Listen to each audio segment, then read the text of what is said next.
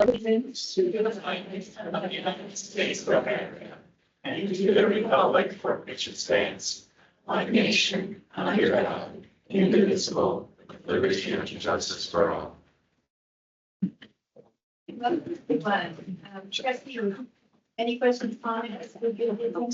Oh, super. All right. Seeing none, we'll move right on to our recognitions. And the 2025 Montana School Counselor of the Year.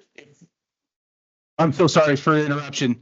New protocol on speaker or on our microphones. So if you would look, there's a button on your mic that will, well, your dial here will turn blue. And so I think it's hard to hear in the back if we don't have our mics turned on. So you can toggle them on and off, and also online, they won't be able to hear us as well because I don't believe the owl's picking it up right now. Correct. Okay, so we are all mic'd up, and just remember to hit your button when you speak. Sorry. Okay, no, that's a good interruption so that we can. All right, Candace, do I have my cheat sheet on recognitions? I'm not sure who's going to tee up the Montana School Counselor of the Year. Thank you. It's probably in here, and I missed it. Thank you so much. Nick Radley. Thank you. Absolutely, my pleasure. Good evening, members of the board, faculty, and guests. It's with great pride and deep appreciation that I get to recognize Montana's School Counselor of the Year, Crystal Ferguson. Crystal and I had the pleasure of hiring Crystal at Fort Georgians when I was there. I'm currently at Central. We were able to work together. It was her first counseling job. She was an art teacher prior to that. And from the get-go, she was just incredible. Crystal's currently at Jim Darcy, and I've still been able to see kind of the work that she's doing throughout the district. So Crystal plays a crucial role in our school, in our district community. She's the lifeblood of her school community. Every student, staff member, and family feels her presence, not only in moments of need, but in the daily rhythms of school life. Crystal always has the pulse of the kids, the staff, and the community. She has a dynamic presence. Anytime she enters the room, she radiates energy, joy, compassion, and integrity. She leads with the highest character, quietly modeling resilience, empathy, and ethical strength in everything she does. So whether it's a challenging conversation, a joyful celebration, or a small moment of encouragement, Crystal ensures everyone feels seen, valued, and heard. So please join me in congratulating Crystal Ferguson, Montana School Counselor of the Year.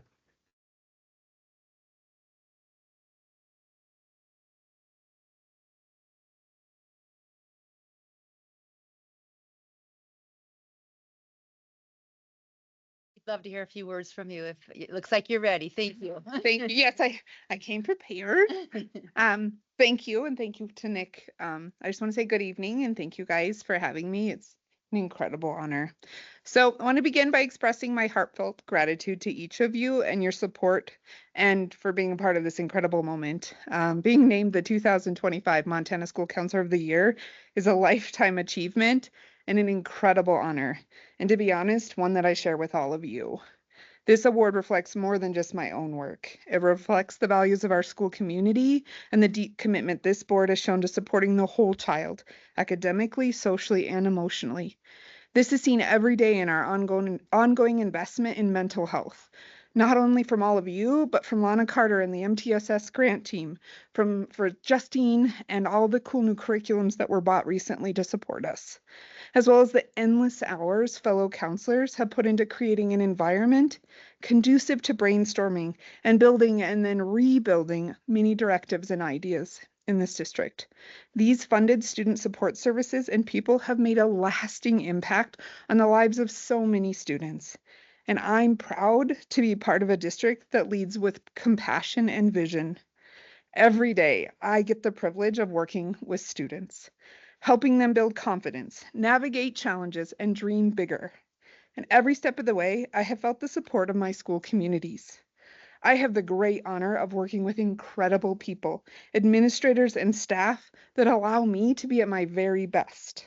This backing has made it possible to build a strong, responsive counseling program that truly meets students' needs, but also really creates this really cool school community connection.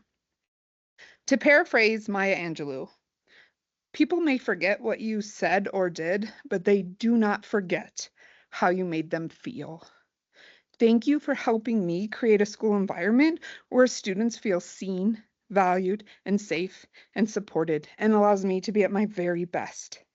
This award is a shared achievement, and I look forward to continuing this important work together with all of you in the future. So thank you.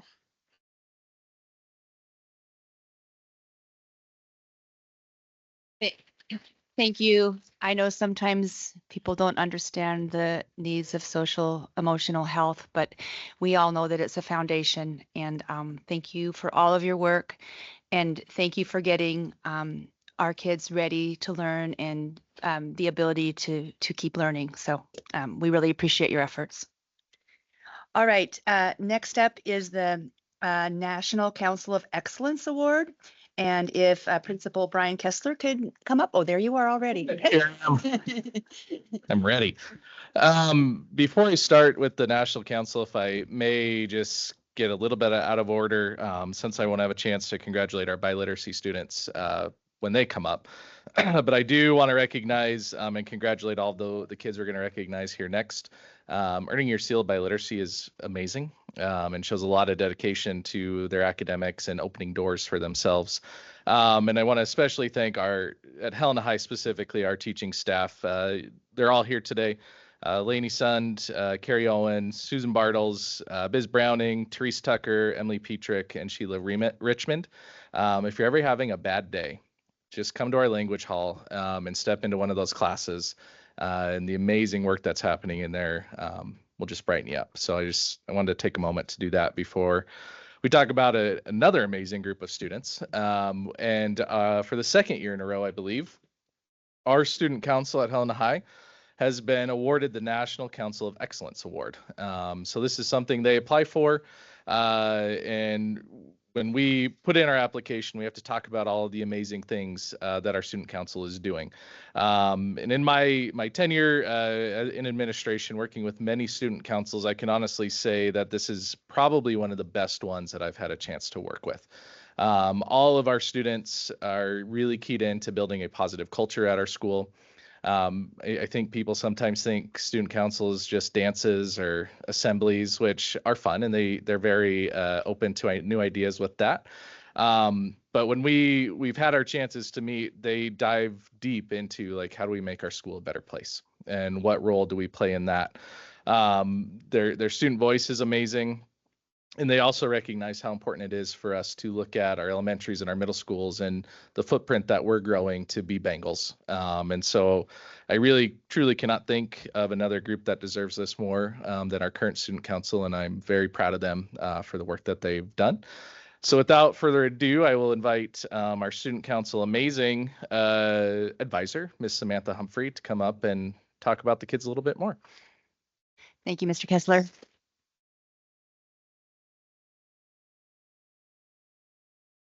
Thank you again for having me here. I am here to talk about student council. These students work so hard and they put in so many hours outside of the classroom as well as in the classroom, trying to find a way to bring the school together.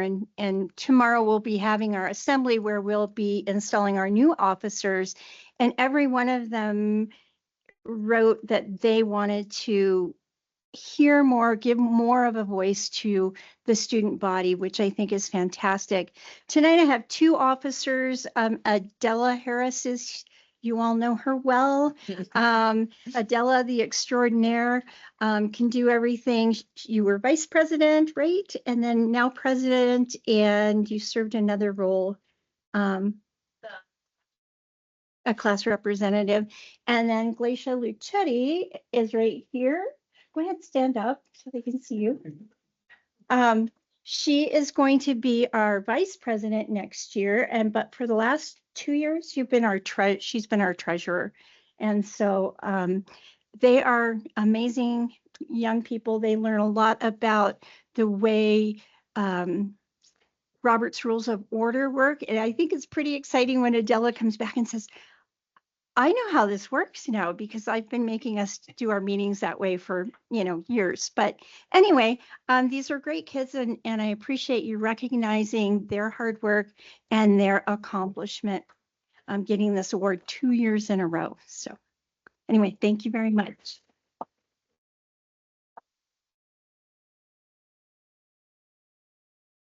We are lucky to know you well, but we do always ask seniors to tell us a little bit about their experience and what they're going to do next year.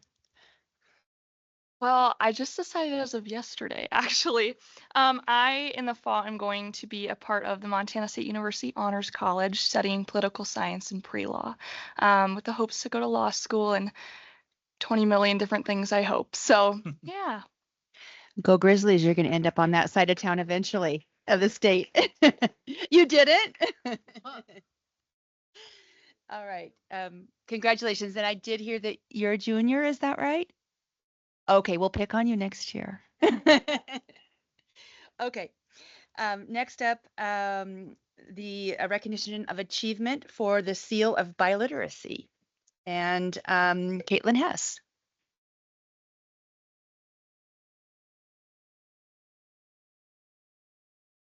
Hello, Caitlin Hess, Data and Federal Programs for the school district.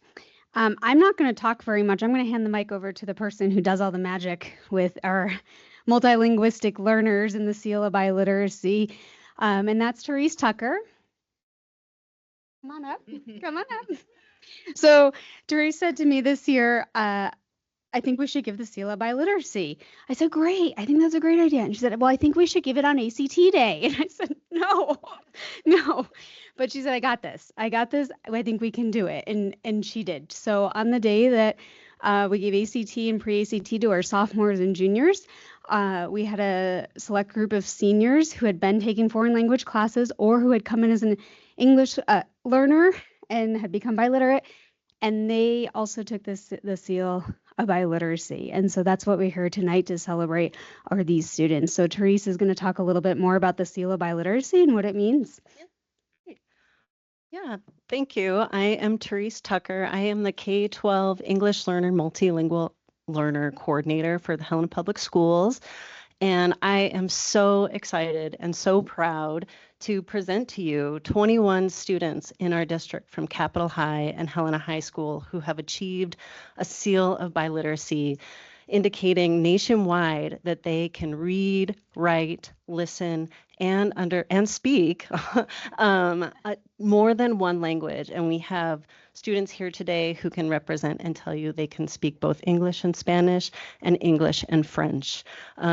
These students achieved the gold level of the Seal of Biliteracy, which indicates that they speak at an intermediate high level on all four of those competency levels. They took that rigorous test on test day to prove up their one language, and then they used other means to demonstrate their second language. So whether it was 4 years of English through, English class, or the WIDA test would demonstrate that they are, if they're an English language learner, that they have English proficiency as well.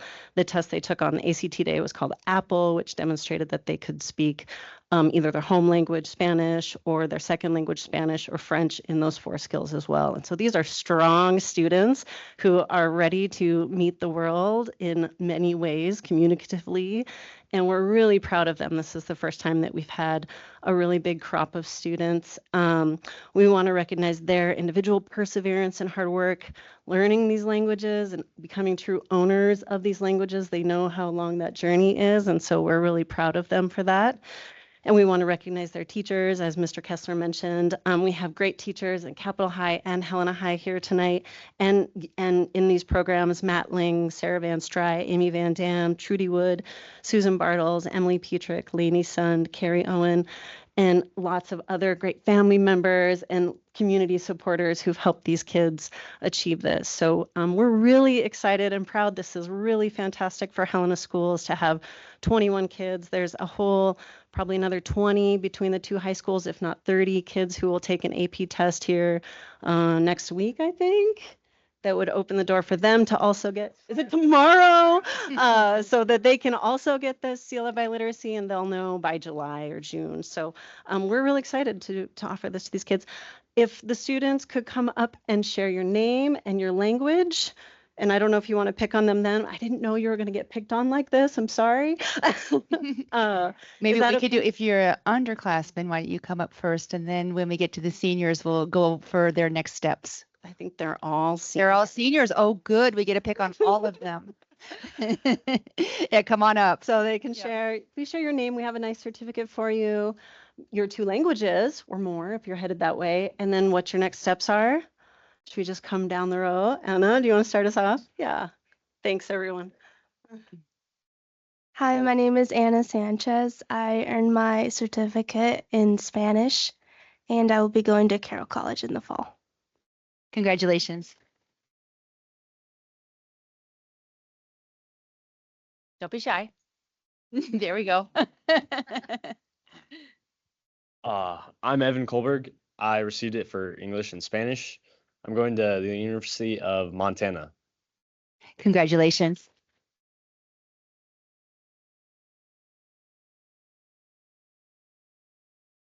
I'm Adeline Walters. I got my certificate in English and French, and I'll be putting it to use this fall studying abroad in France. How fun. Congratulations. Hello, my name is Lyric Lannis. I know English and Spanish, and I will be going to MSU this summer to study pre-med. Thank you. Congratulations.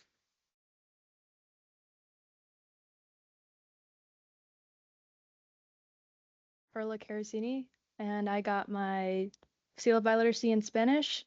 I'll be going to Baylor University to study pre-med in Texas. Congratulations.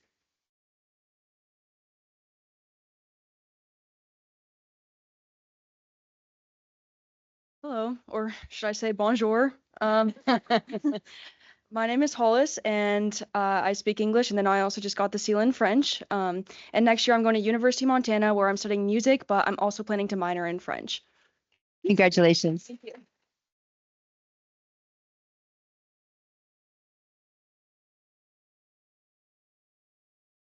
Hi, my name is Sophie Chenay, and I go to Capital, and I got my seal of biliteracy in French, and obviously I speak English too. I'm going to Montana State University next year, and I'm majoring in pre-med while doing a minor in French.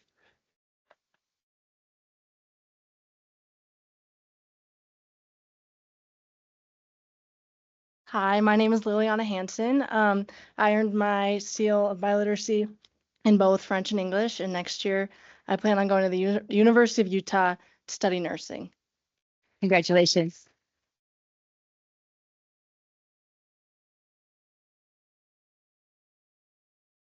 Hi, my name is Abigail Arnold Jocks, and I got my certificate in English and Spanish. And this fall, I'm undecided for college, but I plan to pursue the BSN degree in nursing.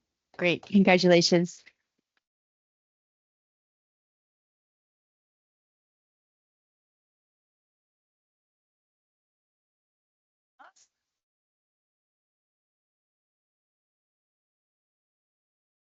I also want to invite you, World Languages is having a World Language Fair at the Lewis and Clark Library this Saturday from 3 to 5. So please come check out and see all that is on offer. Our other students that weren't able to make it tonight that also achieved the seal are Eva Skibicki, Evelyn Callery, Olivia Cook. Eva and Evelyn, I know, are Spanish students. Olivia is a French student. Jillian Bovington is a Spanish student. Sofia Citraro is a Spanish student. Madison Demons, Spanish students. Luke Rook is a Spanish student. Taya Woodland is a Spanish student. Ricky Robbins is a Spanish English student. And Dakota Harmon and Ethan Taylor is a French speaking student. So thank you again. And quick question, actually. I'm sorry. I actually have a quick question for you. Yes.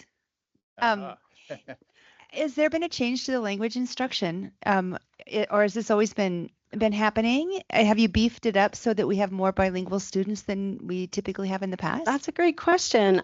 We have lots of great language teachers here too to help me answer this. I think we work really hard on building kids' ability to use the language. And so maybe historically, when we were students, we did, we did worksheets and exercises, and really a lot of the efforts are on day one, early on, they're communicating in the language. So I don't know if any of my colleagues would like to share their approaches, but yeah, also that, yeah.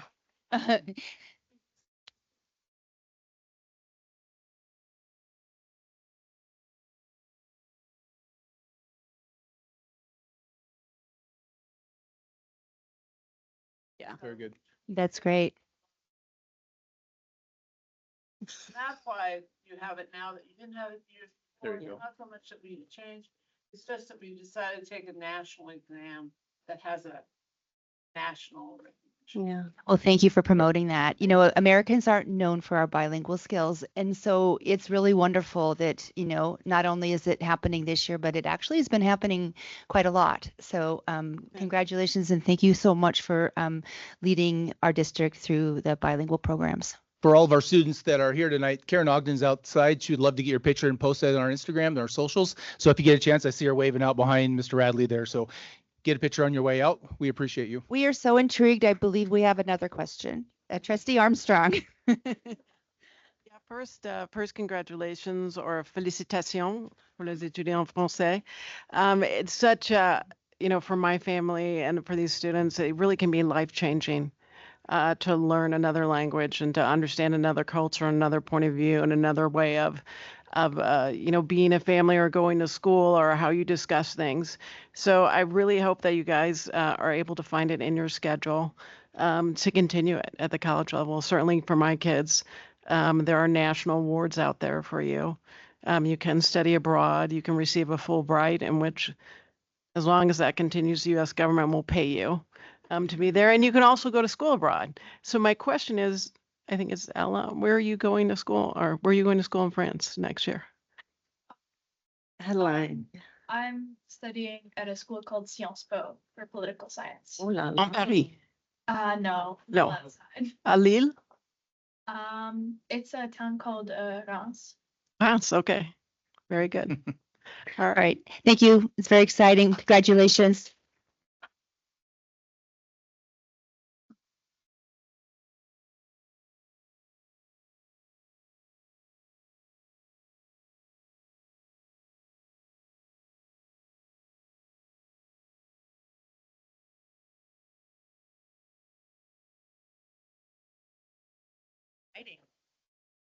Get my stuff.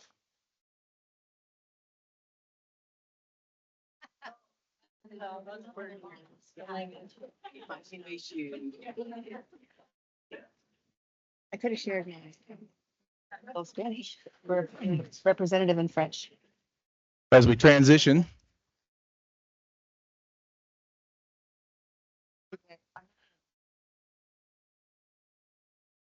It is. Oh. Silence.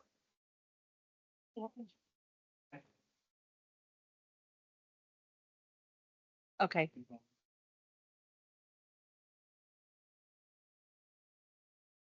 think these mics are working better. Are they? Is it online? It has been. It's usually in the back.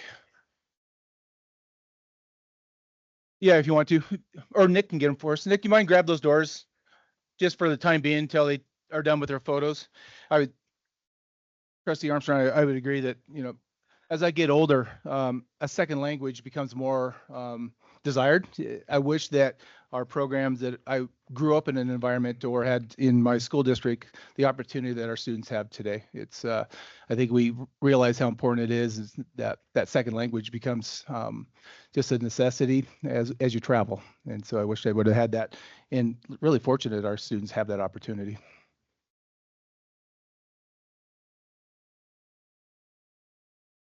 Mike. I'm very grateful that despite all the financial stress we're under, we're still able to keep these things Absolutely. for students because it is life changing to be abroad. Comprehensive high school, right?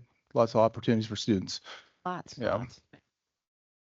Absolutely, Trustee Cletus. Just hearing them, it just made me think, so I'm first generation born in this country, and I've just only had to have been able to have limited conversations with my family in India because my parents intentionally didn't teach the native language, Malayalam. And because, hence my name, Linda, product of assimilation, right? You try to erase as much as you can. Back when they came in the 60s. So, but I thought, man, maybe I'll pick it up now later in life. So when I do go back, I can have more thoughtful conversation. Absolutely. As opposed to, hi, how are you? Can I have some water? So. At least it's a foundational need. All right. All right, we'll get started. Recognition, new business and outreach. Superintendent report will be brief this May. It's hard to believe Adela and I were sitting here talking that, well, it was 4 or 5 months ago we had visited, or just in general said that you got, Charlie, you guys have like 3 or 4 meetings left, and it seemed in the distant, and as you look backwards, it went fairly quickly. We were talking earlier that as a freshman, that first day, thinking about your last day as a senior was forever. You couldn't imagine what that looked like. And then turn that around, that scenario around your last day as a senior and what it looked like when you were a freshman, it seemed like yesterday. My advice would be is that's life. That's how fast life goes by as well. So live it fully, and I understand that in knowing you two, you will. Recognition. So first of all, on a somber note, I want to thank administration, Mr. Kessler, and some of our counseling staff. We were able to support our neighboring district in a time of loss last week, and so we sent staff members over to East Helena High School during their time of tragedy. And so I think that puts it in perspective is that often we rely on each other, neighboring districts, to support each other. We are all one state, and we work with kids and supporting kids, and regardless of what boundary lies in between us, we're still here to help students and staff. And so I want to thank our staff, and they would do the same thing for us. So, and they have. Thank you, May 6th election, to all that are participated in the process. There's some wins and losses, but we are thankful for the process as it is laid out. Though she is out in the back, excuse me, this is Karen Ogden's last week. So Miss Ogden's our communications specialist. Her last day is Friday. We will have a little more celebration this week for her, but it is her last day. I wanted to recognize her as well. Trustee Hindoin, this is, I think, your last. I think they said that in 2023, Never say never. probably. 2020, I should say. So 2017 to 2020 trustee here in the Helena School District, and then from 2023 to 2025. So a collective of 5 years. But that's not the only school business that you partook in, is that you were actually a school lawyer in about 20 years of service to students across Montana. So we thank you for your time and commitment. As he said, you put a stint in 17 to 20, 23 to 25. I predict 28 to 29, 30 should roll really well if we should come a calling. In all seriousness, the thank you for your service and your expertise and what you bring to the board. We respect your input and value your input, so thank you. That being said, also respect and value Mr. Snellman, Adela, both of you, thank you. I've had many board chairs. I think I've had 125 to 130 board meetings in my life. You two are phenomenal. You are what we work for. You are a testament to why we do this work. And though we see those out that we recognize every month, we get a chance to see you in action. We got a chance to go to a radio stint where we get to promote our school district, and you both speak so well of the district beyond your years. And so we would like to thank you, and I believe your plaque, Miss our board chair, is that Charlie? All right, so this is Charlie Snellman. Would you like to say a few words? Well, I would like to just say a few words about both of you. You both are incredibly dynamic. It was really meaningful, helpful, impressive. The work that you did not only for our board, but your work up at the legislature. I'll have to say that I heard from legislators that you two were somewhat of the stars. They really enjoyed that. So not only that, but all the outreach and all the things you do, not only for your schools and this board, but for the community. I think you're going to have amazingly successful careers with a community focus, which is really appreciated. So thank you. If there's any other trustees who would like to pipe in, now would be a great time. Trustee Armstrong. I'll pipe in. Honestly, it's been, and you guys have been such really outstanding ambassadors for your generation and this district. I mean, I just wish on a monthly basis the legislators could come down here and see what public education does and what the opportunities our students sees, and just how they're kind of light years beyond what we were at this age. I mean, the kids of today really are outstanding. We look forward. I really hope that you will send us an occasional email at some point, because we never get to hear from you once you're gone on to your new adventures, but we'd love to hear from you. And I just want to thank you, for taking time out of your incredibly busy schedules to be here, for asking really great, thoughtful questions, and for just being such good advocates for your schools and for the other students. So thank you. Trustee McKee? I guess I'll jump in. We're all jumped in now. Yeah, I just wanted to echo everything that's been said. I mean, you guys' first meeting was last June, and the very first thing you did was sit at the table and have a meaningful voice at the table as we had that you were still in. And your maturity and wisdom and bravery was honestly like, we learned from you, which happens a lot with adults and kids, but I just wanted to recognize it. I'm so thankful that you were on our board, and so excited to see where you go in the future. And thank you so much for all of your time. I totally appreciate it. Thank you, Trustee McKee. Trustee Thatcher? Mostly, I will just have to say ditto, ditto, ditto. I also wanted to just emphasize the fact that you asked such good questions, and you didn't just, do reports. Those were amazing and so thoughtful and so meaty, but you also asked questions and helped us to think through the issues that we were talking about. So I will just say another thank you. Thank you. And I can't wait to see what's going to happen next for you. So thank you. All right. Congratulations to student trustee Snellman.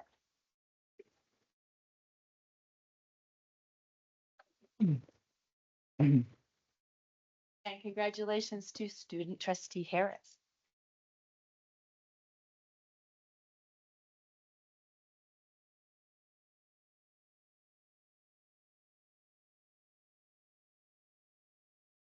I think so. Do you want to say a word? I know you have time during your report. A short word? You don't have to. You're a senior, you know. You can go on. Oh, I might as well, I guess. I figured. You all know. Yeah. Don't shy away from the microphone. But I would just like to say thank you so much to all of you for taking a chance on us to share our voices and to not only represent the students of our school, but to advocate for them and to stand up for them in every opportunity that we've been given, whether it's at the radio or at the legislature or here at our monthly meetings. I have just thoroughly enjoyed every bit of it, which is not something many high school students would say about board meetings, but I really did learn so much from each and every one of you. And I can't wait to use all of the connections and the experience and everything that I've gotten this year for my position on the board. So thank you very much. Thank you, Mr. Snellman. Yeah, the same thing. I just want to thank you all, and you all, of course, for this incredible opportunity that Charlie and I have been given. this name has been so much more than something to put on Charlie's and I's college applications, but it's something that I know we've both carried with pride. And to be able to say that we're a part of something, we're a part of change, and we're able to advocate for hundreds of voices back at our own schools. And what an incredible opportunity that has not only provided extra opportunities, but instilled incredible things, I can say, in both of us. So just thank you again for the opportunity. You're welcome. Well All said. right. I think, yeah, I'll move on. Just remember for both of you is that we value your input, we respect it, but I think through these last 9 months that we've come to be very proud of you, of who you are as individuals, getting to know you. So good luck in your futures. Moving on, Helen Education. Oh, we're gonna. Oh.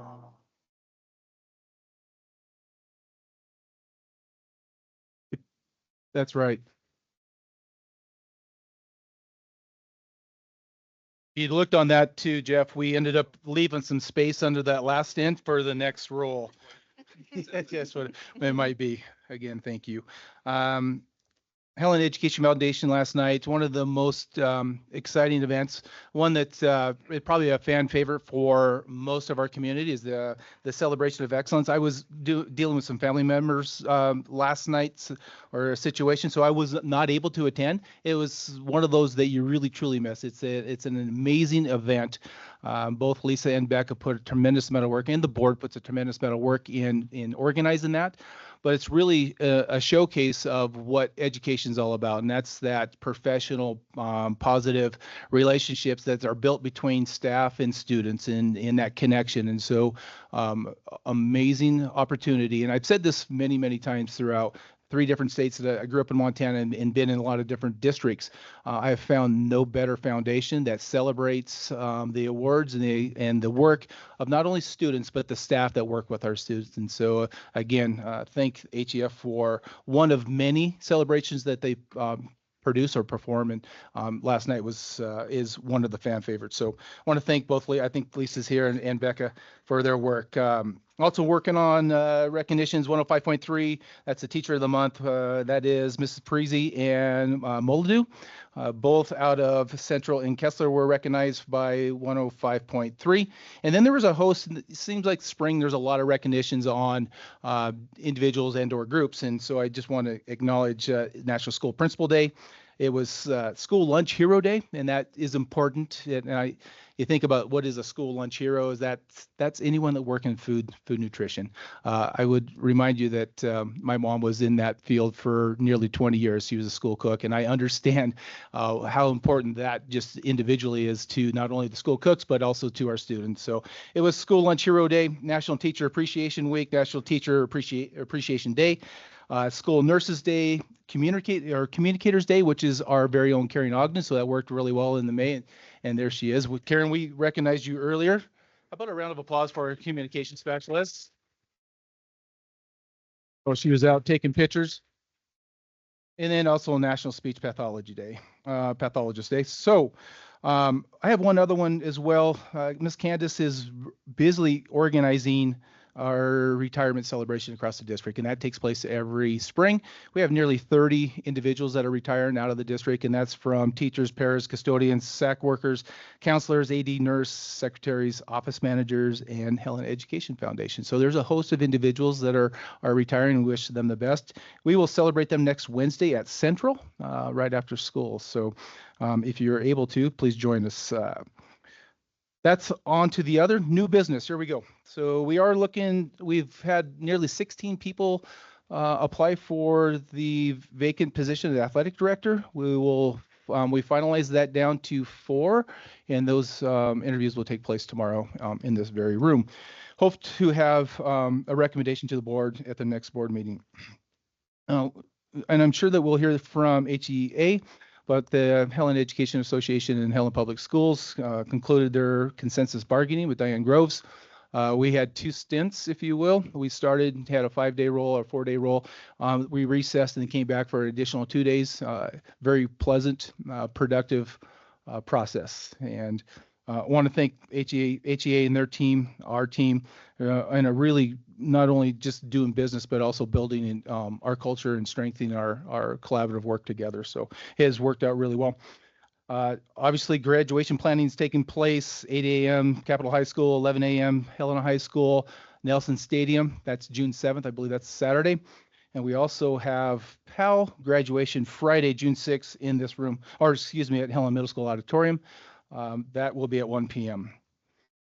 We are continuing to work around our master facility planning, so the bond work or the pre-bond work with SMA. We held a Kessler Elementary meeting, community meeting and tour that followed. That was last Wednesday, I think that's the 30th. We had a very good turnout. It was a well-attended turnout with probably our most robust conversation. A lot of questions and answers and a lot of interest. So we appreciate that. There's more to come around community tours. The 2025 legislation session has completed. I think it was a successful session as far as education is concerned. There are 12 bills still sitting on the desk of the governor, and we need, once they are signed, then OPI will then work their numbers over so that they pass that information on to the business office so we can start building data sheets and what that budget looks like. There wasn't a lot of big funding bills other than the inflationary House Bill 15, and then of course the STARS money that came out. But there are some others trickling in, 3 and 4-year-old preschool, special ed preschool funding, where we get A and B. We'll need to calculate that in, but I don't expect that to be a landslide of additional money, but it'll be additional. HR still continue to work with CMS, and that's around our compensation manual. You'll hear more, maybe even from our reports from Ms. Satry around the healthcare RFP needs and what Rich Franco and the health committee is doing there. And then, as I said earlier, we're now starting to work on the 25-26 school year budget, or I should say we're continuing to work on that. But we really need OPI to get us the numbers to finalize what those forecast budgets look like. And that's the 12 bills that are sitting on the desk of the governor. Other than that, there were a lot of meetings. There was a lot of outreach. Both Adela and Charlie helped throughout last month in advocating for our district needs. I will highlight one at the very bottom of this. Mr. Keith Meyer, that's hanging on the wall back here. He had time as assistant superintendent for a short spell. He also then retired out of Chaudère, and I think for the third or fourth time, we give him a grief a little bit about that as well. But we had a really nice celebration at Chaudère last week for his accomplishments and really thinking about what he has done for children of the state and children of Helena Public Schools. So recognizing Keith and his accomplishments as well. With that, Madam Chair, that is my superintendent report. Questions for Superintendent Welts? A couple legislative questions. All right. We were talking about school lunch heroes. Did the elimination of reduced, has that been through yet? I don't know if that one went through. I had MQEC send us an update of what was still sitting on the governor's desk, and I don't know if that was one of them or not. I'll get back to you. Okay, yeah. That was where the elimination of reduce and just make it full. Yeah, so that, Or I mean, as far as being a heroic move, that would mean that kids that had partial reimbursement that come from areas of economic stress or families of with economic stress would now have full compensation for their lunch. So, and breakfast too, I'm assuming. And it's on the governor's desk. Is it on the Okay. governor's I desk? called to my email. Oh, yeah, that's your area. Thank you. Thank you. It is. That's right. That's part of your report.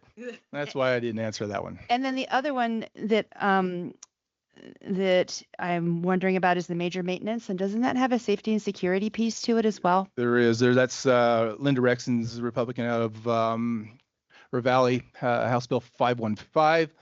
And that's around, it is major maintenance to, I think, $40 million statewide. Remember, we're dealing with about a little over $100 million deferred maintenance. And so $40 million seems like a lot, but you put in perspective what it looks like per district, it is welcome. By all means, it's welcome. And it'll take a dent out of some project or things that we need to do. But there's also a component that matches up with the state versus our building reserve levy that's a safety component. And so we'll have 300,000 into the building reserve. The state will match that with 300,000. I believe that the major maintenance fund will increase that $300,000 contribution to be I don't know, 400,000 or 500,000. But then we can use that in terms of building reserve funds and or safety components, and that could be counselors or anyone that's associated with our safety and security needs. So it's coming at us, but that's, again, we don't know those total numbers until OPI calculates it and then disseminates that back to the districts. Thank you. Trustee McKee, did you have a question? Thank you. And I don't mean to put you on the spot, Mr. Welts, and if you don't know the answer, that's fine. As we're talking about money coming in, how cautious do you think we should be about money coming out, as it pertains to the U.S. Department of Education and its? So your question's centered around what's the expectations or what do we forecast coming out of the federal side with the, I think we need to be careful. We have people that, in OPI right now that are cautioning us to be conservative with our Title I school-wide, to the tune of we're planning and preparing for a 20% decrease across all our Title I funding school-wide.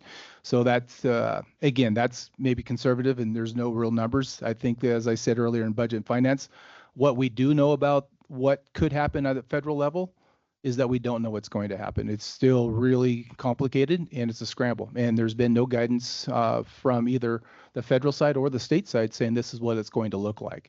We hear that perhaps they're going to change the way that it's being funded instead of formula-based where it's allocated to specific revenue accounts that we know that need to be funded.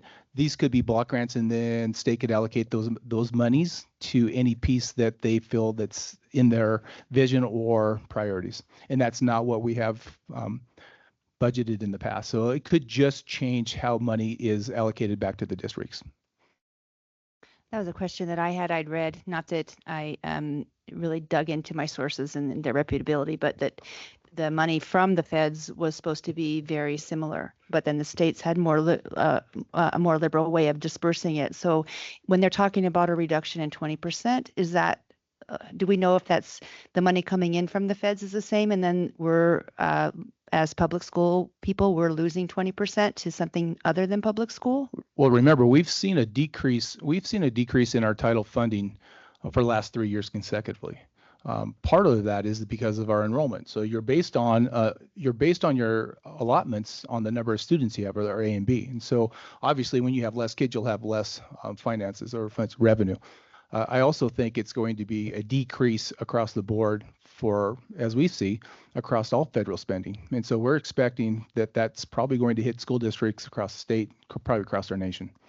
So essentially what you're saying is we would have, well, I'm hopeful that we will not continue to have decreased enrollment, but if we did, we would have less money for that and then a 20% on top of that at this point is sort of what we're looking at. Okay. And just to clarify for the people in the audience who don't understand the ins and outs of federal funding, the majority of it is for children in poverty and children with disabilities. That's the money that we're talking about. Trustee Armstrong. We did bring this up today at a budget and finance and another. It's not a huge factor, but a factor is I think it was 10% they were saying they were going to put aside for individualized education. That means taking some of the federal money, setting it aside for parents to do programs wherever. So we would lose that money while still retaining that student. So that is part of the impact in the potential reduction. And you said 10%? Is that what you? Yeah, 10% set aside. I think the other part of it that we are concerned about from a state level is we know that there's been a considerable decrease in the number of staff members at OPI, right? We just know that the number of people working in the offices are less than it was 3 years ago. And so if there's going to be more accountability and more responsibility to allocate funds coming from the federal side, then they're going to have to beef up their sources to make sure that it gets allocated in time for us to build budgets around the August deadline. So I think there are some variables in which we just don't know yet. We hope that those get cleaned up in the next 30 days. All right, we really appreciate the updates and keeping us informed. Any other questions for Superintendent Welts? All right. Gosh.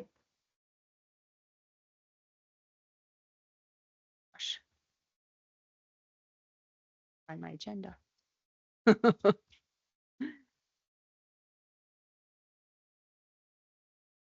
Sorry, seem to have lost my agenda here. Didn't, public comment?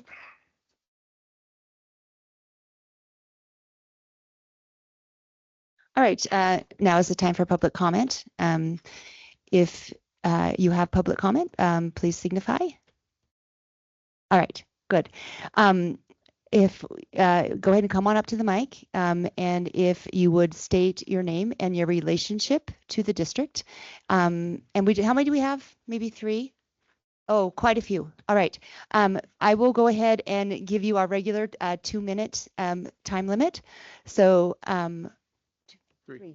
Excuse me, I did not mean to take off 33.3%. Your 3-minute time limit. And yeah, the first person to come on up, I need to run and grab my phone. I'll be right back. Trustee McGee. All right. Did you want to quote first? If you could spell your name, Candace Delvaux will make sure that we get that accurately reported in our minutes. My name is Wilbur Raymond. I'm a resident of Helena and have been here since 1978. I'm a professional musician, and my cause is the elimination of the elementary school music program. One of my past students, I give private lessons, and I've substitute taught. I retired from the state of Montana Department of Justice in 2008. And from that time on, I got a job working as a substitute teacher. I was the only substitute teacher in the pool who read music. So I got all the music substitute jobs in the Helena school system for a while. One of them was to substitute for a band teacher at Capitol High who had a tragic family accident and left a few days before the start of the school year.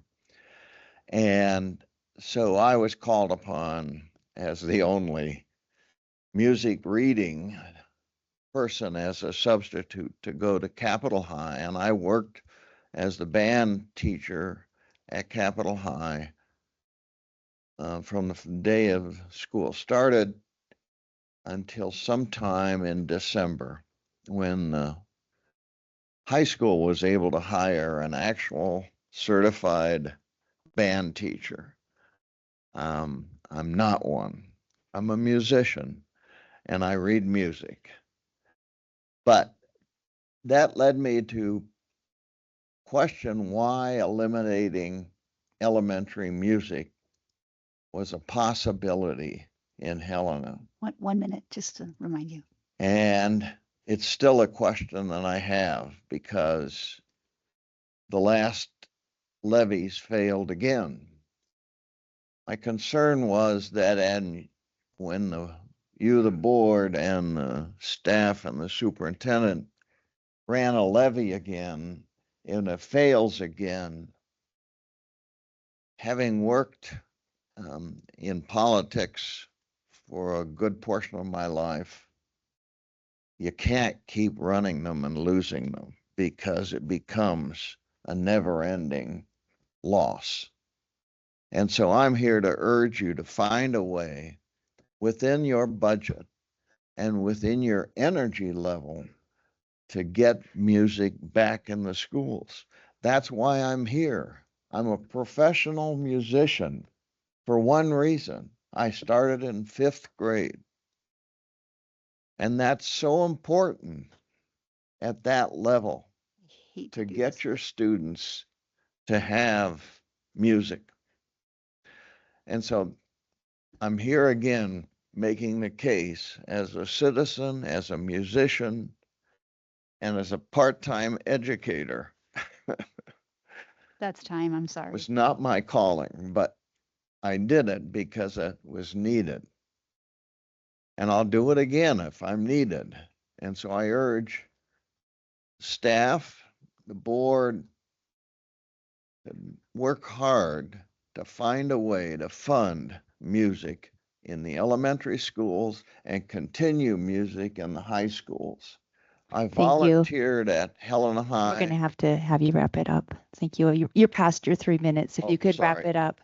Well, that's it. Well, I do want to say thank you very much for doing a long-term sub job. I've done that myself, and it's very important, and I really appreciate your service. And I don't think that I've never heard anyone wanting to cut music or any other program. So we will definitely do our best to keep all of our programs intact.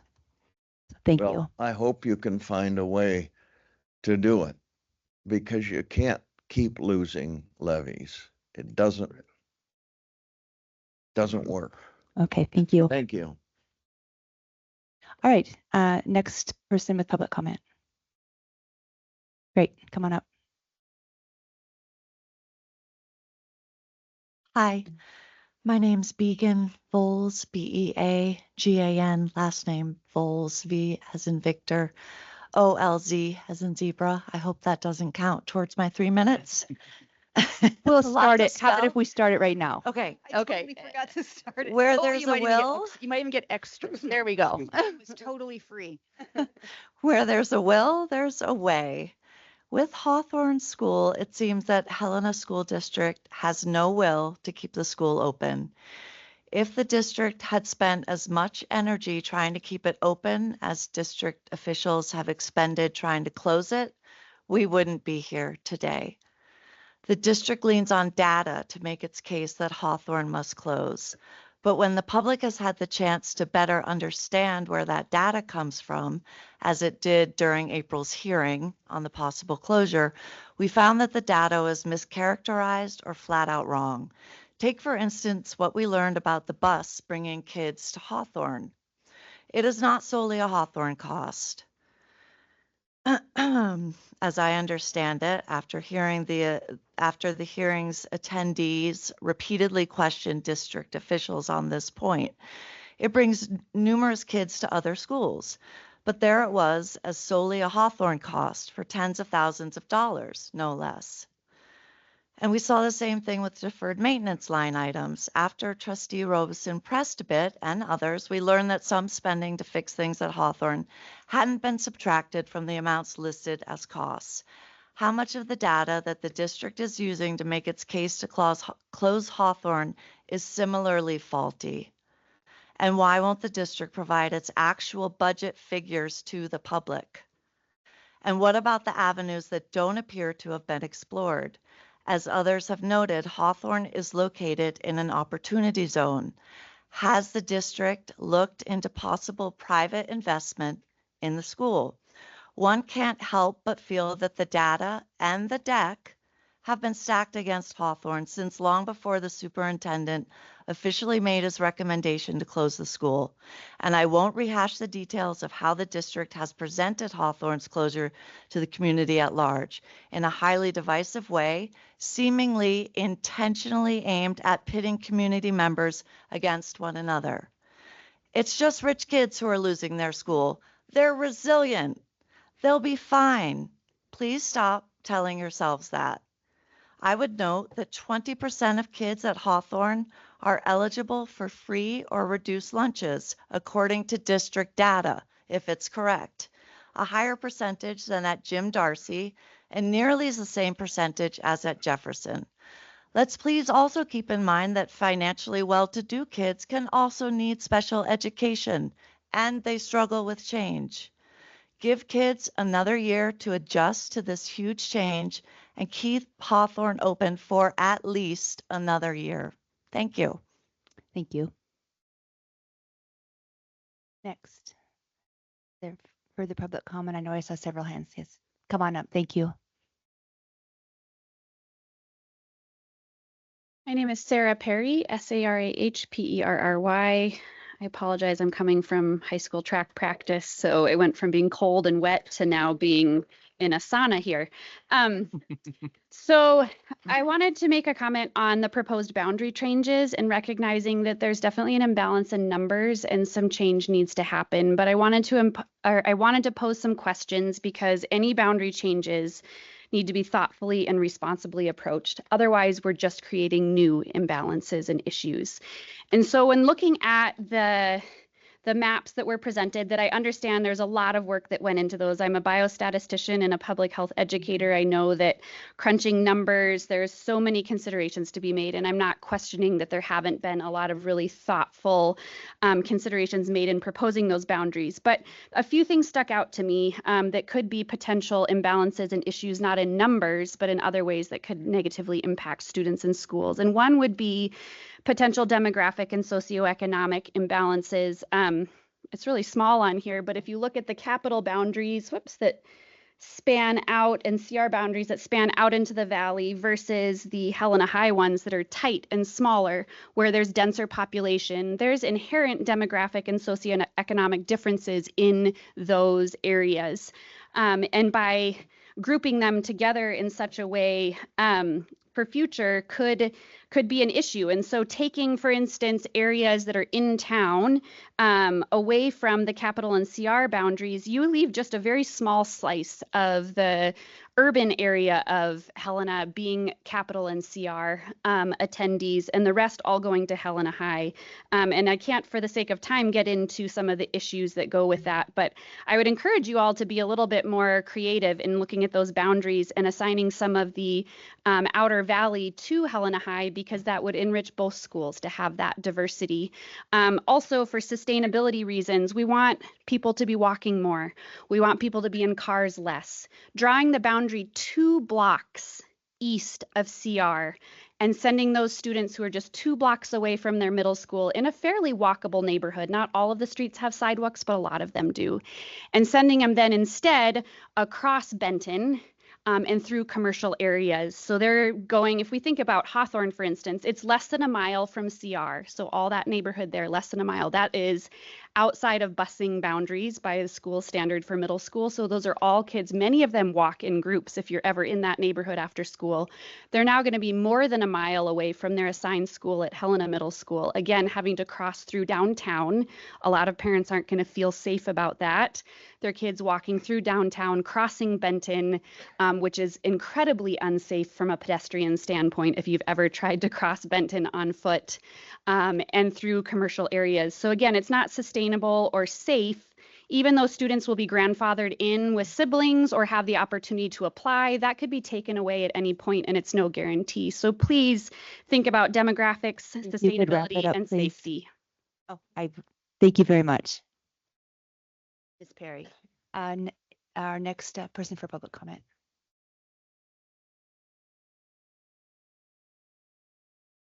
Hello, my name's Liz Grant, Lizgrant, and I'm a proud graduate of Helena Public Schools and a parent of a 1st and a 4th grader at Hawthorne Elementary and a family doctor in our community. I'm here tonight, I think, with all of you in wanting what's best for our kids. And I think if we work from there, I hope that that sets up a better dynamic. But I have to say that I believe the proposal to close Hawthorne, knowing that the vote won't happen until after the kids are out of school for the summer, is deeply troubling. And I think that many of you feel that too. I've appreciated some of your comments about that. We've spent the last 2 months in limbo, losing sleep, wiping tears from our eyes at after-school pickup, defending our desire to keep our kids at their neighborhood school, and waking up with anxiety, not knowing how our kids, their classmates, or their teachers are supposed to cope with the potential of this upheaval and all of the uncertainty. We have so many unanswered questions, and despite emails, calls, and many heartfelt testimonies, we don't feel like we're getting a lot of answers. And so that's what I'm here to do, is to ask a few questions and hope that at some point, I know you can't respond now, that we can hear some concrete answers. First is, Why aren't we following the precedent that has been set by the previous closures of Lincoln and Ray Bjork? In those cases, families had nearly a year to prepare. I've spoken with Keith Meyer about this, who you mentioned earlier, and he was part of those closures. At that time, students had the opportunity to visit the schools that they were going to attend multiple times over the year, and the schools that were receiving those kids formed welcoming committees that allowed that transition to be easier. The next question I have is, what are the plans in place to address safety? And I appreciate those comments. How are our kids going to safely cross busy intersections like Benton, Park Avenue, Henderson, or Last Chance Gulch? This was addressed with the closure of Lincoln. No one's talked to us about this at all.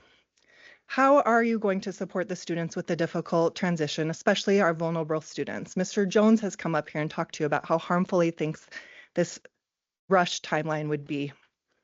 We do need to know the actual financial impact, like Began mentioned.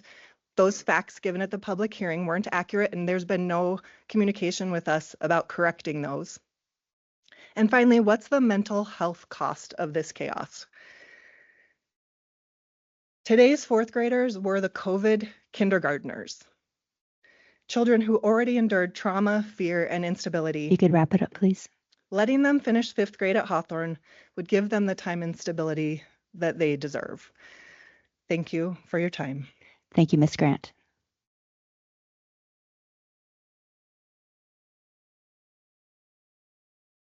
Good evening, members of the school board. My name is Eleanor Blitzer, Blitzer, and I am a parent of 2 students at Hawthorne. I'm here today to express my profound concern regarding the timeline and process for the planned closure of our beloved school. The notification of our children's potential reassignments arrived in the mail just this week. The proposed transition consists of a single line in the notification, and I quote, "This spring, there will be family barbecues and field days, etc., which you and your children would be welcome to attend." This is woefully inadequate and demonstrates a clear lack of thoughtful planning.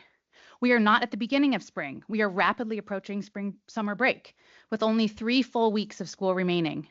The families and teachers at Hawthorne and the receiving schools already have full schedules with our own end of the school year activities. Expecting a shy second grader, like my own child, to find meaningful support by attending another school's field day or barbecue based on a casual invitation from an administrator is unrealistic and unhelpful. This does not constitute a well-considered transition plan. I would also add here that the rushed and uncertain nature of this process is particularly concerning for our special needs students. If the decision to close Hawthorne is unavoidable, I implore the board to keep Hawthorne open for 1 more school year and allow for a real transition. Closing a beloved and thriving school is a rare and drastic event. I understand that money would need to be found, but we hear a lot of talk for that 1 year of the interlocal fund. I urge you to demonstrate to our community that you can approach this difficult situation in a kind and thoughtful manner.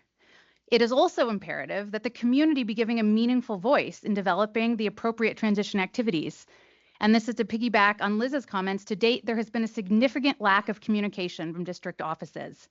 Aside from that first initial emergency meeting, there have been no listening sessions, no subsequent Q&A opportunities, no emails seeking our input, no surveys to understand what transition strategies would best support the Hawthorne community. This lack of engagement is deeply disappointing and not the way to treat the students, families, and staff who are directly impacted by this decision. Thank you for your time and your consideration of these serious concerns. Thank you, Ms. Litzer. Next person for public comment.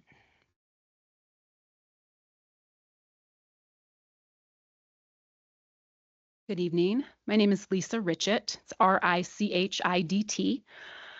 I too am a Hawthorne parent. I have 3 kids currently at the Hawthorne school, and it's been a hard 2 months in ways that I never anticipated when I enrolled my child in Helena Public Schools. I have had conversations with people at schools all over the district, and the one thing that comes up time and time again that everyone can agree on is that the timeline and the way that this closure has been handled have been terrible for the staff, terrible for the students, and terrible for the families. I know that this board cannot make a decision until June 10th. That 90-day window wasn't new. The recommendation to close Hawthorne at the end of this year was made knowing that that official decision couldn't be made until school is over for the year, until June 10th. That alone should have made it enough to have never been a recommendation to consider in the first place. Because what that timeline has caused, in addition to what you've heard, and all of the stress and anxiety that none of us have expected, are teachers and staff and students finishing up their school year with an emotional roller coaster, not knowing if they'll get to enter their classroom again, if they'll get to enter their school again. It has caused counselors at the receiving schools who would love to be a resource for these kids who are unable to do so because there is no official decision to be made until school is out. This has caused special education kids who need the longer transition period in order to have their best chance and success at a new school. They do not have that opportunity. The summer does not count as a transition period. And the constant unknown of being in limbo that we've all been, 1 minute, and the please. lack of definitive answers on everything. We've gotten letters, yes, with a selected school, but what happens if 20 second graders want to go to Kessler and there's only room for 10? Then what? What happens to the SAC kids who have gone to SAC for years and now are in a new school? Will they go on a waiting list? Will they get grandfathered in, or will we have to find alternative care? What about the 5th grader who has to now go to Central and whose siblings go to C.R. Anderson? And no one will give them an answer definitively that they can send their child to the middle school where their sibling is. We have gotten no answers, which is another reason that this school closing on June 10th should not be an option. If the direction that this board decides to take is to consolidate schools, that is up to you, but you need to allow the students and the staff at Hawthorne another year. Let them be a part of the process, let them be a part of the transition, and do so in a way that values who they are and prioritizes what they have done. They deserve that. And the unwritten cost You could wrap it up, that will please. come with this current timeline and a closure of school at the end of this year is a long-term loss of trust in the public school district. And that is the cost I think you should all be concerned about as well. Thank you for your time. And I urge you not to make June 10th Hawthorne's final day. Thank you. Next public comment.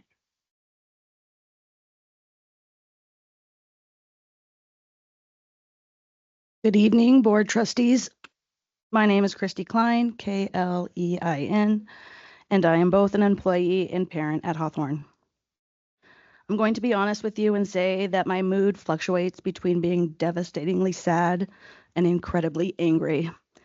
Today, I'm more angry than sad. I'm so frustrated that we are less than a month away from this monumental decision, and I have still not seen the evidence that this closure is the answer to the district's budget shortfall. If this is a slam dunk decision with no other options, it should be clear to the whole community that there is simply no other solutions. This hasn't happened. And in fact, it almost seems like the district is intentionally trying to give the public as little information as they can. Is it because the actual numbers don't reflect the numbers that have been circulated by the district? I can do nothing but assume that that is the case. I'm angry that me as a staff member is dealing with the fallout of a potential decision that I would not make. It is so unfair that we are the ones that are soothing fears and reassuring our students that we will all be okay no matter the end result. While on the inside, my heart is breaking for them. Not a day goes by that I am not having a discussion with either a student or a parent about the impact this narrative is having on them. I invite you all to come and spend the afternoon with our Hawks. I feel like it is only right that you spend time with our students before you forever alter their lives. I'm angry that our city might lose a much needed elementary school on the west side. Our west side schools will now be at capacity or overcrowded. There's no foresight in this decision. I'm so incredibly exasperated that this district is even considering closing an elementary school in the spring to then ask taxpayers next fall to fund the building of another elementary school, especially considering Helena High is on the brink of a true emergency. We are all learning that if you ask for too much, you risk the chance of that nothing passes. Please do not just blindly follow these recommendations without thoroughly examining all possible options.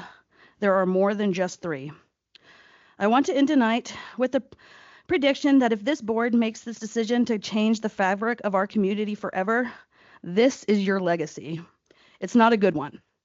This school has been a cornerstone of Helena for 180 years, and you will be the reason that it is gone. Years from now, when I'm still rocking my Hawthorne Hawks shirt and someone says, what a dumb decision they made, all I will be able to do is agree with them and remind them of your names so we never forget your legacy. Thank you.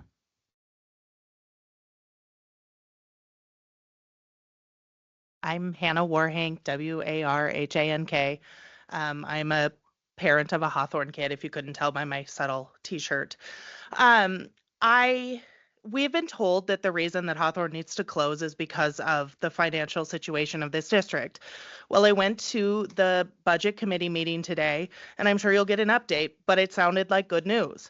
First of all, there was $3 million left in the budget for this year, and Ms. Mickelson was talking about being able to pay back the $2 million that was borrowed from the interlocal fund. That's great news. We also heard that the budget was $2.9 million in the hole. 2.6 if the operation levy passed. It did. So we have a 2.6 deficit that we're working off from your numbers. Then STARS passed. That's 1.6 to the elementary district. So that leaves us about $1 million in the hole. But then today, Superintendent Welts also informed us that another bill passed, that now there's proper funding for the charter schools. That's another 900. So it seems like the deficit problem is less of a problem. So does that mean that we can take off the school closure from the table? Or was there another reason for the closure that had nothing to do with the budget at all? Thank you. Thank you, Ms. Warhank.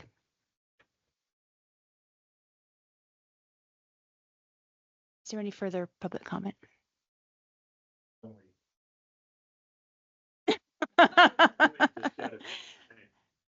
Just for a second. Oh, Mr. Raymond, can you wait just a minute? Thank you. My name is Ed Beal, Ed, and then B-E-A-L-L. My relationship to the district is, number one, I'm a father, parent, grandpa, business owner, and community member, and a voter. What relationships were we talking about? Those all qualify. Correct. Thank you. I'm an avid supporter of the Student Education Foundation and have been so for many years. It's a great recognition of the work that doesn't normally get recognized. So I want to maybe give you a way out. Okay. So business. My world is business. Did you know that CEOs and boards make mistakes? And the challenge of a board is to recognize that, stop, reconsider, and work with their CEO to consider the best way forward. I've worked for or served on a number of boards, currently serve on a few, and I served on one that was national, that was very substantial to over 600 companies like mine in the US. If we did not take a moment and pause when our CEO was heading in a direction that was going to harm our business community, then we were not doing the best job we could. Very difficult to do when you have that organization going. So I would just like you to ponder that reality, because you've heard plenty, and I apologize for being an 11th hour guy on this. I've been watching as a citizen of the community. You have very successful students here through the Helena education community that have just spoken. And they're concerned because what they realized as students was the greatness of this community and its education. So please stop and really weigh that. They're already here, they're in this community, And what you have on the west side is stability. What's creating is instability, division. There's no point in blaming or pointing fingers. I would suggest to you to stop. Consider how to be deliberate in the communication of what has to go forward. Okay? That's my suggestion. I can go through all these things that I'm experiencing that are very divisive for my grandkids in that region of Helena. And that's why I'm speaking up.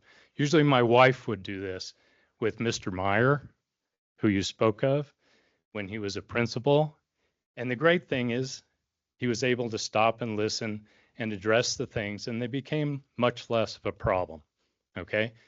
And I think that's very simple. It's hard when You we could get wrap it up, emotional Mr. Beal. and get real wrapped up in it, and it becomes personal. That's not the intent. We've got a great community, and everybody here damn well knows it. So I would just suggest to stop. The second thing is what Mr. Raymond, why I asked him to stay. He's a talent that Helena has, right? He is a unique talent that Helena, Montana has. And the first thing he asked is, why do the levies fail? Wrap it up, please. Granted, we're out of, everybody's broke, everybody, but it's your job to communicate these levies thoroughly to the community so they understand you can do your best job and the community can do your best job. Thank you for your work. I know it's not easy. Thank you. Thank you.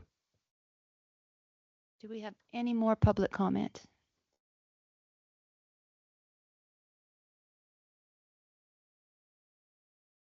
Oh, hi, I'm Erin Sullivan, Sullivan. My dad just spoke, and I'll keep mine short to make up for his overage time. Oh, I've written so many of these, and then I've not said it or decided not to speak. And I feel like all of these Hawthorne representatives have done a phenomenal job week after week. And I'm just so thankful for our community. And so many of us have come together and tried to work this out ourselves. We feel like we're in this together, but outside of us, that's it. It's just our innate community. We've learned that the numbers are inaccurate. The information is inadequate. Communication has been poor at best. We have more answers, or we have more questions than answers. We haven't learned anything new since this all came to the front. Your community who elected you to represent them is asking for more. Please, in these final days, step up and require more from the superintendent and the district. This is about our children, and I feel like they rarely get mentioned in all of this. What has happened thus far is cruel and negligent, and I ask you, please, do better, find more. Thank you. Thank you. Is there anyone else who would like to give public comment?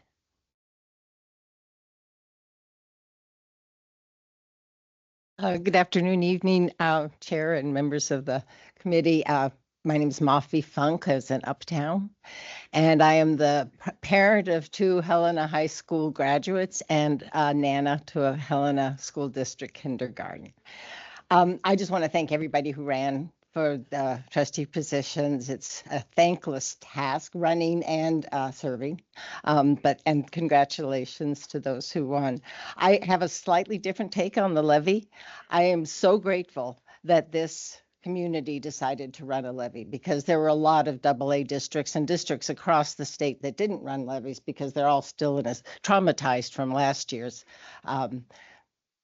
bombshells with everybody. And we know that everybody is poor. You're quite right. It hurts us all, but you know, we make priorities. And I wish everyone could have heard Mr. Meyer's masterful and quite delightful presentation on the tech levies. We somehow could not get through the noise of it meant more screens, which is not, we all know that's not at all. We're risking internet, we're risking all sorts of programs that exist, but oh, they need licenses. They're not free. So it was a shame on that, but kudos for getting one across the finish line and for letting this community know for running levies, because we never have enough money. And the communities who chose not to run a levy, it's like, oh, well, we can manage. We didn't really mean that. So thank you for doing it. We just have to keep doing it until we get through it. And we know that even if they had passed, it would not be enough.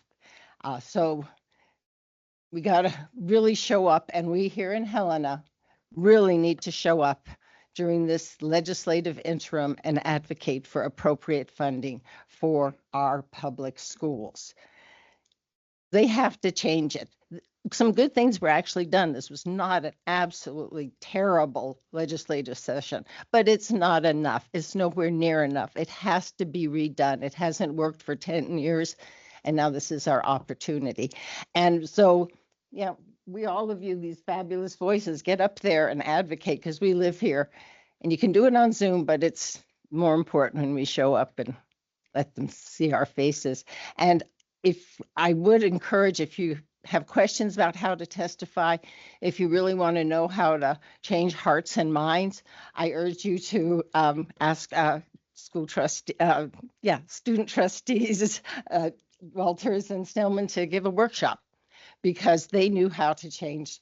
You guys were amazing. And yeah, get them to give a workshop to the community on how to appropriately testify. It sticks to 3 minutes.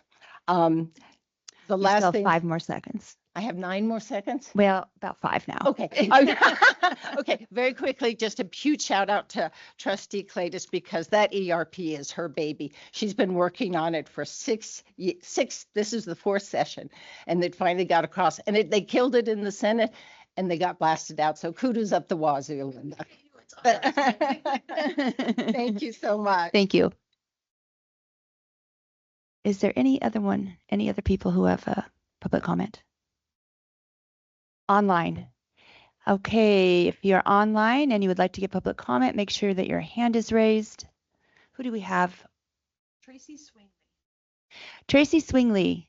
Can you hear me? Tracy? Tracy, you're muted, if you can hear me.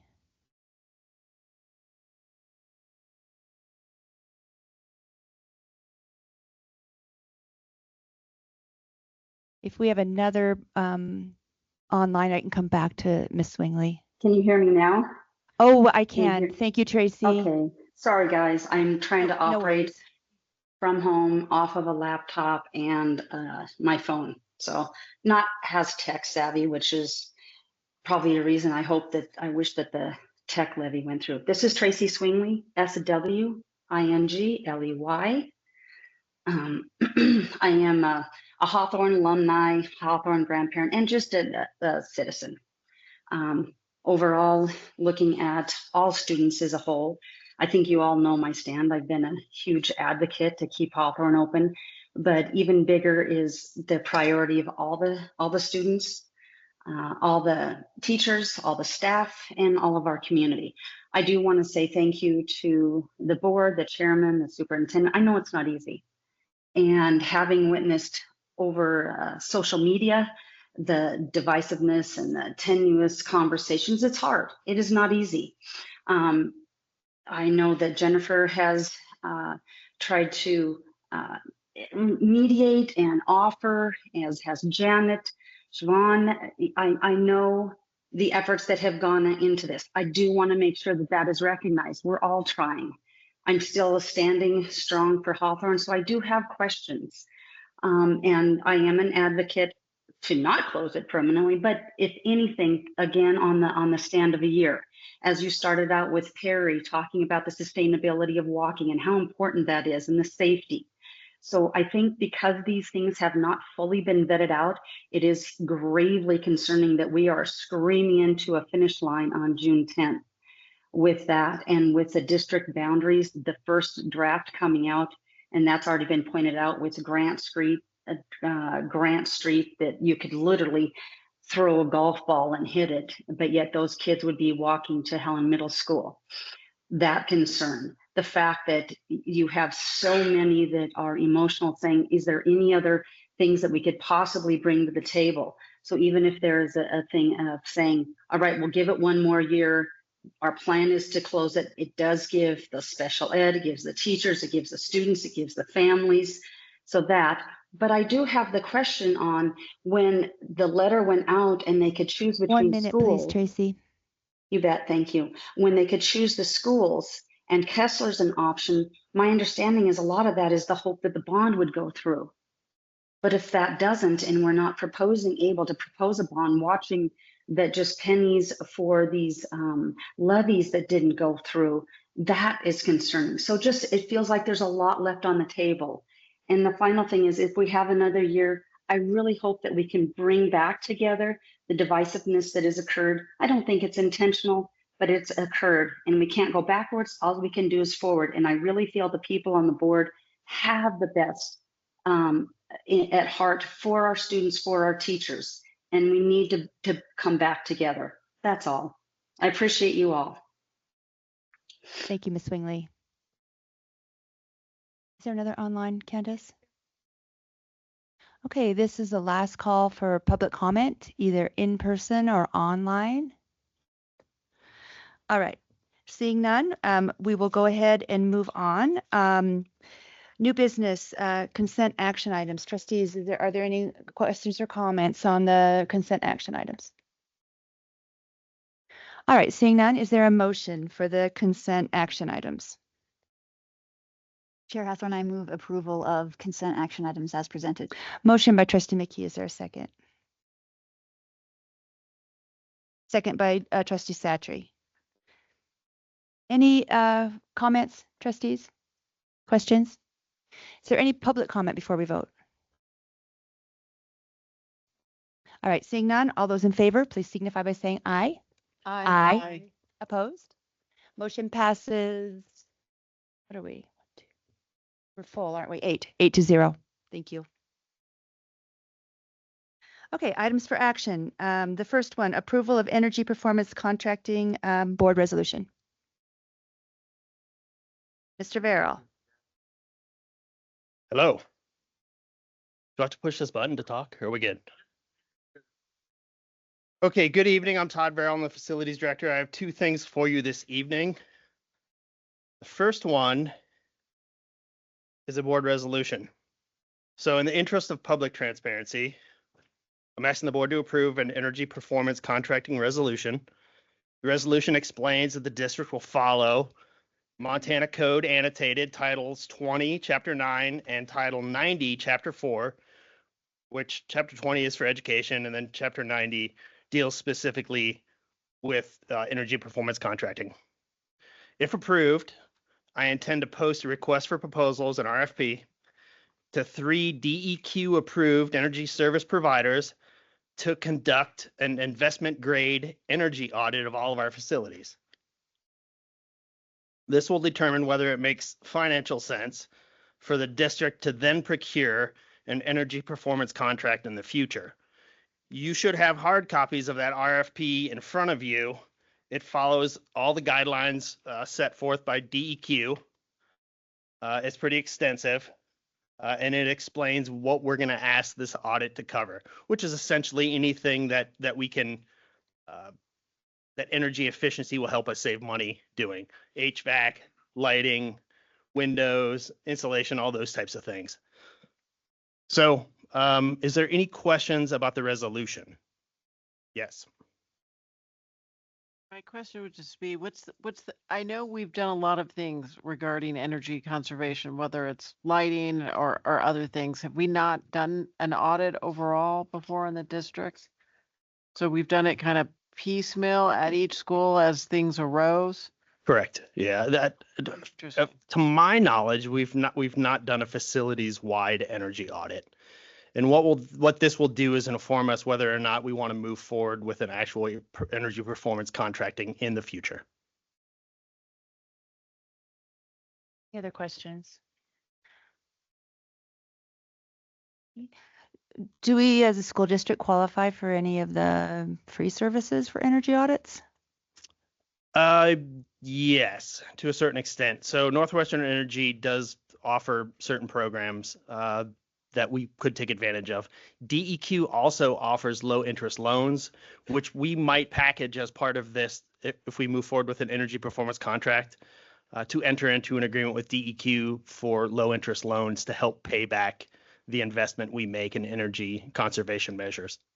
So it's kind of, we both use savings energy savings to pay off this loan, and also use energy savings to finance the upgrades. So it's kind of a package that doesn't cost us any money up front. So it's a good solution for the district if we don't have capital funds to expend to make improvements to our facilities. Any other questions? Trustee McKee. Thank you, Chair Hathorn. Is this in relation to the presentation? Oh, sorry. Do I need to push a button? Yes, I can. Oh, I got the blue light. There was a presentation at a work session at Helena High maybe Yes. 2 months ago. This is building to that. Correct. That was an educational presentation on what energy performance contracting is and the steps you take according to Montana code. This is the first step to move down that path to see if this makes sense for us in the future. That one was primarily for lighting, wasn't it? Or was it? Lighting is good because it typically has a good return on investment, whereas windows don't. But also HVAC systems, especially with our old, really inefficient systems, it might make also sense to finance upgrades to our HVAC systems with this type of a delivery. So we're going to look at everything. Okay. We're going to look at windows. We're going to look at installation. We're going to look at doors. We're going to look at HVAC. We're going to look at lights. We're going to look at controls, everything. And then we can pick and choose on what makes sense for the district. You know, if it takes 100 years to pay back windows, we're not going to do that. But if there's a 15-year return on investment for doing LED lighting in our schools, then maybe we should consider doing that. Trustee Andoin? Nope. Okay. Other questions? Probably not a question as much as a comment. I mean, this is a structure that's been used by a lot of school districts around the state for years. It's been out there.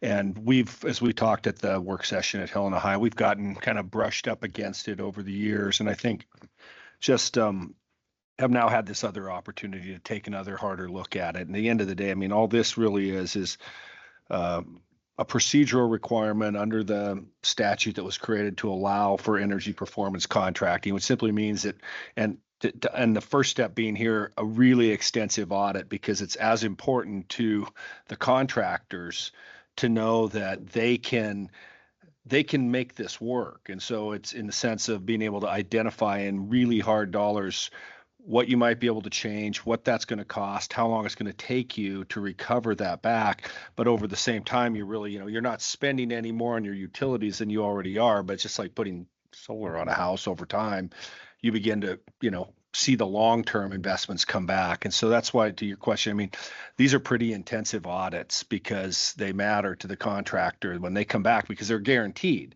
The contractor comes back and they're into a guarantee with the school district, says that if you do this, we guarantee your energy savings will be this much. And by that, they mean if they're not this much, they pick it up. Exactly. So they need to be really on the mark with the audit piece of it. But I think that presentation was super helpful at Helena High at that work session. And this is a good step towards trying to do things a little, better and smarter with a lot of old facilities that are not going to be replaced with new ones very soon. So it's a good step.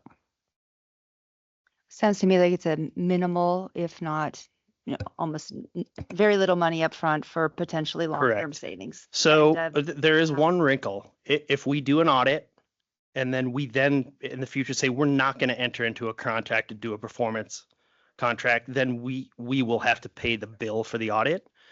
But if we do move forward with a contract in the future, we can wrap up the cost of the audit in that. So there's no cost to the district if we do move forward with the entire process. But even still, it's a relatively affordable investment for the district to do an audit. Trustee Armstrong, question? So in your expertise opinion there, what do you think that it is likely if we did an audit, we would find something that makes financial sense for us? Yes, 100%. Okay, that's yes, even just doing some very rudimentary audits of a few schools. When I applied for the EPA grant last year, we have a lot of work to do in energy efficiency in our buildings. I appreciate the work you do. I guess I'm surprised we haven't done. I am too, actually. I think it's one of the things that people are skeptical of it. I think it's just a natural skepticism. But this is the tried and true method of saving both energy and capital investment dollars for an organization that frankly just doesn't have a lot of money to pour into those types of things. So it sounds like it would be a comprehensive audit in several aspects of our buildings. Absolutely. But you also said that there could be a penalty if we don't go ahead with some of the contracts. Is there some sort of ceiling we have to meet, or just move forward? No, I think once an audit is completed, then we'll do a comprehensive briefing with the board, and it'll become clear whether or not it makes sense for us to do it. But I'm pretty confident that it's going to make sense for us to do it. And what we do is we'll tailor it so that it's the best bang for the buck that we can get. Can I just ask really quick then? So with the facilities master plan, we didn't have this built into that, or maybe you can help me understand the difference between this versus what we did with. So the master plan looked at the deferred maintenance in particular, that did not include an energy audit. But if you look at the deferred maintenance, it becomes very clear that our very old facilities have energy inefficient fixtures, HVAC systems, insulation, windows. So it's easy to deduce that, but it was not part of the deferred maintenance report. Questions? All right, seeing none, is there a motion for the item action number 1, approval of energy performance contracting board resolution? Chair. There you go. Thank you. I move approval for the energy performance contracting. Thank you. board Resolution. Thank you, Trustee Walsh. Is there a second? I second. Thank you, Trustee Cletus. All at once. Any further questions before we vote? Any public comment before we vote? Seeing none, all those in favor, please signify by saying aye. Aye. Opposed? Motion passes 8-0. I would excuse you, but you're up next. Mr. Okay, Farrell. all right. Thank you. So I'm requesting that the Board of Trustees award the Helena Middle School exterior restoration project to Witham Companies LLC. Witham is what I'll refer to them. Work for this project will include patching and repairing exterior wall surfaces, preparation of wall surfaces, and application of new paint, painting metal railings, exterior doors, replacing 2 small roofs, and repairing and or replacing concrete foundations, stairs, curbs that have deteriorated over the years. Facilities received 2 sealed bids on the 9th of May. Witham was the lowest bid at $348,209. You can see the attached memo that has the bid tabulation worksheet. This is well within the architect's estimated costs for this project. Now, we've not worked with Witham before. Rob has done pretty extensive amount of research on them. They're a reputable company out of Townsend. They do a lot of work here and in Bozeman. And we're excited to work with these guys for the first time. We think they're pretty hungry, and this will be a fully bonded project. So I have zero concerns about their ability to finish this project within the allotted time and up to the specifications that we've outlined. Questions for Mr. Farrell? Pretty significant difference in their bids, isn't it? It is a giant difference. And in fact, we talked to a third contractor that didn't bid, and theirs was $700,000, which I would have rejected, obviously. But this was a long shot to do this at short notice, but I was really happy that we got a very competitive bid. So it needs it. That building is in really bad shape. We've got to protect the envelope of our buildings, and that one is really number 1 on my list that needs new paint. So I'm excited. If you guys approve this, then we're going to go ahead and move forward on it immediately. Any further comment or question? Just a comment. HMS is such a cool institution. I mean, what happens inside of it is so awesome. And it has needed this, like, you're not wrong. It's needed this so bad. So I'm really excited to see this on the agenda, and super excited to see for the outside of HMS to match the inside. Yeah, and you know, the thing that's going to be great too is some of the art deco features of the exterior of that building have faded over time. And we're going to bring those back to life. It's going to be really cool. That building is just such a treasure for this community, and I'm really happy we can do this. I remember that, you know, in the discussions that came forward in the facilities master plan, how important it was. So that will be exciting to see it improve from its current state back to maybe when it was, or towards when it was constructed. So that's exciting. Anything more? All right. Is there any public comment before we vote? I think we've, oops, we still have more? It's your last meeting, Jeff. You can make all. You're it. My last construction award motion. Madam Chair, I move we approve the award of the contract for the Helena Middle School exterior restoration project to Witham Companies LLC in the amount of $348,207. Thank you, Trustee Hindoy. Is there a second? Second. Second by Trustee McKee. Any further questions or comments? Any public comment in person or online before we vote? All right, seeing none, all those in favor, please signify by saying aye. Aye. Opposed? Motion passes 8-0. Thank you, Mr. Vero. If I may have 5 seconds. Absolutely. Trustee Hindoy, thank you so much for your dedication and your service to the district and to the facilities committee. I've enjoyed working with you and hope to see you out there around town. Thank you. All right, action item number 3, approval of resolution requesting county to conduct 2026 elections. Ms. Mickelson will step to the mic. No. Good evening. Before we talk about this resolution, I need to clarify, you do have one more meeting to canvass the election results. You are not off the hook yet. Don't you worry, Mr. Hindoy, we'll have another plaque for you at that point.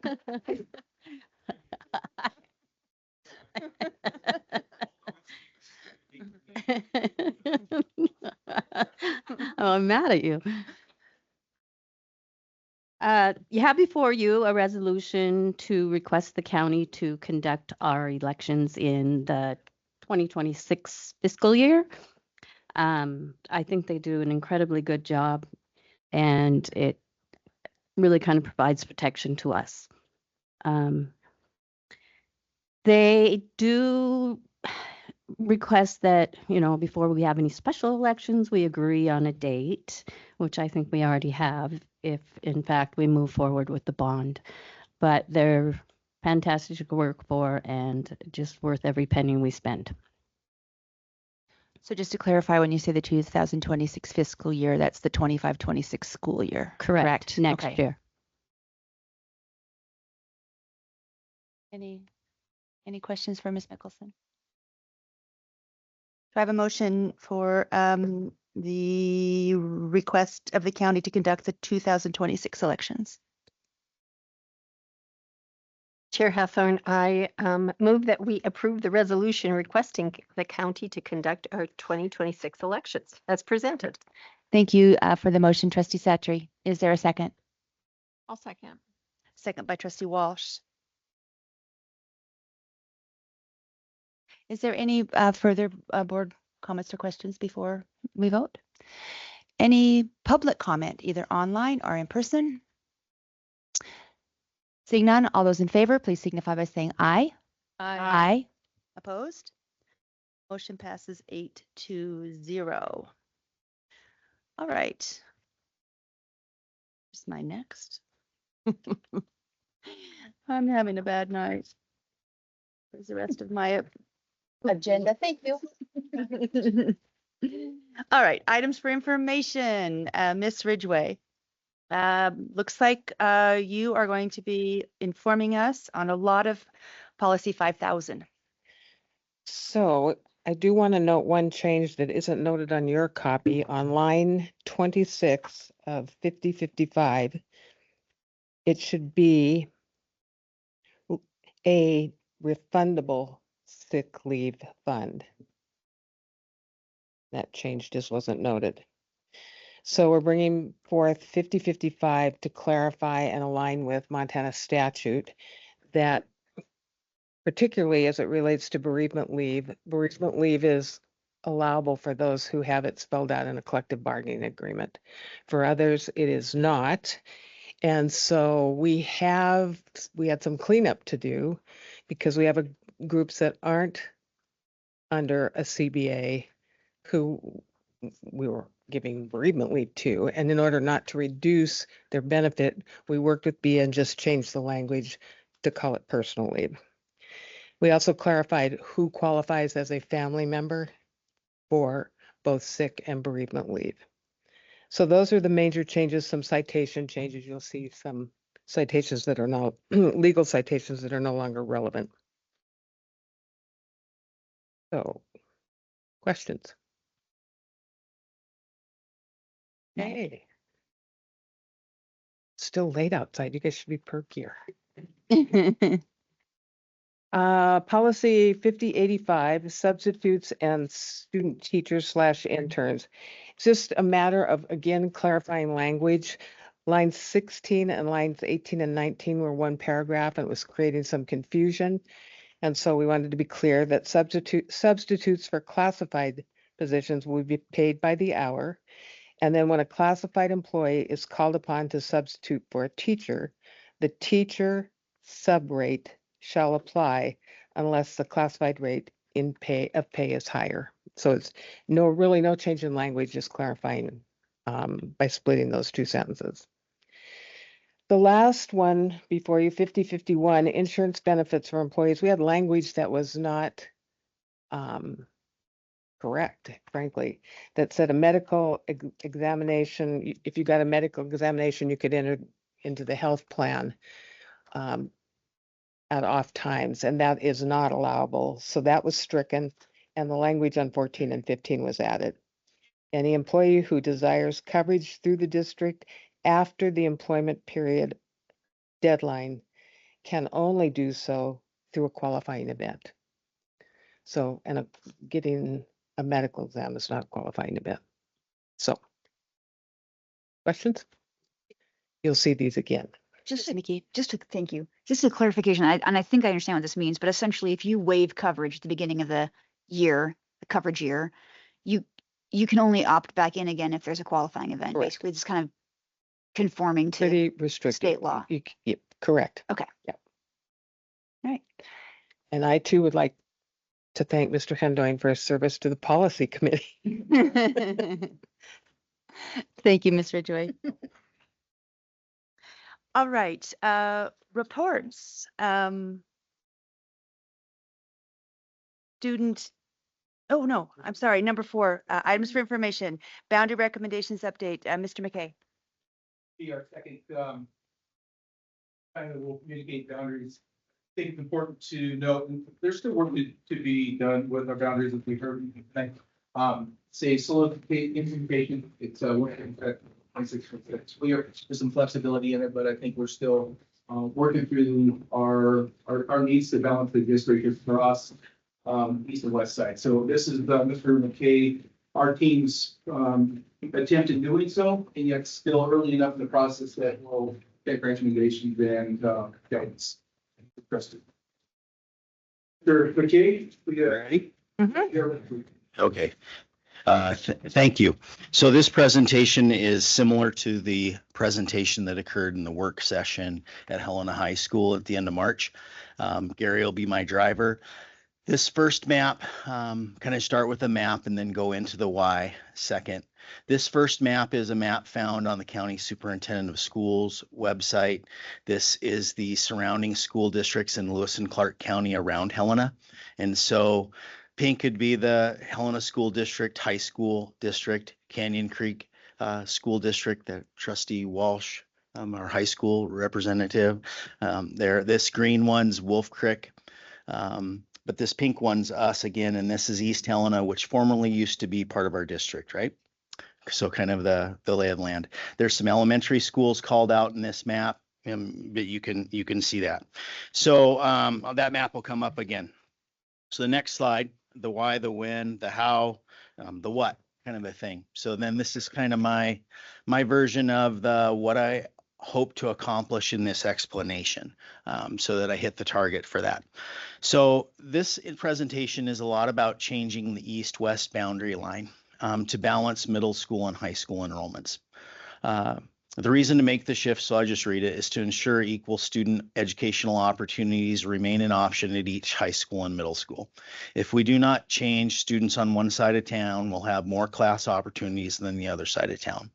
Also, if we travel our program staff to different sites, we lose time with them when we could be working with students. Our budget challenges and human resource constraints require us to maximize the resources to ensure educational opportunities exist for all students in our schools. You know, that's the heart of it. Like I show up to get kid a school that has the same opportunity in one school and another. You know, I want them to have a teacher. I want to have them to have access to same kind of classes. So when we started to change in the high school districts, especially, with the loss of East Helena, we're now at a place where our resource set for human resources or teacher resources have challenged us to not be able to have the same kind of classes exist at each site. And that's not tolerated for me. I want the same opportunities for kids.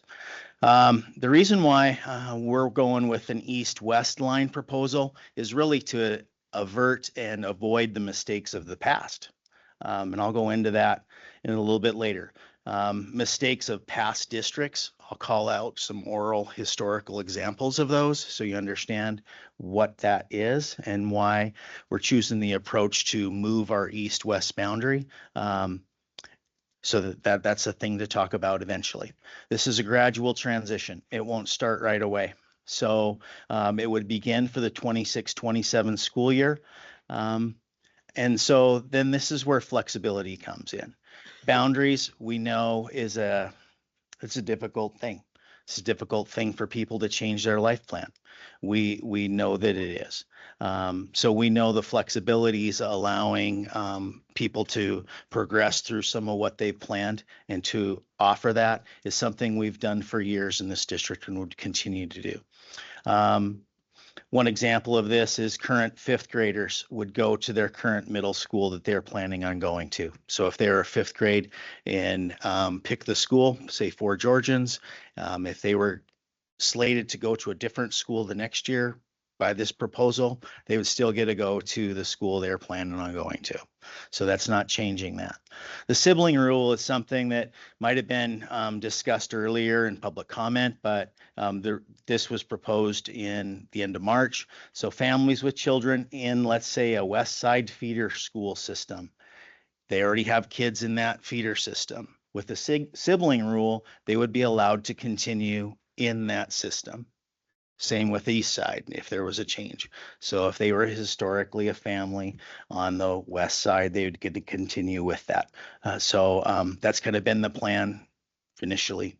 Transportation changes would change in the 26-27 school year. So this is about like busing and how we run buses in our community. It doesn't mean, then scroll down a little bit farther, Gary. Our district and parents have done the in-district boundary request process for a long time.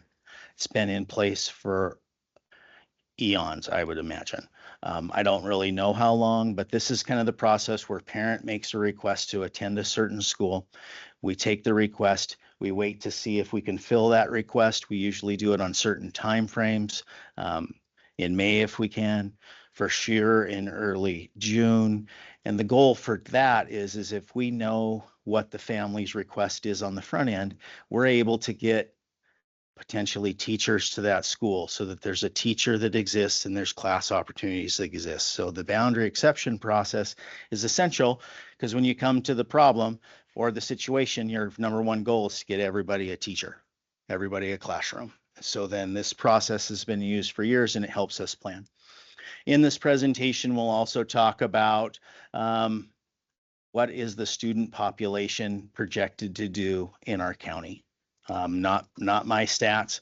This is Department of Commerce stats, but we've talked about that in the fall enrollment report. We've talked about it again, but then it's been real stable data. Suggestion here, this would be to district folks. This is something that needs to be adjusted for every 7 to 10 years. We have not looked at our boundaries for a long time, just like we've not talked about our big things we need to for a long time. So then we were kind of trapped by what was going to happen with East Helena in a way until that resolved. And then we ran into COVID. So now this is the why it needs to be done now. This would have been on horizon earlier with that. It's just it wasn't the right time to cause more grief to everybody's life when we were going through that. But now's the time where we have to adjust it. Okay, so this would be the trend slide. This is Department of Commerce website. This is a really cool website. It's something that SMA pointed out to us in the master facility plan, the website anyways. But you can drill down into the data the state has on projections. So this specifically, Gary, sorry, too far. Can you go show me that right here? So then the selection of this chart is pick Lewis and Clark County. This says 5-year-olds. If you extend this little slider button to the right, you could get like 5 to the 18-year-olds and get like the student age population. I picked 5-year-olds because really all the research we've done around student enrollment, the 5-year-old kindergarten enrollment is kind of what feeds through our system, and we know how it feeds through our system, and that means it stays with us, that number. When kids come to us, they stay with us. So if the 5-year-old population were growing, our district would grow. If the 5-year-old population was declining, our district would get smaller over time. Okay, so that's kind of the chart. Okay, we're going to admit a person, and then I'll see what this says right here. Okay, so anyways, you can kind of see that you can pick your own choices there. This is the state population for students. You know, here's where we were in 2020. A little bit after 2020, I imagine it's 2022. We hit a peak. Here's where we are right now in the state. We're on a downhill climb. State's projected to go up a little bit and level off.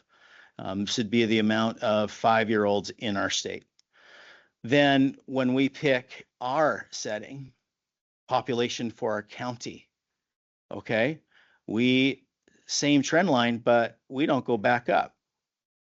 So our trend line from the state data says that in 2022, we hit our peak. We're down in 5-year-olds. I'm expecting a lower kindergarten enrollment. This is last year. This is 2024 or the fall. So it says in this Lewis and Clark County slide that Lewis and Clark County is expected to decrease with 5-year-olds and then get stable in this range. The interesting thing is we're one district in Lewis and Clark County. We're not all the districts. So these aren't all our kids. These are the county's kids. So then if one district in our county grows and we don't, or vice versa, that's the population we have. I don't have like City of Helena or all of those legal geographic boundaries are kind of flexible and different.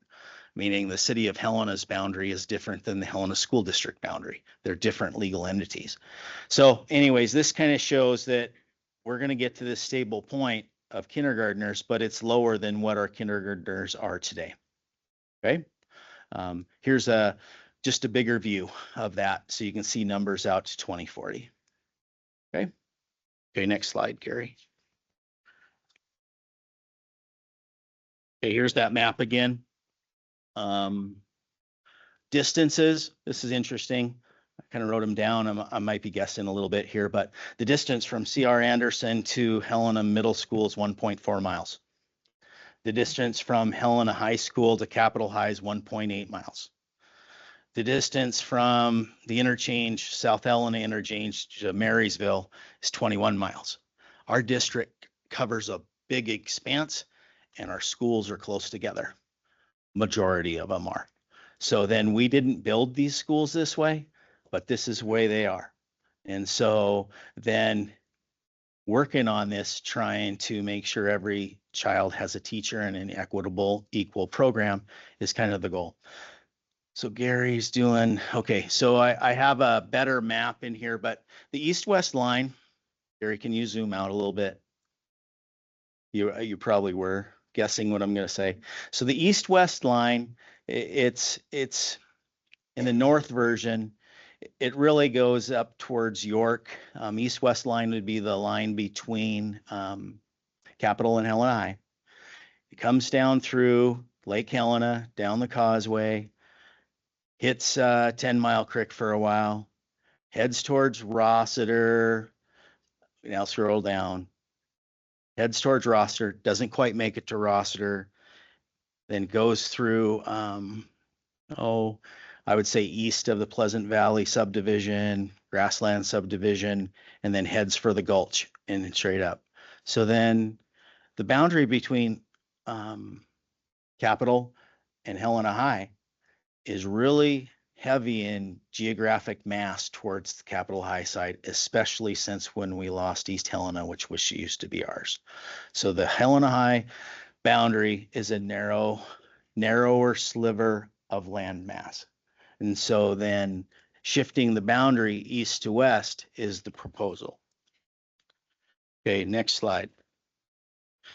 These are the two newer ones from the Helena High slide. It's hard to put in two different colors. So that would be like the last map, not having East Helena in it. East Helena sits over here. This is the Helena High boundary, inclusive polygon. This is the Capitol High boundary, inclusive polygon. So the proposal is to shift it over a little bit until our high schools are more near, our middle schools are more near in size. Okay, kind of shows you the difference there. Okay, next page kind of gets into the details of what I'm actually talking about. This is small writing, but kind of tries to overdo the explanation, if you will. This is Fort Georgians attendance area right now. There's 3 colors here, but it's all Fort Georgians.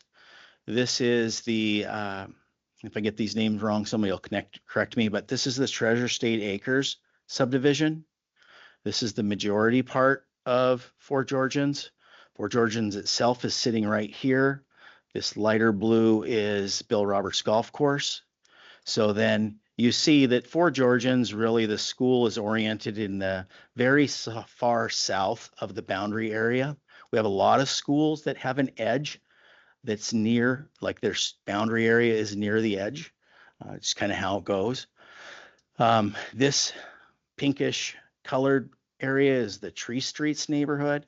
It's kind of the area, I always called it behind Rock Hand. It's south of Last Chance Gulch, Cedar Street towards Montana, subdivision in there. So the proposal is part 1, that this subdivision go towards Rossiter, go to Rossiter. Kids would still go to C.R. Anderson, but these kids would go to Rossiter. It would help create capacity at Fort Georgians. It's one of our largest schools. It's consistently one of our largest schools. There's more housing coming in this area, a lot of apartment buildings in this area. So then this area is like literally Rossiter's north on Montana and around a corner. Rossiter's sitting right here. It'd be the only, like most of Rossiter has east of Montana Avenue, which is this. So proposal here is overtime kids would go to Rossiter. If so, then their middle school though would be C.R. Anderson. This boundary is the Tree Street one. This is more of a middle school change. This is historically been an or area. It was either go to C.R. Anderson or go to HMS.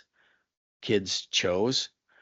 What we're trying to do is get more kids into Helena Middle School and get more kids into Helena High to feed that. So then the proposal is that this become a Helena Middle School area.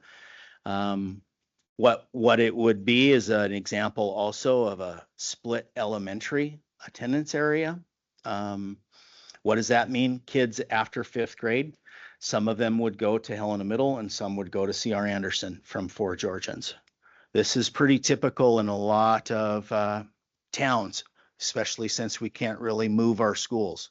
They're like that. So now it's story time. Some mistakes of the past. So story time. This would be a new ad. Ready? Okay. Maybe Jeff can correct me, but when they brought on CM Russell High School in Great Falls, this is kind of oral history. It was in the late 60s, probably 67s when it came online. Maybe a year earlier. That community decided to send all of its outskirt communities to CM Russell High School. So kids would, south of Great Falls, cross through center of town to go to CM Russell heading north. I don't know why. I mean, I can guess why, because I know from family history that's a poverty region, typically in Great Falls. Those kids moved there, but the outskirts of Great Falls went to CM Russell. That has since been undone. So I don't want to start there. I don't want to start with a situation where you're sending a kid across a line, walking by a school to go to the next one. So I'd rather slice off the edge on the east-west line. Another one of the examples is a story of our own. Helena High used to be our only high school until 1973. So we've had a lot of buildings in our district that have been built, students gone to school before 1973. When Capital came online in 1973 as a public school, East Helena students drove right past Helena High and went to Capital. They were assigned to Capital. That's something that was undone, changed over time, but that's something where I don't want to start and do. So we have a couple examples of what I'm answering with that is people go, why don't you just shift the whole school to fix this problem? Well, I want to go back to that one map, Gary, that has all the schools. It's the county one, maybe a page ago, maybe two. Nope, two. So I'm going to say there isn't a school we can do that with. Move Jim Darcy, send it all to Helena High. Won't work for numbers, won't work, it's too far. Rossiter, you can't send all to Helena High. What it does is it overpopulates Helena High then and depopulates Capital High. Fort Georgians, another school on the boundary. You can't send it all to Helena High. It won't work. Same dilemma. Broadwater, actually, if you send it to Helena High, too much. Too many kids go to Helena High. Plus, the Broadwater boundary extends past Joslyn's trailer court to Spring Meadow. Why should they have to walk by C.R. Anderson to get to Helena Middle School to get to Helena High? Not interested in taking a neighborhood that is that far away and making them pass to school. Hawthorne neighborhood, similar. It has a boundary. It extends pretty far into the west towards Kessler. Kessler's the only one that's not on an edge. But Hawthorne, you would have to, if you put all of Hawthorne into Helena Middle and Helena High, Hawthorne kids would have to walk past C.R. Anderson to go to Helena Middle or travel to go to Helena High. I know the boundary's close to C.R. Anderson, but we kind of have a plan for that. But I'd rather shift the east-west line a little bit to get numbers because I think it's going to have to happen again. This is just the first move. I think next 10 years, somebody will have to shift the line even farther from the east into the west, just because of where the subdivisions are and where our schools are located. So this is our first option. Okay, back to that Fort Georgians chart, and then I'm kind of done with that one. So again, these kids that are in Fort Georgians, that Orr area, they would go to C.R. Anderson for this year. We're not planning on them going to Helena Middle School unless they choice in. If they had families that were in this that were going through the west side with the sibling rule, they could still maintain going to the west side schools. So then that will help with planning for the future. Next one, next slide. This is the Hawthorne neighborhood.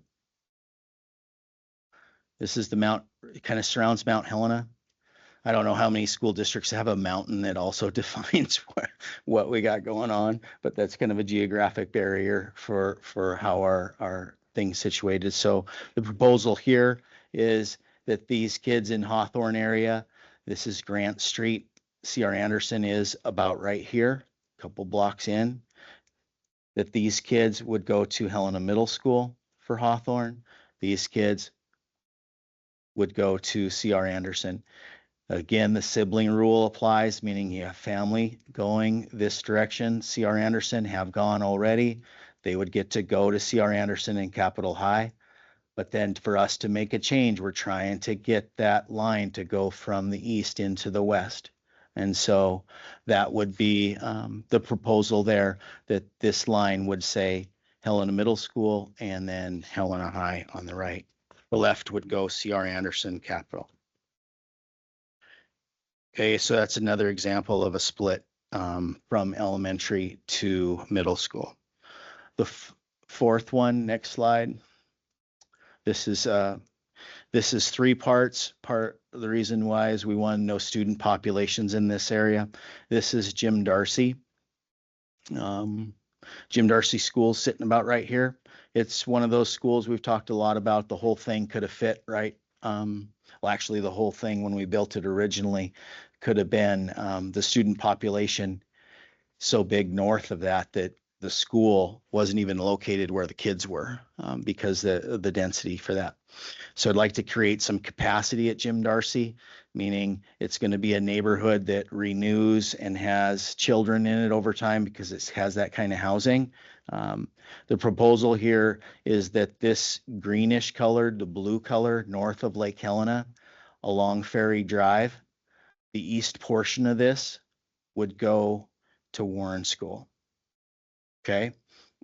Again, sibling rules apply. If like your family's going west, they get to go west. They could do a boundary exception process. We talked about a courtesy route in the verbal piece. Courtesy route for transportation means if there's an existing route, they can catch that bus already. So just so happens that this bus line runs out Lake Helena, has to turn around right about here and comes back. So these kids, if they wanted to stay at Darcy and were in Darcy, they could keep going to Darcy and catch that courtesy route, which they already drive to anyways. They literally are already doing this plan where they all drive from here to this pickup point. So then it's really allowable. Kids that don't have that maybe historical connection to the school, or believe it or not, there's a lot of people when they move into Helena don't know about this east-west thing that we're all so serious about.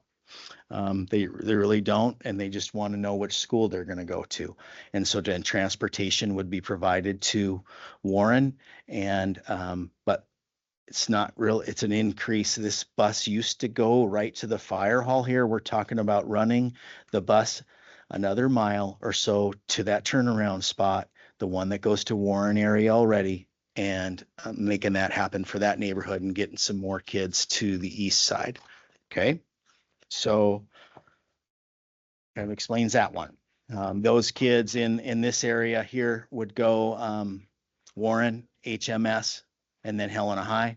These kids go Jim Darcy, C.R. Anderson, and then Capitol High. The fifth one. So the fifth one, this is kind of planning for the future. This is the area, this is Bryant School District, or Bryant School boundary. We call it in-district boundary changes because it's really inside our district changing our school boundaries. This is, again, Bryant. This here, where the dot's on about where Super One Foods is, there's a new little subdivision in here called King's Crossing. Literally, there's 3 children in it right now. That subdivision we expect will become housing for children.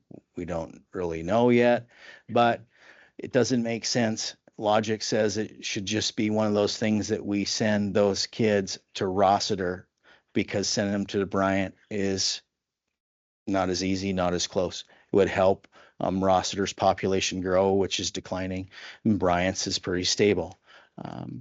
So that's kind of forward thinking, but it isn't a lot of students. These kids would still stay on the same path, though, of being planned to go to Helena Middle and Helena High, because Bryant all feeds that area. So then that continues to, they'd split to Rossiter because it's closer, but then but then literally they'll keep going to Helena High to maintain that population. Okay, let's see the next one. The next chart is more of a numbers. What would all this accomplish? So this is boundary adjustments, and this is our fall count numbers. That's that October count that we do every year, submit to the state. This is like the population of each school, this line. So if the adjustments occurred, here's the change in those school populations. This will take quite a while to change. Especially with the grandfathering, sibling rule, people choosing, this won't happen for a few years, the change. But if the numbers were the same on where people lived, which they can change, then here's would be the numbers in the schools. So you'd see Capital and Helena High could be really close population. Capital feels really good at 1,100. It was as high as 1,450 not so long ago. I mean, I see some head shaking over there. It was big. But it's changed. We knew it would go lower, but we had to survive that bubble. We can do better for our kids if we have more equal sizes. C.R. Anderson, it's kind of people are really proud of it being a really large school, and then in the next moment when it's difficult, it's too big.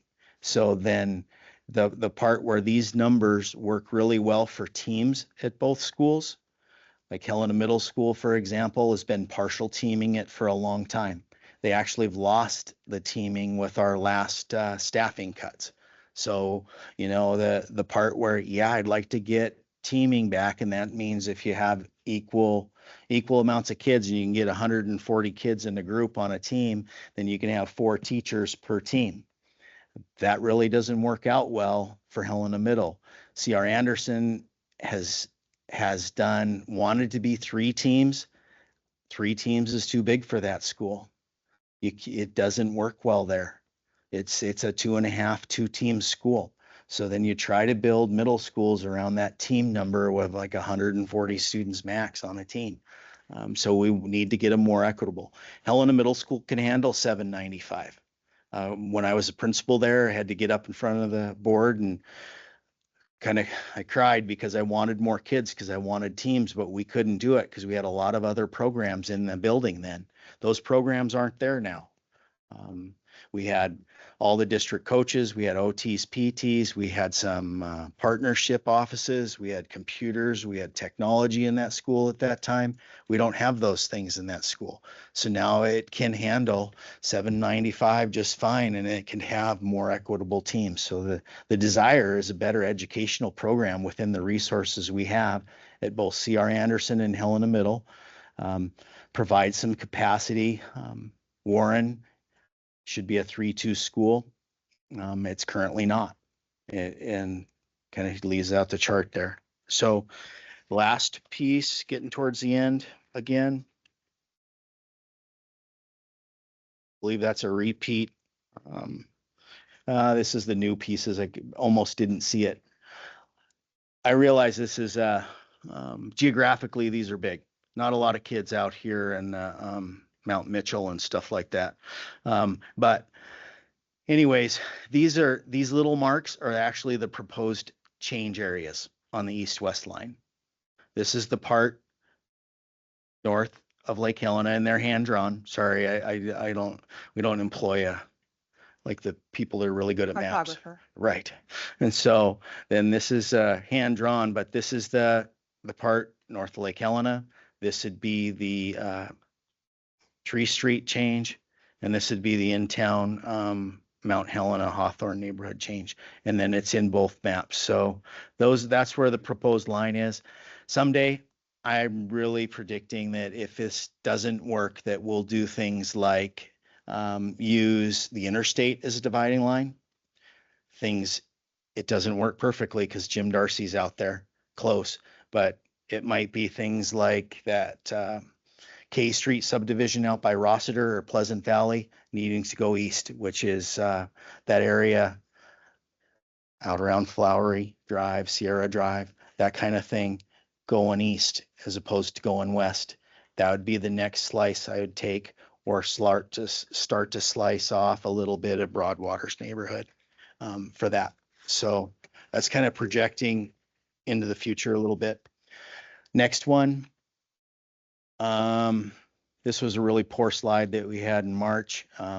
It had the old East Helena piece on it, which was over here, and I hand cut off. This is more like what the proposed area will be.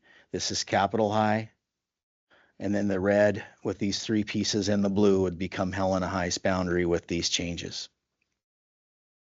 Okay. Kind of end with the verbal again, and I won't read it all, but this is educationally focused on the desire to get kids equalized programming, kind of the goal for everybody to have a teacher with the same programming available. Won't start right away. Big concentration on the family with the sibling rule. It's really important. It's really something that usually when districts change, I hear all the time when I meet with people individually that other districts don't do that for people. They just kind of slop a line wherever you land, you go. So kids could choice in and request choice if that wasn't the school they wanted to go to.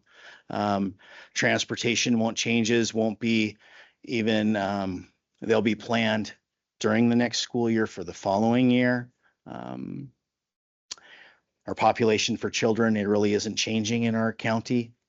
And then suggest to adjust the boundaries every 7 to 10 years. What am I missing, Mr. Welts?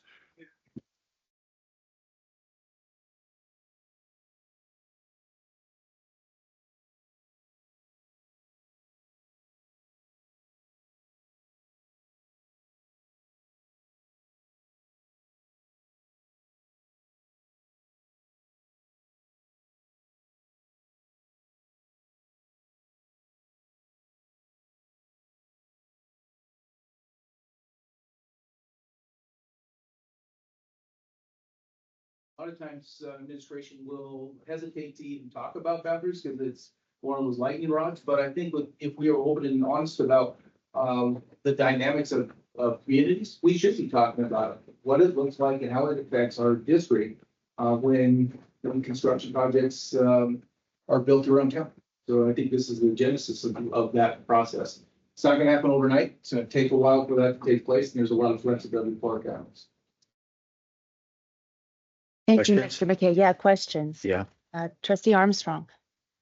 So I've got two and they kind of are opposing, but I've heard tonight, a lot of Hawthorne people, if this was to go through and how it's going to kind of split the community, the assurances that they would have that they could select and that it would be honored. So like two things. The sibling rule we defined really clearly. Okay, but then we really didn't say, like, does a student population get to choose where they're going to? Because the fact that I need to know how to staff up a school so that teachers exist there. So then we need to make sure that we have an opportunity to plan. So I didn't, this is a part of a feedback thing. This is an item for presentation, but then what that looks like, that the sibling rule we concentrated on. The absolutes, do they get to go?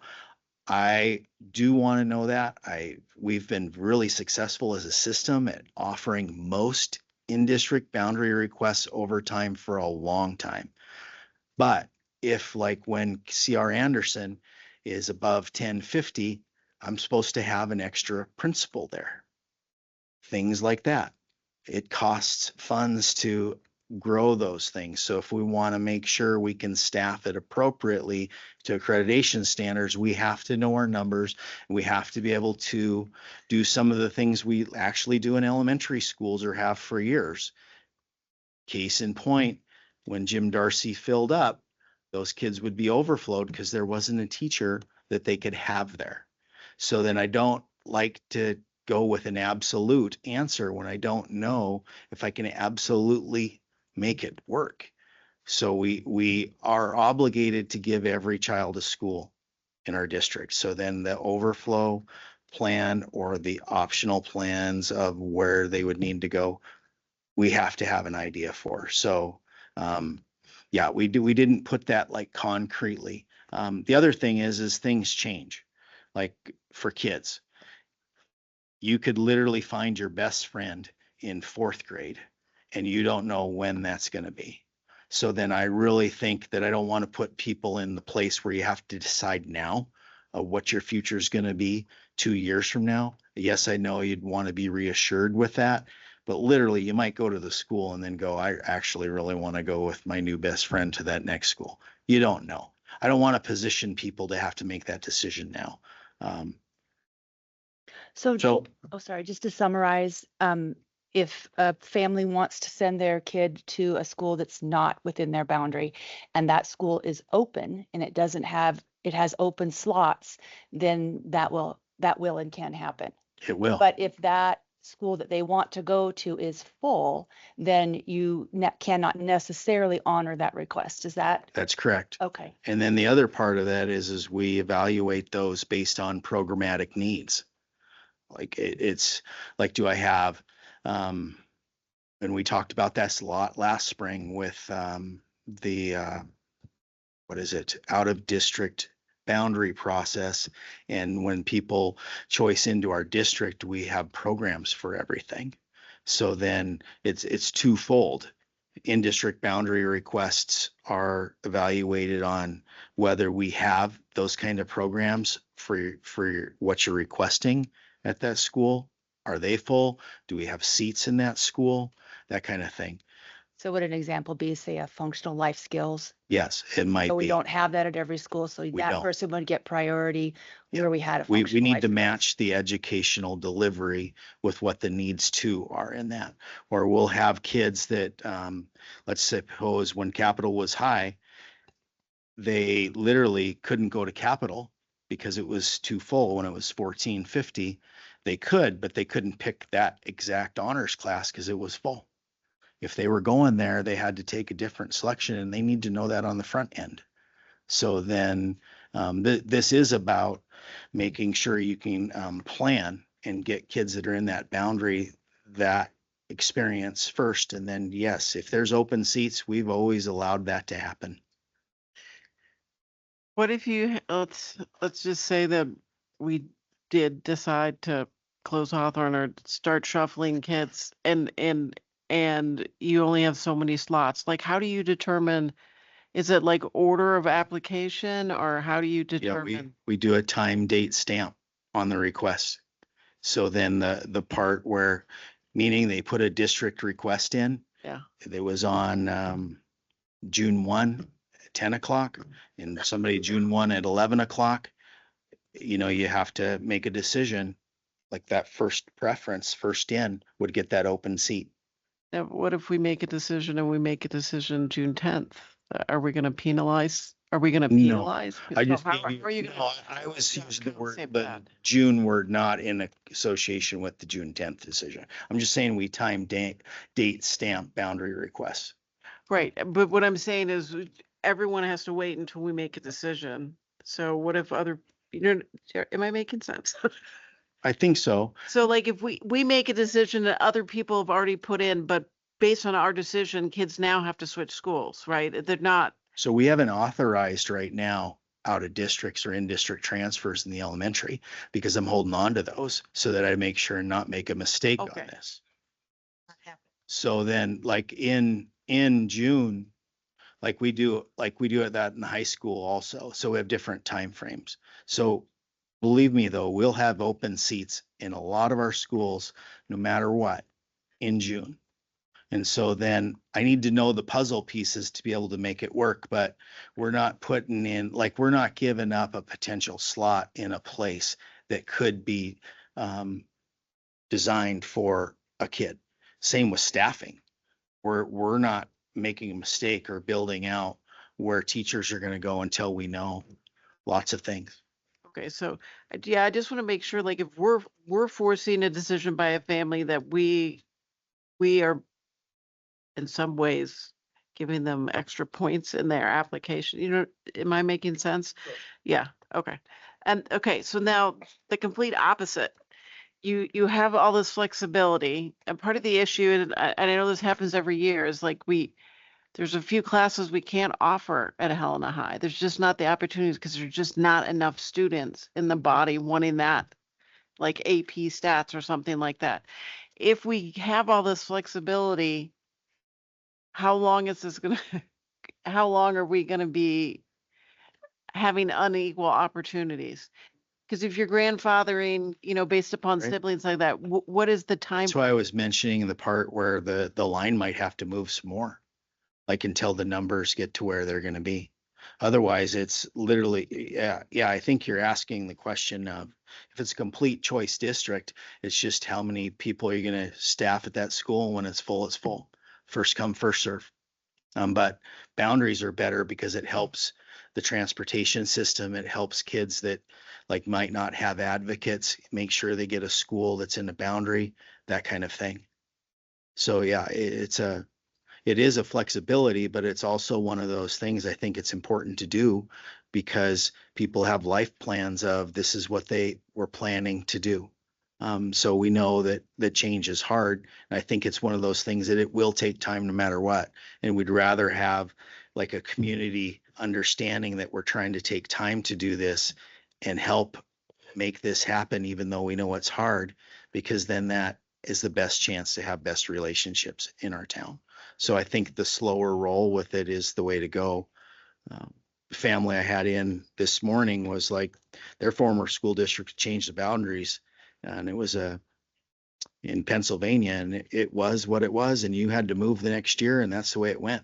There was no choice busing or anything like that, even if the school was across the street in the wrong direction. So Jen, I think what you're asking, are we willing to accept that it will take a while for opportunities to balance across the district? I think that's your question. And we are willing to take time for those to develop rather than wholesale change overnight saying everybody, here's the line, you will move next year.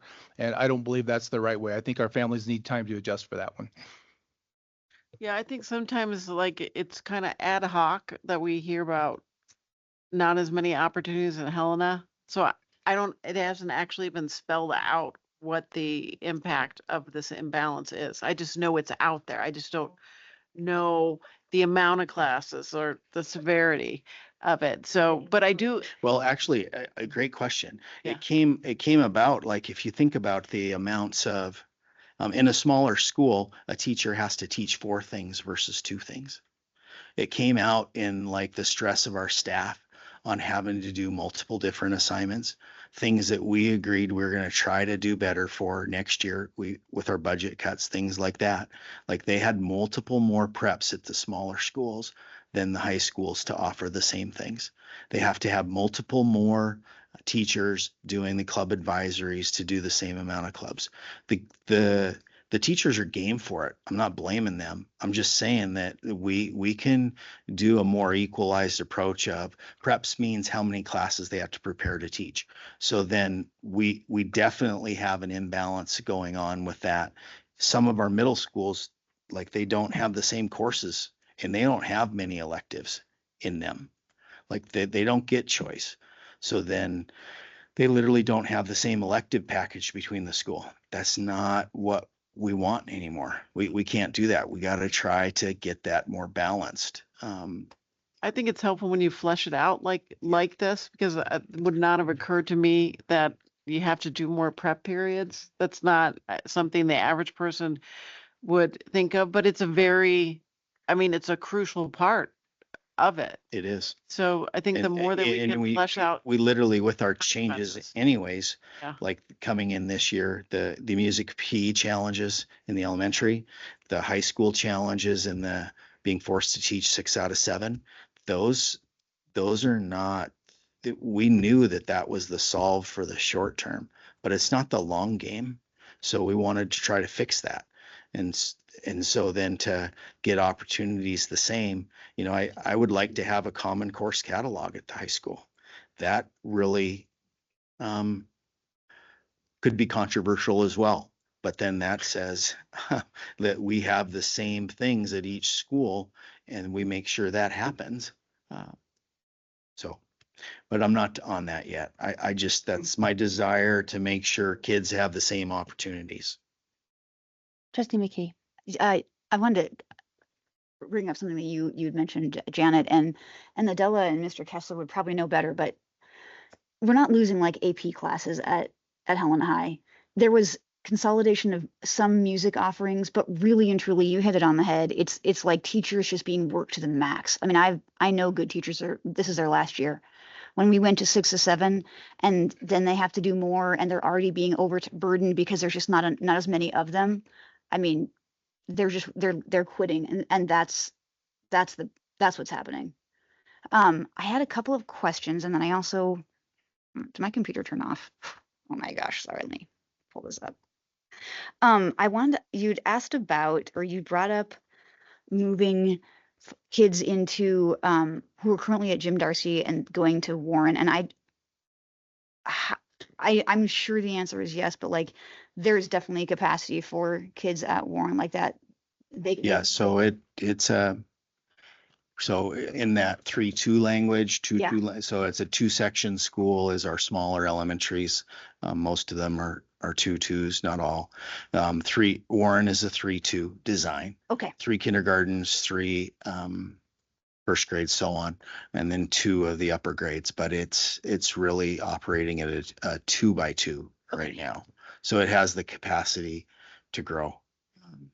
And it almost seems like we're talking about sort of 2 different things right now. Like there's the broader, let's redistrict, let's even out the east-west, let's make our middle schools more manageable, let's make our high schools more manageable.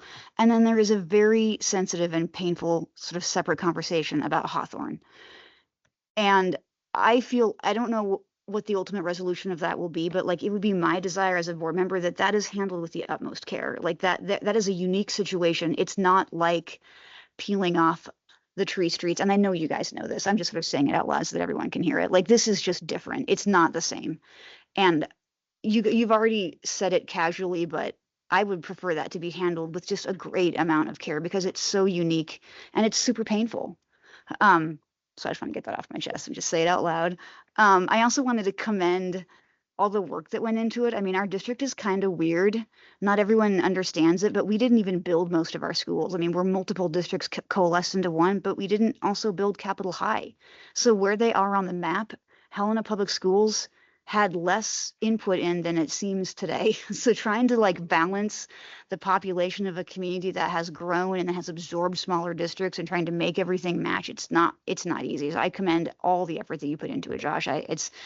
It's very impressive, and it's hard to even bring up because it can be fraught. When you start moving around the schools that kids thought they were going to go to, it can be frustrating. And then your note about middle schools, like you might go to an elementary school and then that part of it will go to a different middle.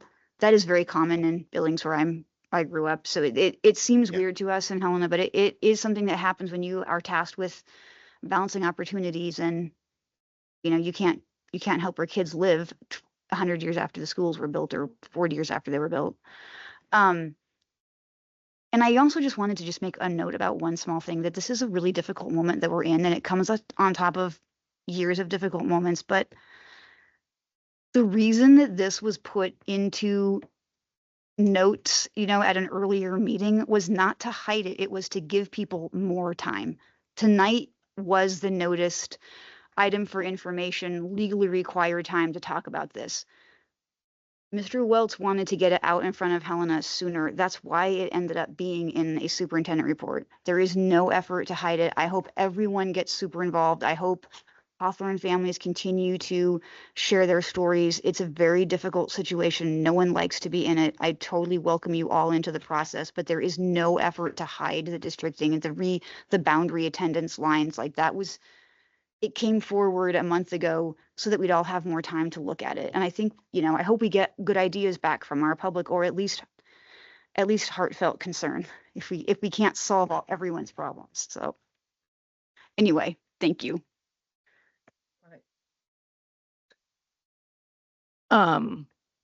Thank you for everything.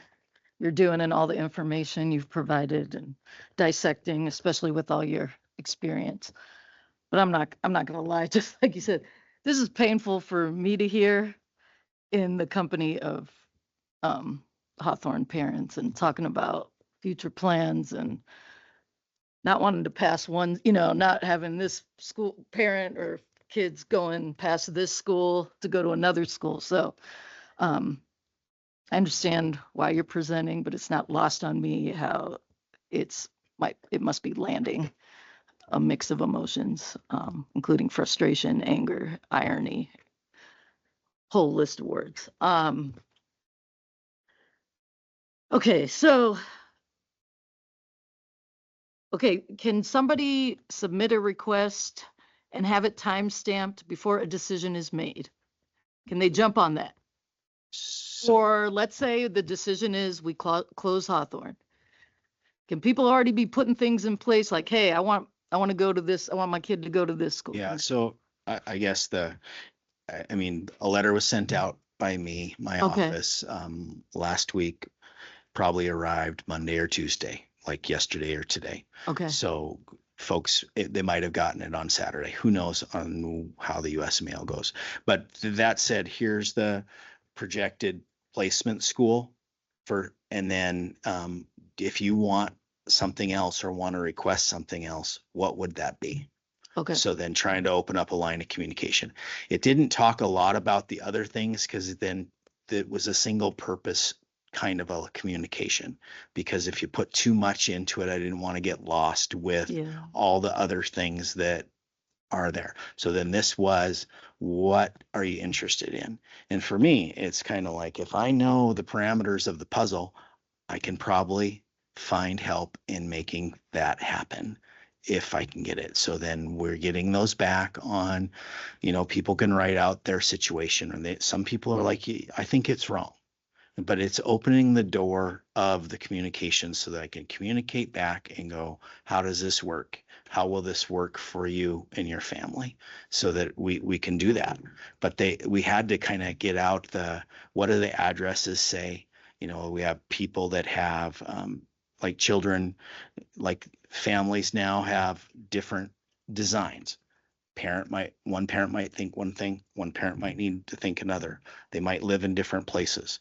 All of those things we got to figure out, like, what does that family need? So it is literally, didn't want to answer 2 years from now, because then that gets really complicated to explain to people in the moment of, let's just do the first year right now so we know what you're talking about.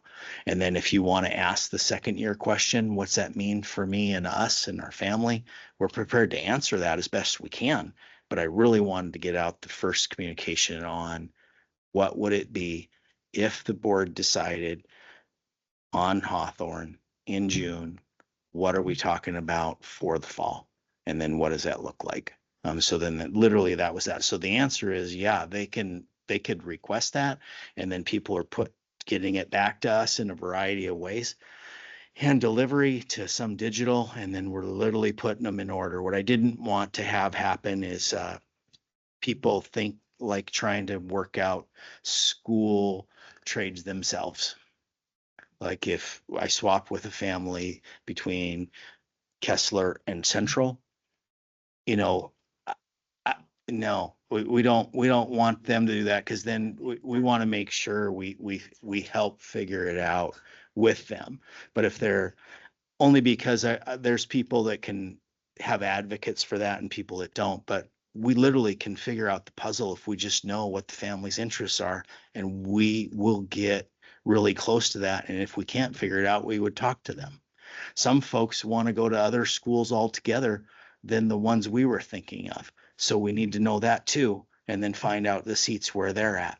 But I really needed an individual communication on what that family's interest was for themselves and what they needed as the first.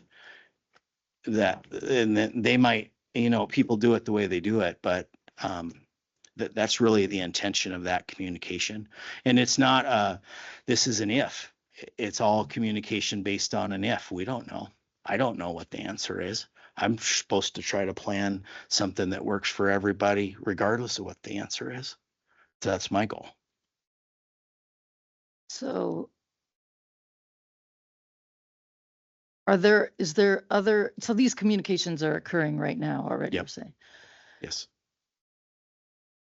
Is there other things that would be helpful for families to communicate to you besides, You know, like maybe if they have a special needs?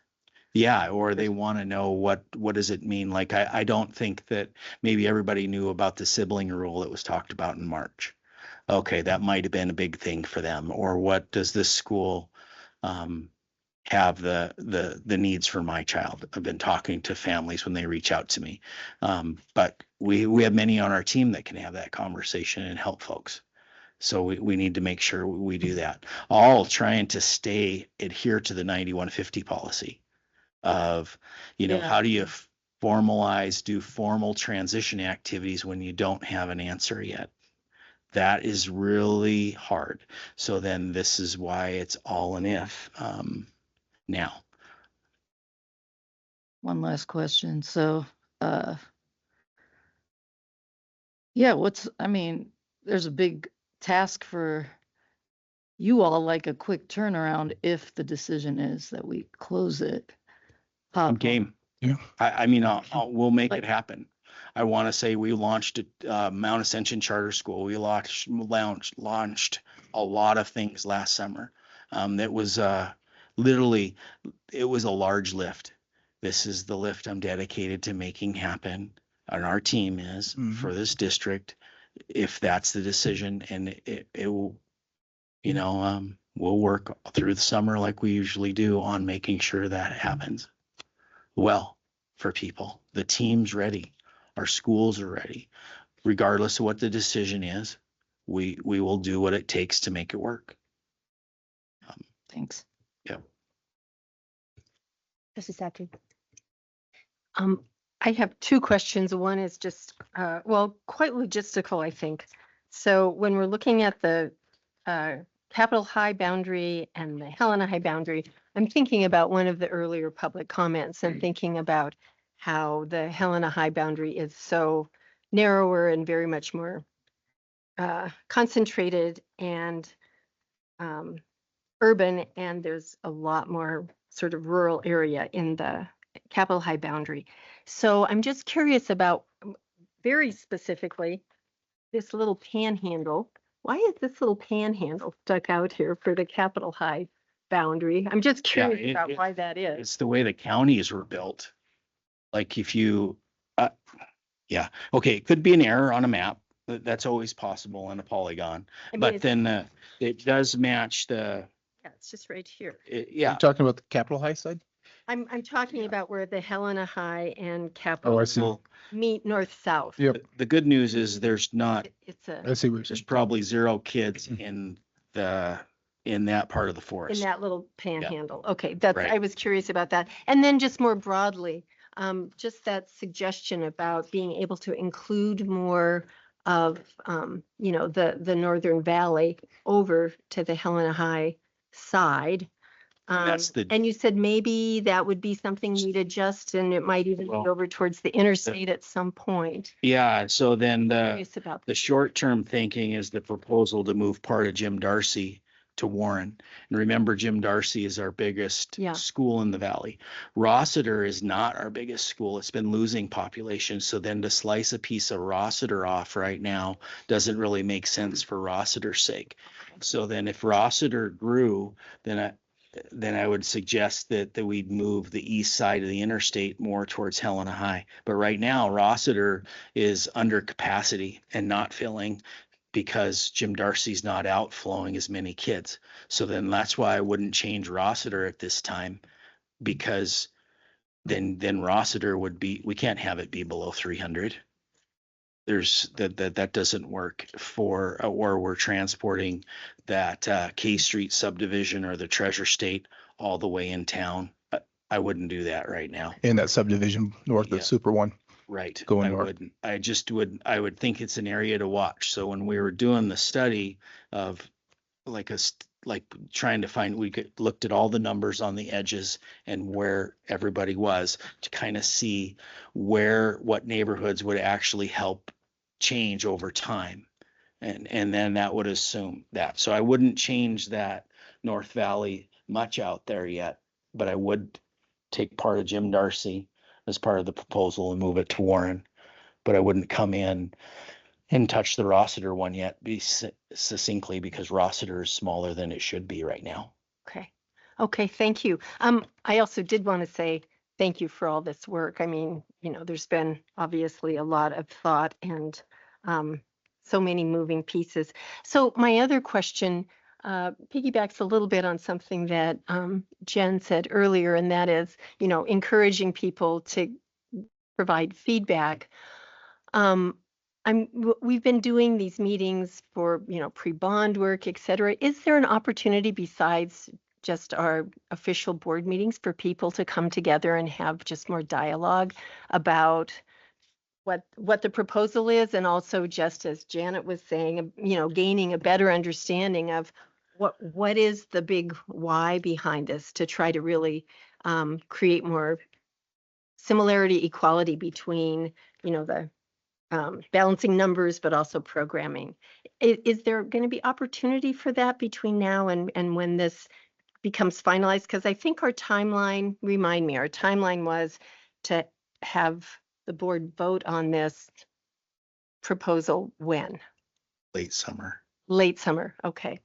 So It just wasn't. wondering if that's something that's It's not a June doable thing. or Yeah, it's not June. Not June. a good thing to try to do. It is. Yeah.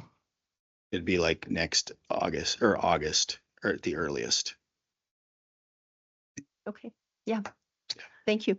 Trustee Walsh, did you have a comment question? I have a couple of things. One of them is just a comment because, I recognize a few things, but as far as the bordering districts, so in moving and switching everybody around and stuff, when we have folks who are going to Warren, going to Jim Darcy and stuff and on those edges, so is it possible then that if they're already in those schools, second, third grade, that their seat might be booted out, I No. suppose? No, that's a good bring up. Like kids that are in a school get to stay there. Okay.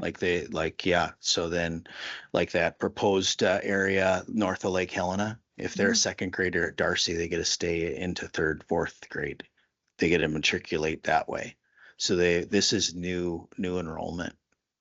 It's not. Because I can say it is weird. And in my neighborhood, there's just a small creek, literally a creek going across, and you stand on one side, you're Jim Darcy. You jump over and you're already, over there in Trinity and stuff. Not that there's anything wrong with that, but it is quite like, oh, and a lot of people don't know when they're on one side or the other of the border. They don't know sometimes that the neighbors, when they bring in new families and stuff, will end up going to a different school. The other thing I wanted to ask then is the frequency of looking at the boundaries. I mean, it might just be a solo opinion, but it seems like it's very frequent, 7 to 10 years. So is it that we're doing the bulk of the work now, and so then looking at those boundaries in the future will be an easier transition for folks? Yeah, I'd like to prep the community for it's all about the east-west line if we can, so that it's management of that with flexibility over time. Because moving we can't change the location of our schools. And then I like the philosophy of I don't want to have kids walking by one school to pass through an attendance area to get to the other one. I just have people ready for we might have to make some shifts. Part of me thinks that a lot of that was when they enroll in school, if they if you're familied in and knew that'd be fine, sibling rule. But your new enrollment, a lot of people, when they come to the Helena for the first time and newly enroll, here's your school area, here's where you go. And if we adjusted that in the incoming process, then it wouldn't be as much heartache for people. That would be the goal. I think also, Trustee Walsh, that it also holds us accountable to look at our boundaries. Many times we may not need to make an adjustment, but we also should tell ourselves about every 7 to 10 years, we should look at our boundaries and see if there are any adjustments needed to be made. I think a lot of times we just choose not to because we don't want to have the conversation. That's not how we should operate. We should have the conversation even when it's difficult. And so it holds a district accountable to saying every 10 years, let's just look and see how we're doing. Do we need to make any adjustments? And the answer may be no. And we'll move on with a report to the trustees saying, we looked at our boundaries. It looks like we're still stable. We're going to move forward and we'll look at it again. Or there may be small variations in what we've put together, but I don't think that we should just ignore it because it's a tough conversation. So this holds us accountable. So then, this is like a standard then when we're talking about the review process? This is what we see in a lot of other districts of our size, that they're looking at the boundaries in the 7-year time frame? No, districts don't talk about it. Because it's difficult. This would be something would be unique to us. I can't speak of other states. That I've been in 2 others, Washington and Alaska. They didn't talk about them there either. Very seldom do you talk about boundaries because they cause turmoil. But I think the longer you wait, the harder they are to adjust. And so perhaps we just look at them every 10 years and say, no adjustments needed moving forward. Maybe there's a subdivision that there's a large subdivision being created, construction in part of town that's going to put a lot of pressure on an elementary school. And maybe we need to adjust then, but I don't want to ignore it and then have it be a problem and then try to adjust later. And I'm assuming it would follow a similar process of a year or 2 out, communication, the whole thing would follow the similar process to what we have now, or what we're proposing. Yes. I think Rex brings up a great point. Like that next big subdivision, it's always a guess. But what was talked about as being a large subdivision by Fox Ridge is now long-term ag, where people put in pivots and things because they can't get water out there. So then Helena has like bigger issues than we have on like the municipal water supply in the valley. I mean, there's not one. And then, so then there's regions of our district that don't have like house water, well water. Okay. We don't know what I'm saying, but we need to respond to where student population changes are in big subdivisions when they come in. If they're carrying students, that's what we're saying. We need to make sure. Otherwise, like if it was all in Fort Georgians area, that's our biggest school right now. That's a challenge. So we need to watch our boundaries. Sounds like we're pioneers then in this subject. The last thing that I wanted to ask, and I'm pretty sure with everyone already asking this question, but when we're talking about the sibling rules, are we projecting then that we're going to have enough students from different schools that will choose to go ahead and move forward with their new boundary school? I mean, I'm thinking like if we have 3rd graders at several, of these schools and they want to finish out their career at a particular school and they don't opt into the new boundary, but then we have siblings coming in and we have other adjustments. I mean, I know that's being considered and part of the process, but just a little bit of curiosity on a high level for that. That's why it'll take some time. Like it'll take a long time. That's why we've talked about it being a gradual implementation, because then once those sibling rules change, then and they don't have that, then that's when it'll really take effect. But we aren't in control of that timeline. But that would be like trying not to change a family's plan or what they were planning for the future. But yeah, it'll take a while. But it's like we need to get started on this. We just need to. Thank you. Again, I know everyone said it, but it is a lot of work. And I understand that there might not necessarily be a perfect plan, but there has to be a better plan. So thank you. Yep. Thanks. Just want to piggyback on that a little bit. Last time I looked, the average stay for a superintendent was under 3 years in Montana. COVID, pressure, it's declining enrollments. It's a time when there's just a lot of controversy in education, and superintendents come and go. Thank you for being here longer. And so I think that's one of the problems with boundarying. You don't jump in as a new superintendent. Your average time is 3 years is the first thing you want to do. Take on one of the most unpopular things in the district. I am wondering, because what we are here for, even though we are here to support the superintendent, of course, but we also are mostly here to support our community. And I think we should seriously consider a policy that gives a time when that has to be addressed, much like we have 9150, a process for school closure, which is also very unpopular, so that for the good of the group, that those things do get addressed. Maybe it could even be a variety, it could be every 7 to 10 years or some, I'm sure there's a lot of wording that the policy committee could work through, but I'm just thinking that could be something important to be considered. And then the other thing I just wanted to address, I believe it was Sarah Perry. Sarah Perry? Yes. She had some really interesting data to share, and I really appreciate that. I think that it's just a lot of the things in any type of boundarying we do right now, a lot of it is not going to make great sense because we did not build the schools where they are. The demographics were different, and we have to make adjustments to things that are outside of our control. For instance, in the Hawthorne, at one time, according to the IR newspaper, there were 375 kids at Hawthorne School. I can't remember if that was K through 8, so I don't want to, act like I know all the numbers perfectly, but that's a lot of kids, and that was before CR was even built. So those big houses with 6 bedrooms, I think they had a lot of kids in there. And so they put the school right next to their kids. And now there's a third, or maybe not exactly if that was more grades, but just say a third of those kids. And so the spatial positioning of things no longer makes as much sense, but yet that's what we're dealing with. I believe 4 of the trustees on this board live in the Hawthorne district. Only Rachel has kids at Hawthorne. But, the grant line, does that make perfect sense? It really doesn't. And the reason it doesn't make sense is because we don't get to draw it. We don't get to take a big geographical area and make districts that go to schools and everything makes sense.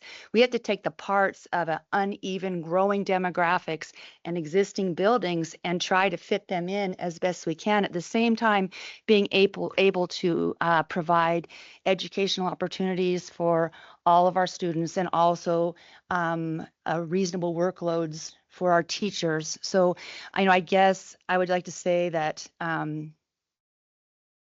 it's frustrating that it's not just the way you would want it to be.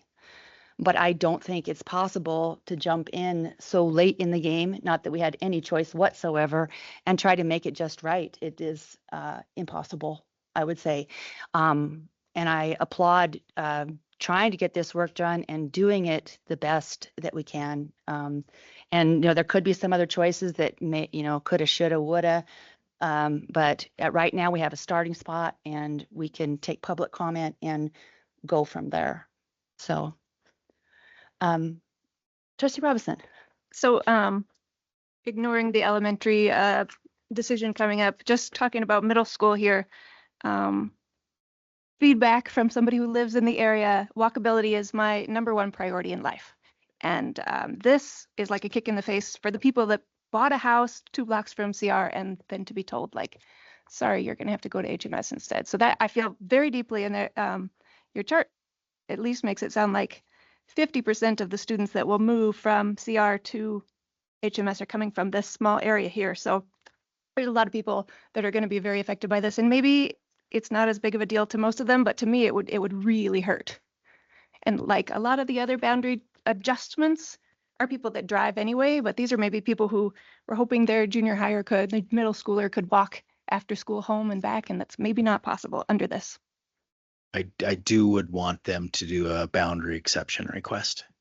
Like that, that is something that I hope that that's flexible there. Yeah. To the extent we can, because right. They definitely, those 48 students were planning on being able to walk.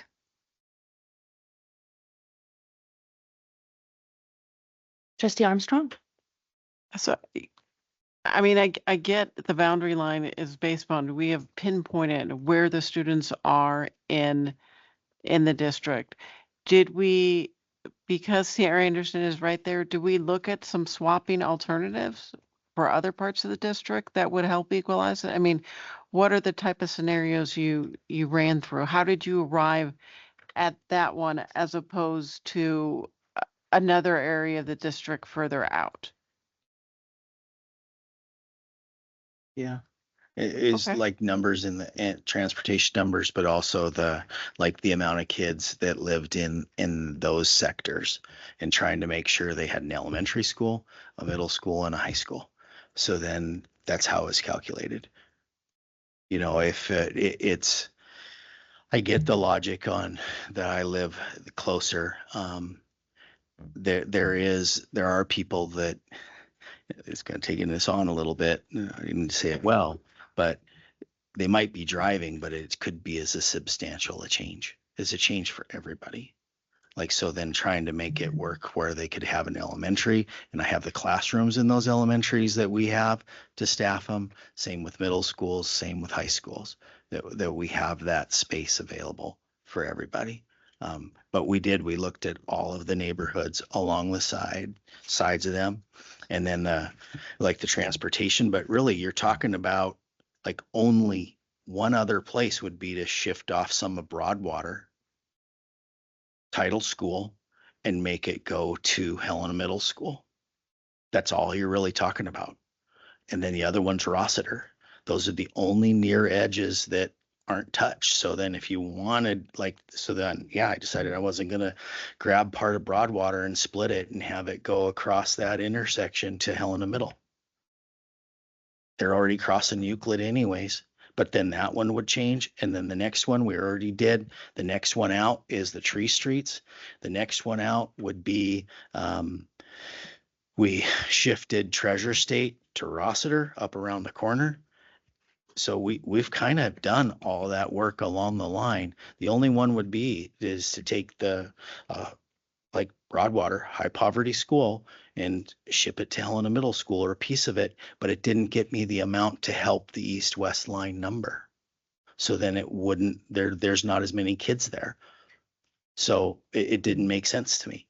And I appreciate that, because there's so much discussion that happens, and it's hard to encapsulate at a board meeting when we're having a public meeting that, but I think this is the kind of knowledge of the thought process that the public can follow along and understand. Maybe they don't agree with it, but they can at least follow along why you made the decision you did. When they're just looking at from their personal perspective, they don't have the whole basis of everything you've been through. So but I also find it very helpful as a board member to know, okay, you did look at this A, B, C, D, E as well. And because of all these constraints, it simply didn't give it to you.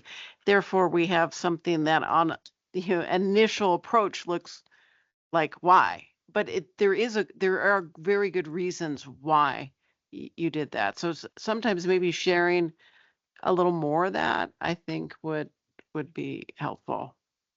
But I appreciate, I mean, I know you do this work, Josh. I mean, I know you. No, I appreciate the questions. It kind of just spurs on the dialogue. So don't read, like, if I'm giving you weird vibes I'm just serious about trying to answer the questions on how I think of it, or how we were thinking of it when we were working with transportation and looking at numbers of kids in neighborhoods, and then why some made sense and some didn't. So then your questions help me explain it better, which I really appreciate.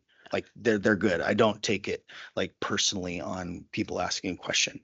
That is not. You don't. And some of this is driven by public meeting law, because we can't necessarily, sometimes we have to hold off until and then we kind of badger you. Like once you've already done this whole thought process, we can't all be in a room, off public asking these questions. We have to be out here, and it has to be noticed. Right. And it has to, go through it. So I think oftentimes it seems to people that it's not. I don't think it's me. It's not logical, but the reason is so that we can make it as transparent as possible. So I appreciate you explaining all this, and I just wish to tell the public that's why sometimes you don't see us ask questions until this point, so that we can all hear it at the same time. And the purpose of this is item for information, right? So it's just information out. We have no decisions tonight. We're just wanting to get it out again. And there'll be more opportunity for this discussion. I want to add, talked about like Mickey. why haven't we done this sooner? I mean, honestly, I actually think we're sort of building on success, like we're finally a bit more normal. I mean, when my kids were in elementary school, you weren't going to talk about redistricting and nudging people out in and out of Jim Darcy when it was a tiny building and 17 trailers. Like that was ridiculous. And you weren't going to noodle around the edges of Central when it was evacuated into this building. Bryant was like, don't do any seismic analysis because then we won't be able to keep that building open either. I mean, the floors wobbled in the old Bryant. So like the fact that we're healthy and stable enough to have a conversation about how to balance the load, I actually think it is a huge win for how Helena has approached itself. It wasn't always like this. All right. Thank you for the robust and complete conversation. discussion, I will All right, call it. Thank you. Mr. McKay. Yes, thank you, Mr. McKay. Student reps, Do you want to is this your grand finale? Madam Chair, do you want to take a 10-minute? Yes. Thank you. Yeah. Let's do 8:55.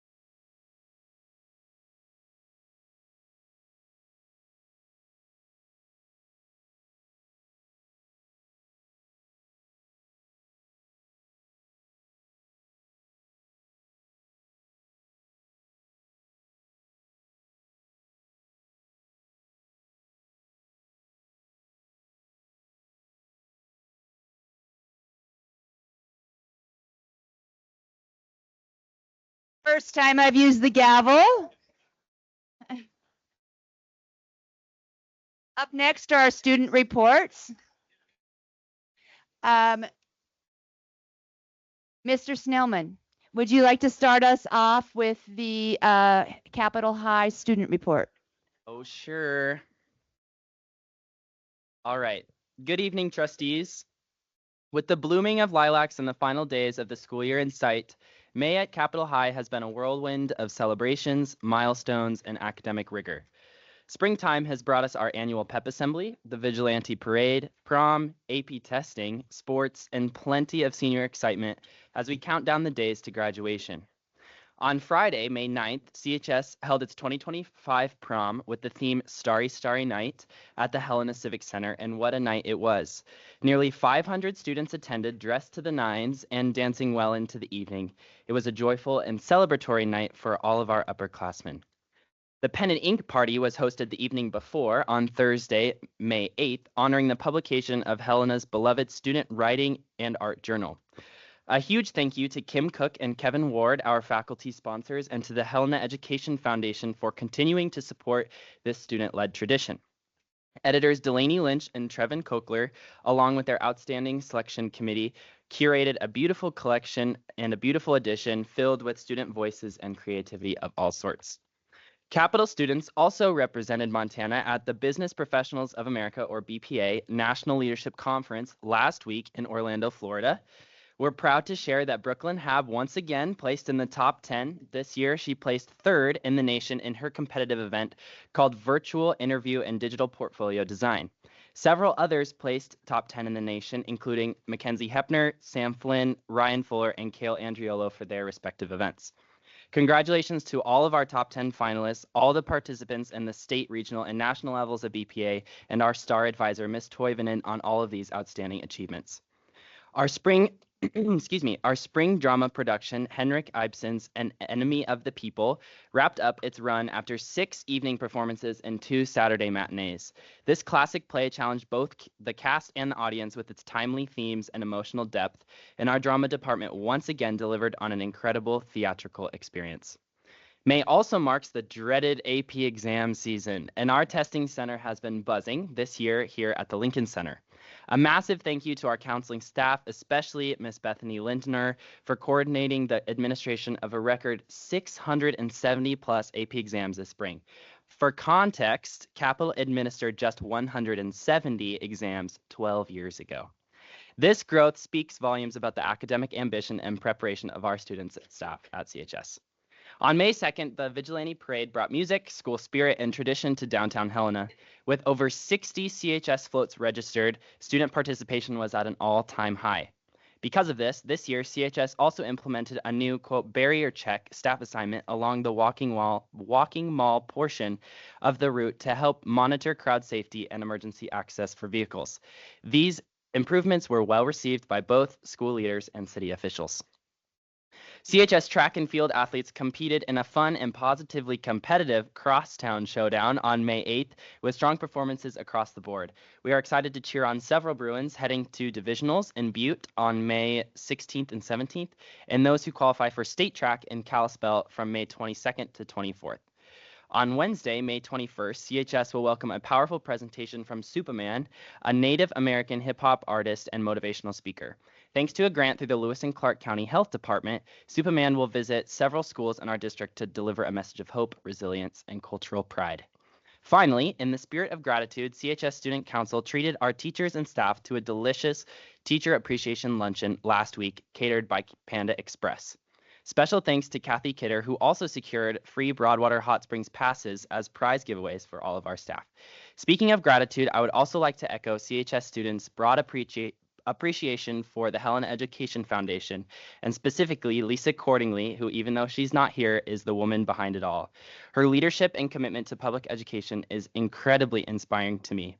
Though I only had the pleasure of getting to know Lisa personally this year, as I reflect on all of my 12 years in Helena Public Schools, I could point to something that positively impacted my education for every single year of all of those 12.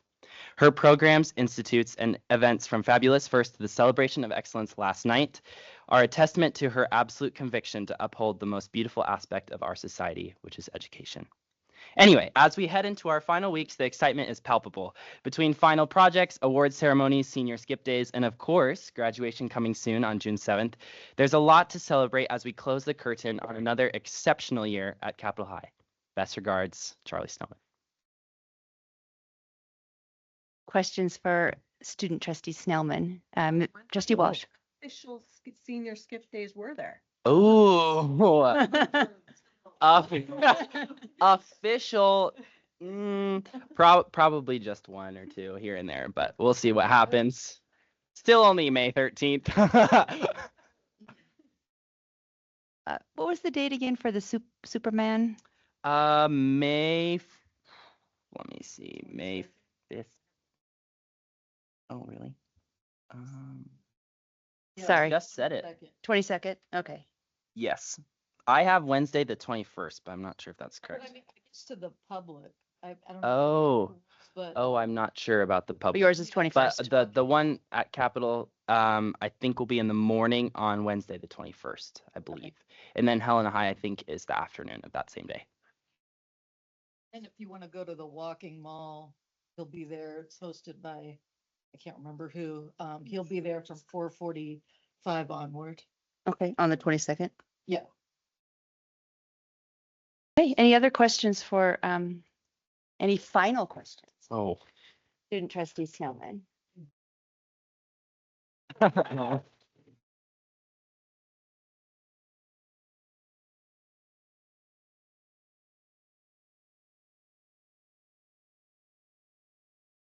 Thank you, Charlie. Thank you. All right, and certainly not least, but second, is student trustee Harris. Only in place of your speech. Oh, yes. Oh, yes. Alrighty. The atmosphere is bittersweet at Helena High. AP students finish up their final exams and teachers begin to wrap up final units. Seniors hold a buzz of nervous but excited energy as the big day approaches. All of us scrambling to plan last-minute senior pranks and have Mr. Kessler approve them. And staying on the lookout during an intense battle of non-school related senior assassin. This past month, a follow-up meeting was held with a group of students who participated in the State of Mind event workshop on March 3rd. The group reviewed the care commitments that were created and planned to share them with staff again this school year. The group's desires to use these commitments to build student engagement and eventually share them with the whole community as we work together on bringing further awareness to mental health support and needs for our students. The student group has many other ideas on how we can approach mental health education, resources, and approaches in the district that they will continue to think through. The students hope to eventually approach the district administration and the board on what next steps may look like. One of our very best traditions will continue later this month. On May 28th, we will hold our annual grad walk, having our students walk through HMS and their respective elementary schools, being cheered on by students and former teachers. New this year, in collaboration with Bryant Elementary, we will walk the entire graduating class of 2025 around their campus before heading off to the other locations. This new piece of the grad walk will help Bryant's goal of imparting the importance of graduation on their students. We will hold our Spring Pep Assembly, our very last one of the year, tomorrow, Wednesday, May 14th at 10 a.m. We would like to invite the trustees to attend the assembly and help celebrate all the amazing students at HHS. This is also the time where we transition from our outgoing student body leadership to the new. We will highlight our spring sports teams, recognize those that earned their seal of biliteracy, and engage in a few exciting games. Thank you to all of our students and the support of the community to put on another successful Vigilante parade. It was exciting to see a large contingency of Bengals taking part of the parade again this year, and we want to give a very special shout out to our band and all their hard work. There were so many comments on how great they sounded again this year, and all those students that sacrificed their time to be on a float to play. Just really want to honor them. Thank you to our Green Group and local community members for coming to campus during Earth Week and taking a first stab at cleaning up some overgrowth and working to make our campus a beautiful place to be. While always a work in progress, this support truly helps and shows how important our schools are for our community. We will also have students helping in a few weeks to clear out space for our new hoop house donated by the Helena Indian Alliance, where we will grow native grasses and resources that can be utilized by many classes in the school. We were honored to celebrate the academic accomplishments of the class of 2025, valedictorians and salutatorians a few weeks ago. Maintaining a 4.0 GPA throughout the last 7 semesters in high school or having just one B may seem easy, but it takes an incredible amount of grit and determination to reach those goals.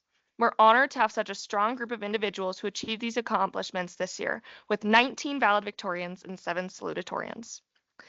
One of the best scholarships a student can earn while attending a school in the Montana University system is the MUS Honors and STEM scholarships. This highly competitive scholarship helps cover tuition costs for students in the Montana University system. HHS had 8 students awarded the MUS Honor Scholarship, which will give them $20,000 over a 4-year time period to each student. On the STEM scholarship side, 19 Bengals received a $6,000 over 4 years to help cover their collegiate needs. Our 2 National Merit finalists have been notified that they earned the National Merit Scholarship to their respective colleges. We are incredibly proud of all their work, Eva and Evelyn, their time that they have poured into HHS, and wish them luck on their next steps. We're very excited for them. A couple weeks ago, our graduating members of the National Honor Society received their NHS tassels and were recognized for the amazing achievements they've accomplished over the past year. With roughly 20,000 hours of community service provided by this graduating group, we can confirm that they truly gave back to the Helena community and helped to make Helena a better place to be. We also want to congratulate the new inductees to our National Honor Society and wish them luck as they work to maintain this high level of expectation of giving back. Helena High student Michael Levia, I believe, has been awarded the prestigious Horatio Alger Scholarship. Thank you, guys. I promise I did try and practice, but it's been a long night. This highly competitive scholarship is awarded to typically one Montana student each year.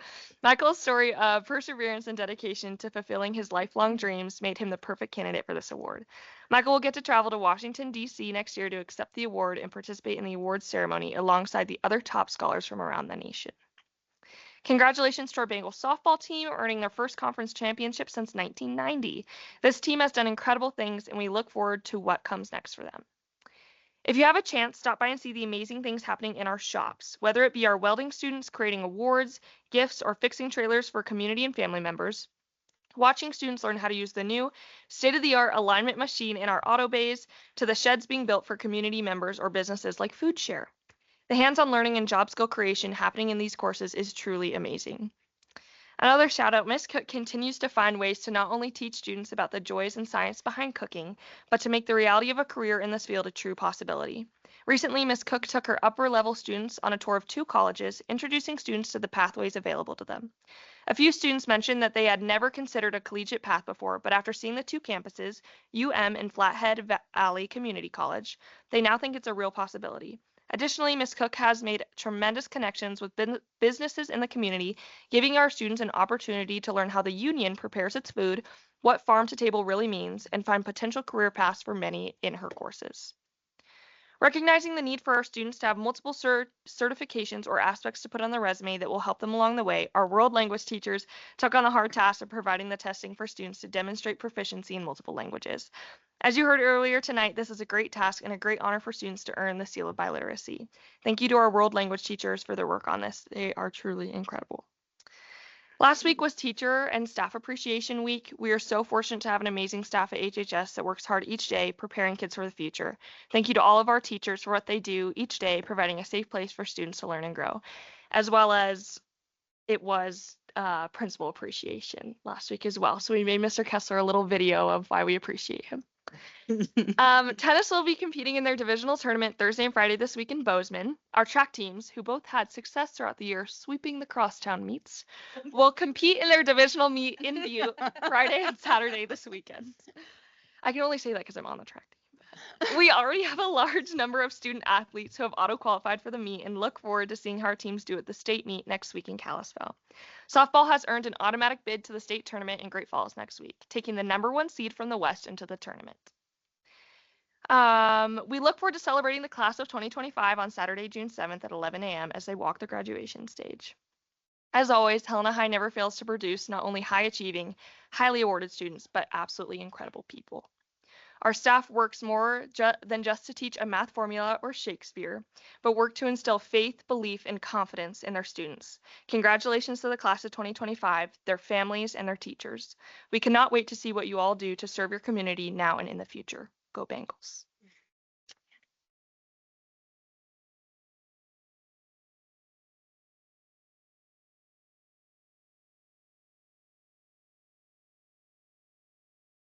Questions for student trustee Harris? I have a question. Is approved pranks an oxymoron? Well, okay.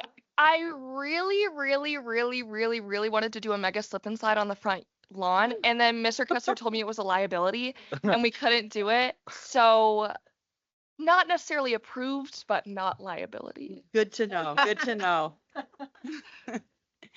Any real questions for student trustee Harris? All Only right. one single event that you remembered that you'll take away. What one thing that stands out in your ability, you're serving here Just this year? Yep, this year as a student board rep. I'm gonna have to say two. Okay. That's okay. The one is our very, very first meeting, and like Charlie and I talked about this in the other student interviews for next year. And one like flashbulb memory we both remember is the intense topic going on, and we both just looked at each other and pulled the mic closer at the same time. Like, we're not gonna sit here. And then second is when Charlie and I had the opportunity to visit PAL. I had never seen it, and that is the most incredible atmosphere. And I wish we could get more students in there to see that incredibly hardworking kids who have the brightest futures and incredible staff. That was like mind blowing and changing for me. I thought it was incredible, and student led too. The sweetest group of girls. So That's a great answer. Thank you. Oh boy. Okay. You can think about it. Mm. Come back to you. There's just so many moments that I could point to. I definitely agree. Ditto to Pal and our first meeting. Definitely, I do remember that exact moment where we both kind of just pulled it a little closer. I do think that my experience testifying at the legislature and going to the radio to really advocate for everything that we do in schools, and I was also given the opportunity to speak at a few events because of my position, about school funding, about levies, about kind of everything that goes on, tech, all those different things in public schools. And I never would have had those opportunities to connect with people in the community had I not been given this seat at the table. And then I do think, sorry, I'll have to add one more, was interviewing the the students for next year, our replacements. It was pretty incredible to see how many students that maybe I had to kind of convince to look at the application just a little bit show up with some really incredible passion about the position, about what it means to serve in public service on a board representing your students. So, yeah. Thank you. You both set a high bar. Mhm. Very much. Thank you. Yeah, you'll be missed. Sean, do you have a HEA report? Follow that, Mr. Sean. Yeah, good luck. They're kind of hard to beat. Yeah, they are. Okay, so I didn't write anything down, so this is totally off the cuff because my computer died while I was sitting back there. So teacher bargaining, Rex talked about that a little bit, Superintendent Welts, excuse me, and we did have a really productive 2 days talking mostly about some little last language pieces and then mostly about what we could do with our salary matrices to make them STARS compliant so that we could get the STARS money, and then what to do with that STARS money. And so, so we have a ratification vote. We'll vote next Thursday and Friday, not this week, next week. And then assuming that the membership ratifies it, then it'll come before you all the following Tuesday. Let's see, Paraeducator and Educator of the Year nominations are going on right now. They close tomorrow, and we will vote again on those two awards the week after next also. So we will, with that award becomes a $500 donation to the school that the person who receives the award gets to direct how that money is used for the school. Para-bargaining, we were in para-bargaining today. We've got our language pretty much taken care of. We have one little piece, and we're still looking at salary increases for para-educators. I think that's it. Did I forget anything? Oh, so how could I have forgotten the celebration of excellence? It is always so great to just get together and celebrate great teachers and great students. And it was so much fun. I got the opportunity to sit with a student that I had taught in first grade.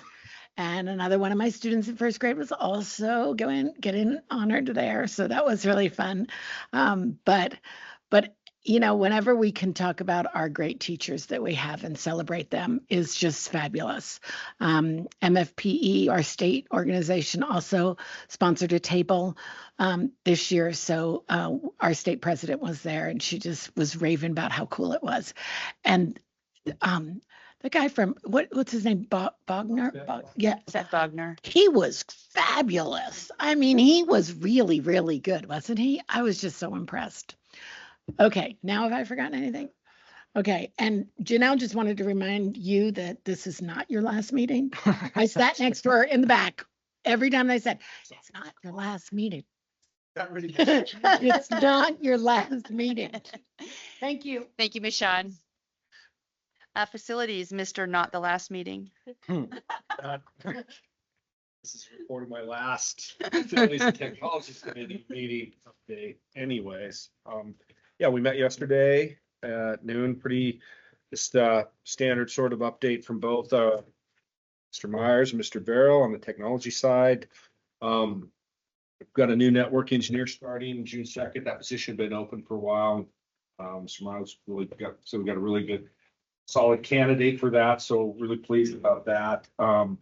Also looking now at on the need for new video storage. I'm not thinking about this time, but we're now getting downrange far enough from the safety and security levy that and the work that was done on the elementary side years ago. Part of that involved installation of cameras and video in places and locations we didn't have it before. We're now building up an inventory of that has begun to build up over time to the point where some of that stuff's beginning to age out. So we start planning for probably getting new hardware to manage that, as opposed to trying to keep what we've got going forward. Starting already getting planned for the summer Chromebook work.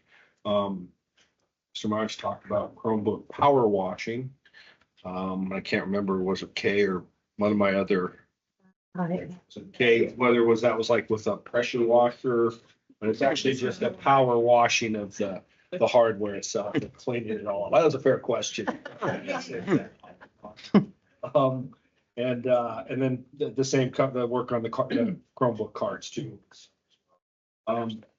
As you recall, we talked about, the last time that we were going out for proposals for copiers, the enterprise-wide copier systems. That'll be coming up at the May 22 board meeting, which I may or may not be at. And if I had it, it'd be post canvas of the vote, so I wouldn't have anything to do with it anyway. But we've got two solid vendors, it sounds like, and they're working on getting recommendations to bring that forward at the May 22nd meeting. Also later in the fall, Mr. Myers said you'll see like another surplus technology resolution. It's mostly just old stuff that, because we hold on to it so long, it's not going to be of great value to an FT, disposition, instruction type of authority. But one of the other big deals on the application side that they're going to go ahead and end support for the Google Chrome browser. So I'm sure that makes folks a little antsy around the district. But again, the objective from the IT side is to shrink down to about 3 for whether you're on a Mac platform or a PC platform. The Brave, Edge, Safari, just because trying to support more of the browsers makes it more difficult to manage the security risks. So shrinking down to the 3 is intended to just enhance the security of the network. And then other than that, charter school stuff, the IT side of that still presenting challenges, but they're working on getting that to be a little bit better over time, working on course catalog for Mount Ascension Academy. Talked a little bit, at least about sort of general observations about the tech levy, and sort of pleased that it, was closer margins this time, very close in a couple instances, but the pragmatic reality that those tech needs that were intended to be addressed with the levy haven't gone away. So we'll need to keep being creative about how to deal with that. On the facility side, Mr. Farrell talked about both of the things we heard tonight, or had presented us in Acadon, the HMAS exterior work and the resolution for the energy audit and performance contracting. Another thing he mentioned, they're getting just the groundwork started on the Big Smith elementary HVAC project. So excited about that. That's just a big one. And hopefully have that knocked out over the summer. Last 30 days at Vigilante Parade Supports, it was a really, really good year from the facility side and the crew. They said they just did an awesome job.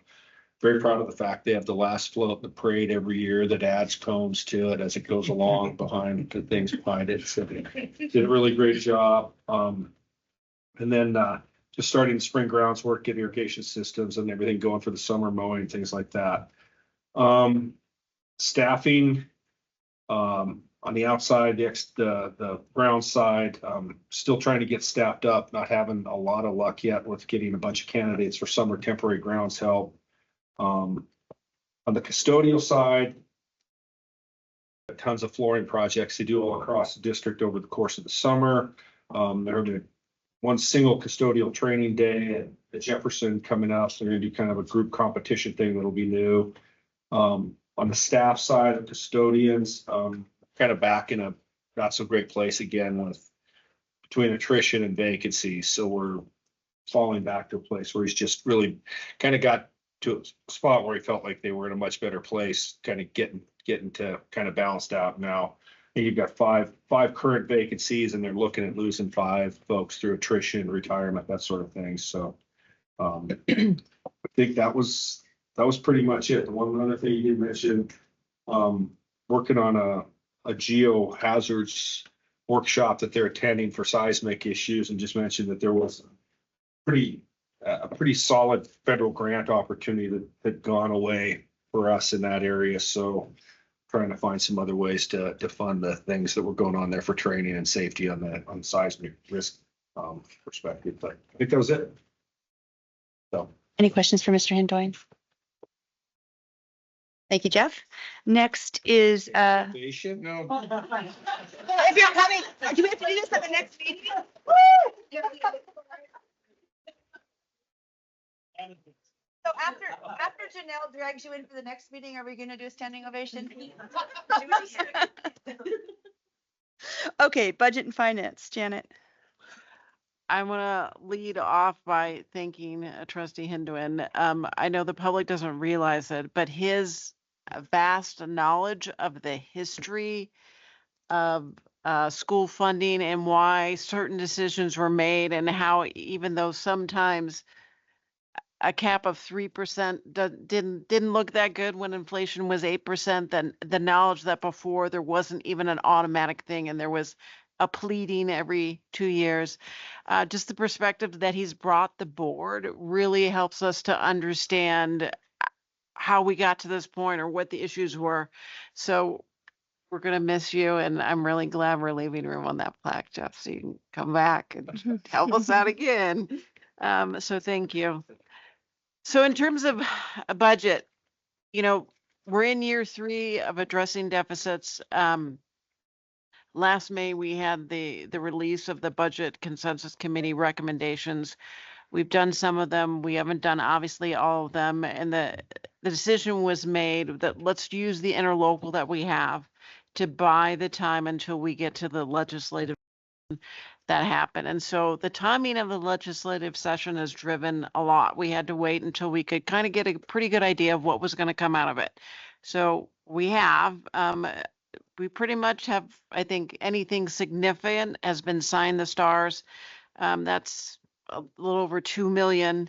But so for all the trustees, I had Janelle print out, we are still taking the elementary budget looks good because things that should be coming out of that budget are not coming out of that budget. Okay, we're robbing Peter to pay Paul. So we're going from 6 million in the interlocal down to just under 3.9. So that's 2.1 million. That is not a sustainable rate. We cannot keep doing that for multiple. One, we don't have enough money. We're not replenishing it at the rate we're taking it out. Two, it affects if we have to go out for, heaven forbid, a bond or something for a new boiler system, like they're going to look at our assets. And so we don't want to end up paying more for a loan or a bond than we need to. So, but the good news is that the plan worked, that we could get to this point and we could have, results from the legislative session. Another point to make is that in the 2.1 we've been taking, we have been bare bonesing Gary and his team, and we cannot actually continue to do it on the bare basis. So we're going to have to find some money to keep that, because we're just it's unsustainable. But we do have a little time. So what's going to come before the board is we obviously still need to make some cuts, but how much, what are we going to cut? How much do we need to cut? How much is coming into the interlocal? Can we try and cobble things together until we get to the decennial study? We're going to have a little bit of wiggle room, but those are kind of the big things coming before the board. And we kind of already went over, but federal funding is going to be cut a little bit. However, it's straight from the feds, or whether it's coming and blocked the state and we see less, we can expect to see less. If our population trends continue, we will have fewer students. We will see a little less money on that. Otherwise, I'm very appreciative of Representative Beatty. And this I talked about it today at noon, but so we had these charter schools. We went and got out front, and we got like the most schools in the state for a district. And then you take it to another state agency and they're like, well, because you do the 3-year average, those charter schools weren't in there, so you don't get any money. So they're like, open some schools. And then another agency is like, well, we're actually not going to fund you for them. So a big shout out to Representative Beatty for going up and getting that straightened out. But that often, I think that happens to us a lot. Everything starts out with very good intents, and then as it gets implemented, it doesn't actually come out quite the way it was intended. And we have to fight to get the scraps that they told us we would get. So I've said the entire last year, like we're in the water, just our head is above water. And then right as the state legislature was meeting due to stars, I'm like, okay, our head is still above water and maybe our toes are touching the ground. Like we're not just treading, but we're still in this situation, and you have to anticipate that property and liability is going to go up again. Maybe not quite as much, but that was a fairly significant hit for us. We cannot continue to take basically 1.2 million out of our interlocal just to pay our insurance. That is a bill that we know we have.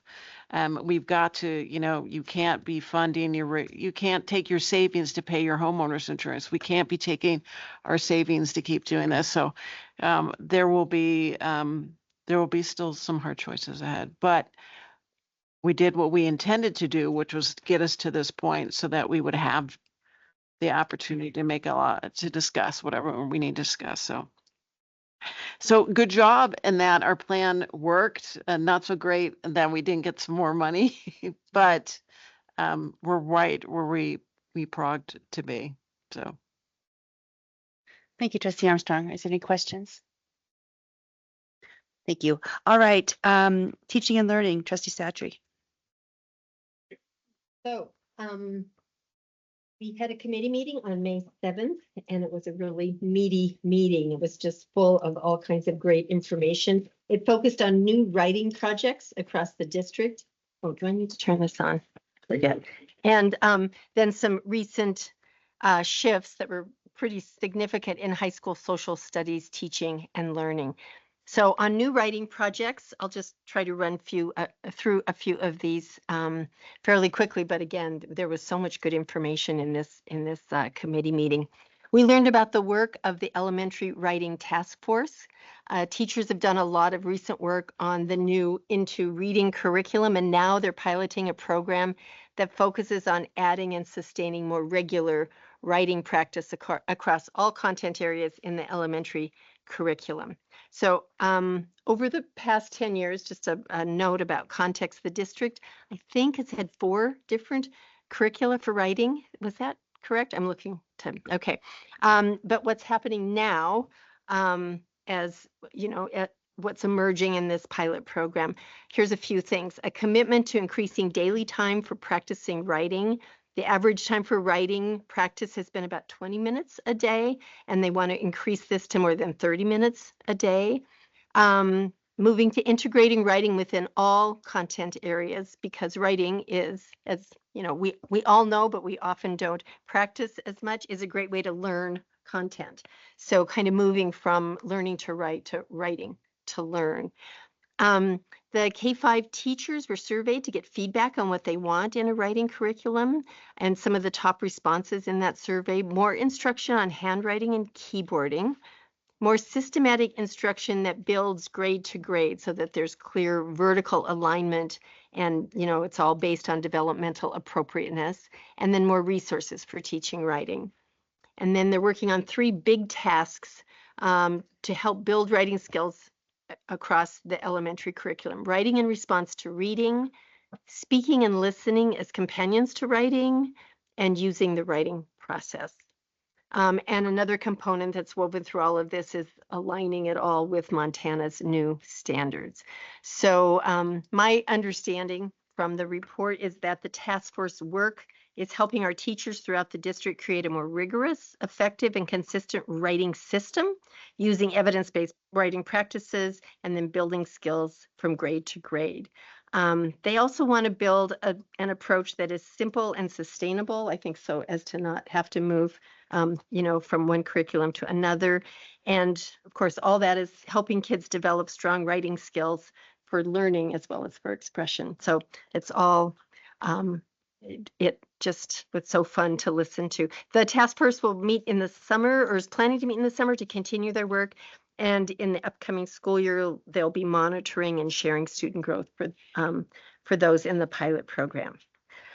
That was part 1 of the meeting. We also heard about a shift in high school writing assessment. So in the pre-COVID past, students' writing skills were assessed by an ACT style prompt scored by English teachers on the basis of a rubric. It took them 3 full days to do that scoring. And then students just got scores with no accompanying feedback. The outcome of that approach to writing assessment was that scores improved over the 5 to 6 years that they did that, and the number of students taking remedial writing courses in college dropped. So there were some good outcomes for that approach. Then COVID happened, and that approach was kind of put on hold for a bit. And now they're headed back to writing assessment 9 through 12. But these are the changes and improvements. They're still going to use an ACT style prompt, but that now spans various disciplines. I think it was maybe more English centric before. Now it's scored by a team of educators from different fields using an interdisciplinary rubric. And they're using AI supported inter-rater reliability. And so with all of that, it takes 1 full, I know, interesting, yeah, 1 full day to score instead of 3 full days. And then students now get scores, but they also get feedback on strengths and growth areas. And then that feedback can also be used by teachers across all subject areas to use scores to, you know, enhance teaching and learning in all their content areas. So that's happening there. And then the last third of the meeting, we heard from 3 high school teachers about what's been a revision of high school social studies curriculum that's been about 6 years, I think, in the works. And it's a sort of a fundamental shift from content focused to an inquiry focused model of learning. There were glowing reports from these 3 teachers about both the process of doing this curriculum, revision, and student response. Here's just a few things about that. The transition has been carried out with tons of collaboration from high school social studies teachers, so it hasn't just been top down.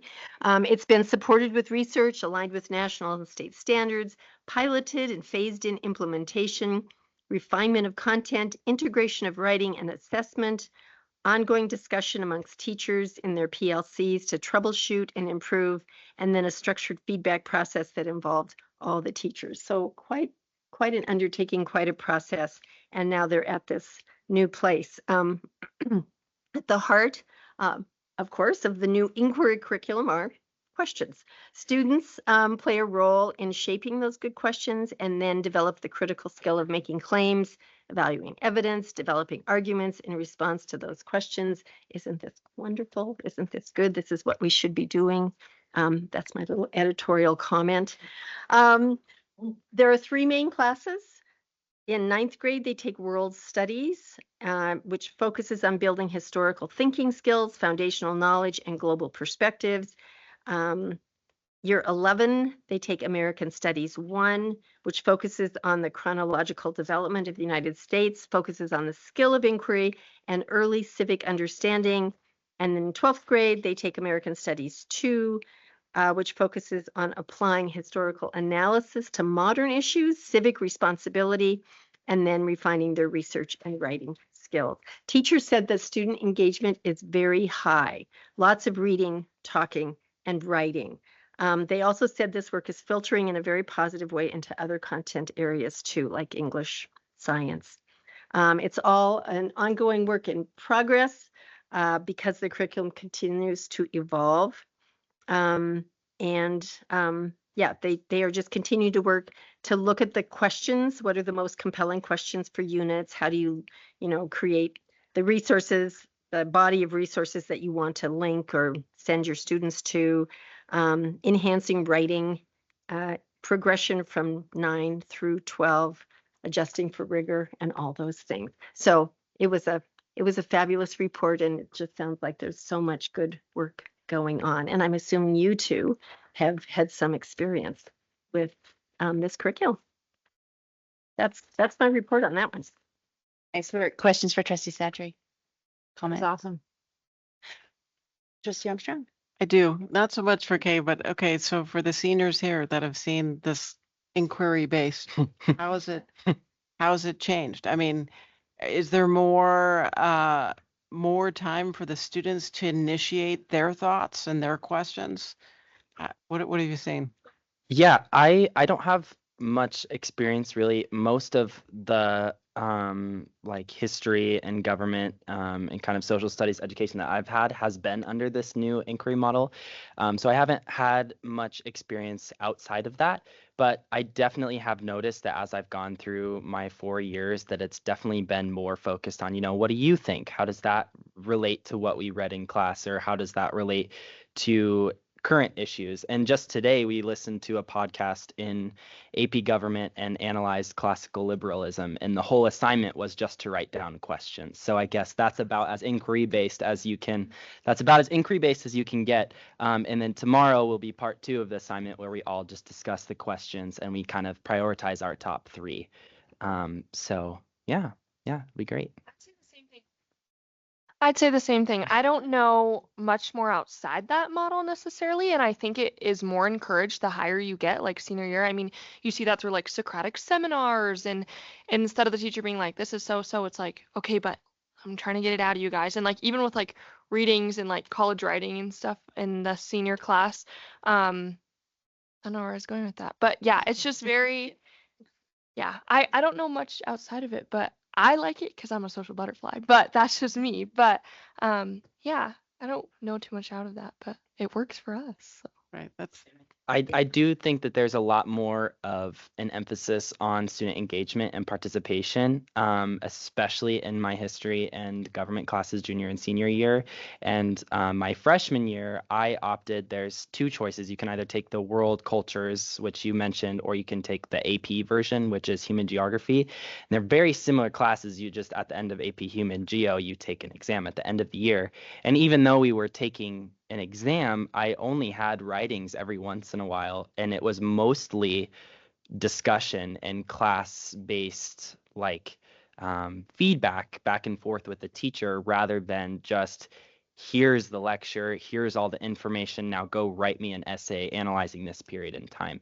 And so I think definitely it has shown really great consistent turnout throughout all 4 of my years of social studies. And real world application view. Mhm. There's a bunch of not just, I mean, you get the common question, when are we going to use this in the real world, especially when you're in math? But I think there's a lot of, okay, but this is how you're going to use it. And there's demonstrating this is how it applies to now in 2025. And I just think our teachers do a really, really great job of that because I'm left leaving the classroom like, okay, yes, and I can connect it to my world. It's very conversation based. Definitely.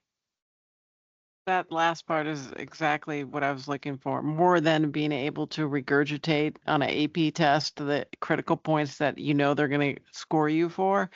Just being able to ask the questions yourself, to do that critical thinking and to try and figure out, well, what's important to me, not just what they're telling me is important, but what do I think at my age? So thank you. And then sorry, I do have one more thing. I completely agree with you. And I think that if you go for more of like the feedback question answer inquiry-based model, you don't necessarily do as much writing or regurgitation, but the knowledge is there anyway because it's deeper, it's more integrated, and you have more connections in your brain to eventually regurgitate it when you have to, rather than not doing it constantly, if you know what I mean. So. perfect. And then I guess at the elementary, and maybe Justine could answer this. So as we talk about, and it sounds great, but what exactly is doing more writing across the subjects? Do you have some examples of what that would be? Usually I do right on the board. Mm-hmm.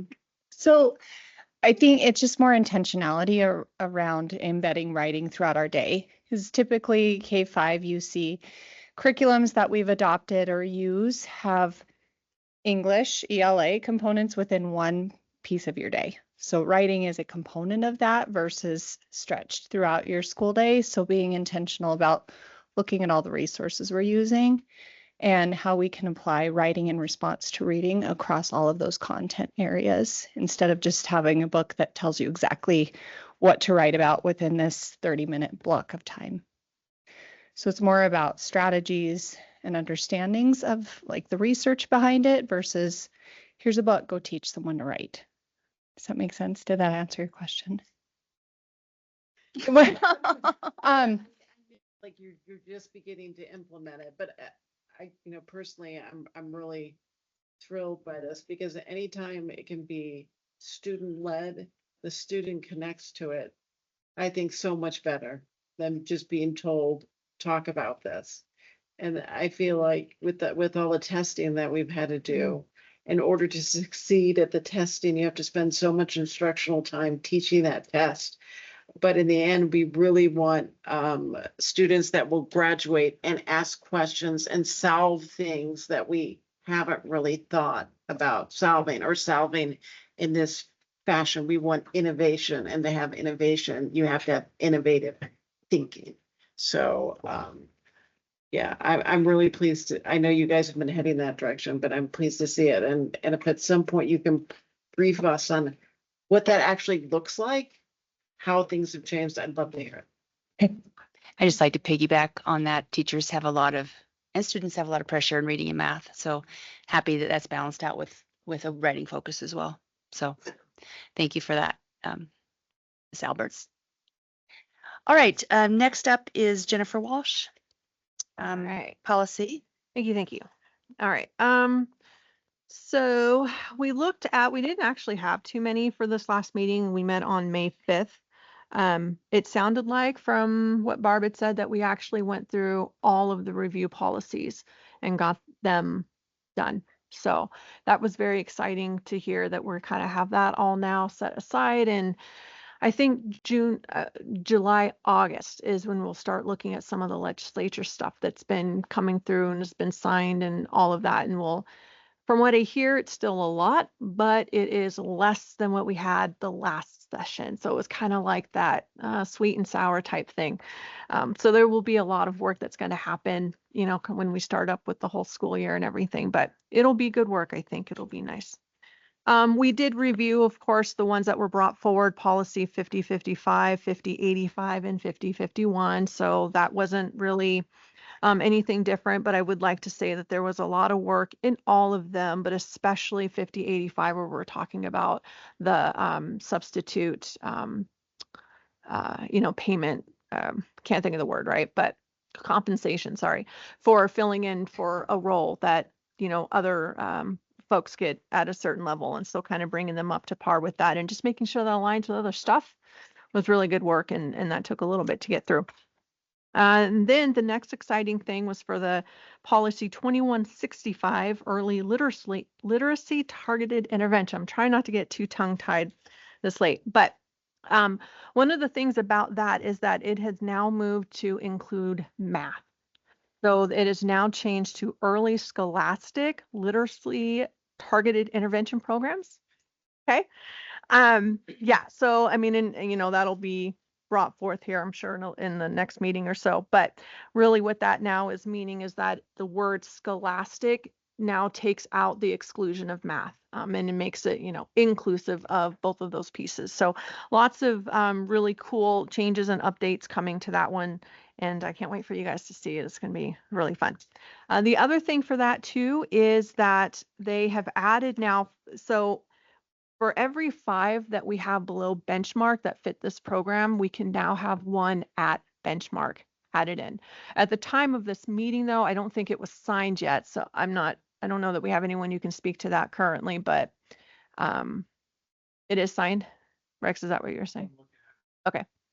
Yeah, so hopefully that either is or will be actually finalized for us, because that's going to be a huge jump and a great advantage for many of our students, you know, that fit within that criteria. So super great work for that one as well.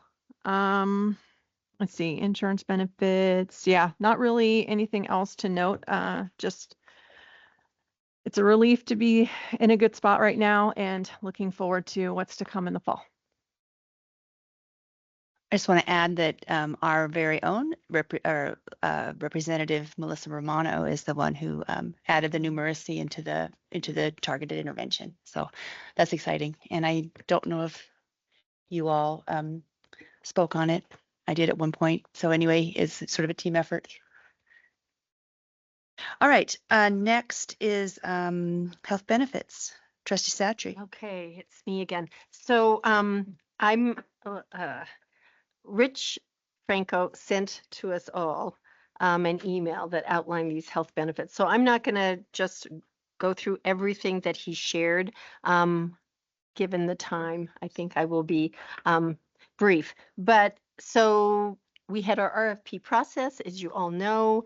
We did some finalist interviews, and then we chose based on, you know, our scoring of those interviews and the financials, et cetera, we made a selection. So for our medical TPA, it will be Allegiance, and they consistently demonstrated the lowest financial cost to the district's plan. For dental, Delta Dental was our selection. And one of the key elements there was currently our dental plan didn't include a provider network, but Delta Dental has a strong presence in Montana, despite sort of overall limited availability of dental networks in Montana. So we think that Delta Dental will give at least an improved access. And then for vision, we chose Emeritus. So our current vision plan does not include a provider network, And Emeritus was attractive because it gave access to both IMED and VSP networks. So nearly 100% of eye care providers will be covered through that choice. So other projects we're working on right now, in addition, the committee is looking at having 2 plan options. We've been talking about this for a while. The first one's similar to what we have now, and then another one closer to a marketplace silver plan. So we're still doing financial forecasting to see the results for the members. As of now, it looks like it could save members up to $70 to $90 per month. And we're trying to see if it would change coverage such as the St. Peter's Narrow Network program, which has been of, I think, benefit and appreciated by many of the members. And then there's also discussions about going to a more, what Rich calls modern type of structure by possibly removing the deductible and going straight to the co-insurance. So that would help low utilizers of the plan not to have to pay so much upfront. So we are going to be looking at premium increases. That has to come soon. We're going to be looking at preliminary numbers based on no changes. Then we'll have a couple-week window to produce financials based on the outcome of our RX Pharmacy, RFP, and any plan design changes that are chosen by the committee. So then we'll present those final financials, which will include what, premium increases we're looking at.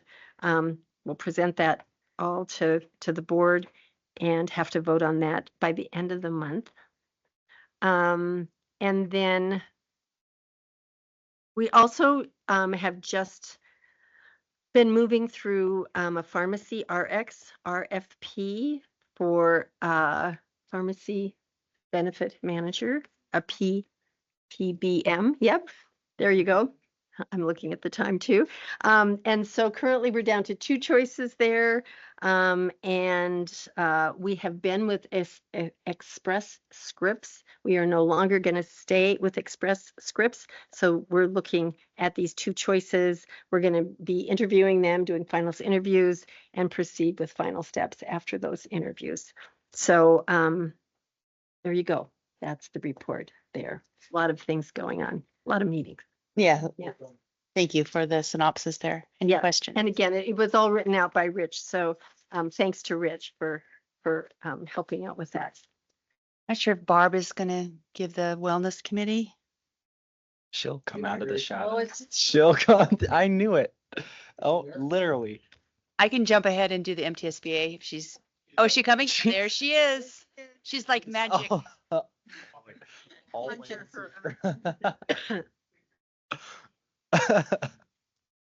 Wellness Committee met earlier this month, and I think what I haven't shared with you was the diverse membership of that committee.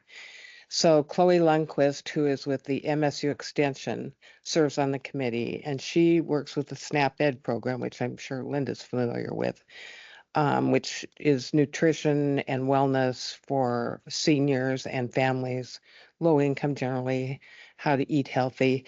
But she's working on a project with the Broadwater teachers on enhancing their garden. Robert Worthy, oh my goodness. You remember the vending machines? The vending machine at Capitol High, now remember this is nutritious food. He's filling it 4 times a day with nutritious food. Sandwiches. Although I will say parfaits are the hot item. Helena Highs, Capitol Heights is a great location. It's down in that east of the gym where kids finish practices or going to practice. So it's getting used a lot. Helena Highs is in a less trafficked area, so we are going to work to move that this summer to a location that's similar to the Capitol High location. Kim Dale, who serves on the committee, is with Food Share, and she is retiring. She's been a great member. Food Share is a great partner with the school district. I mean, they do all those food packs that we send out to hundreds and hundreds of families. And she will bring a new member to our next meeting from Food Share. I do want to back up to Robert. Robert is working on the summer food program. And you may recall that Helena served more summer meals than any other community in Montana. And it's his plan to do that again. He's had to jump through a few more hoops with the state this year, but he's going to get it done. Kim Lloyd serves on the committee, and she's St. Peter's Harvest of the Month coordinator. And she takes the Charlie Cart, which is a mobile kitchen, around and works with kids in various schools on how to prepare foods like exciting beet pancakes, which nobody wanted to eat until somebody tasted it and said, "Oh, these are good." And this week or this month, they featured locally grown bison and beef as well. I would also share that Lisa Lee, who is the Montana executive director at the Montana Partnership to End Childhood Hunger, is on the committee. And one of the things she'd like us to really focus on is, which you probably all wish you had right now, is energy drinks. And that we're seeing far too many kids walking in first thing in the morning with a big can of Monster or some other. Yeah, I see you. I see.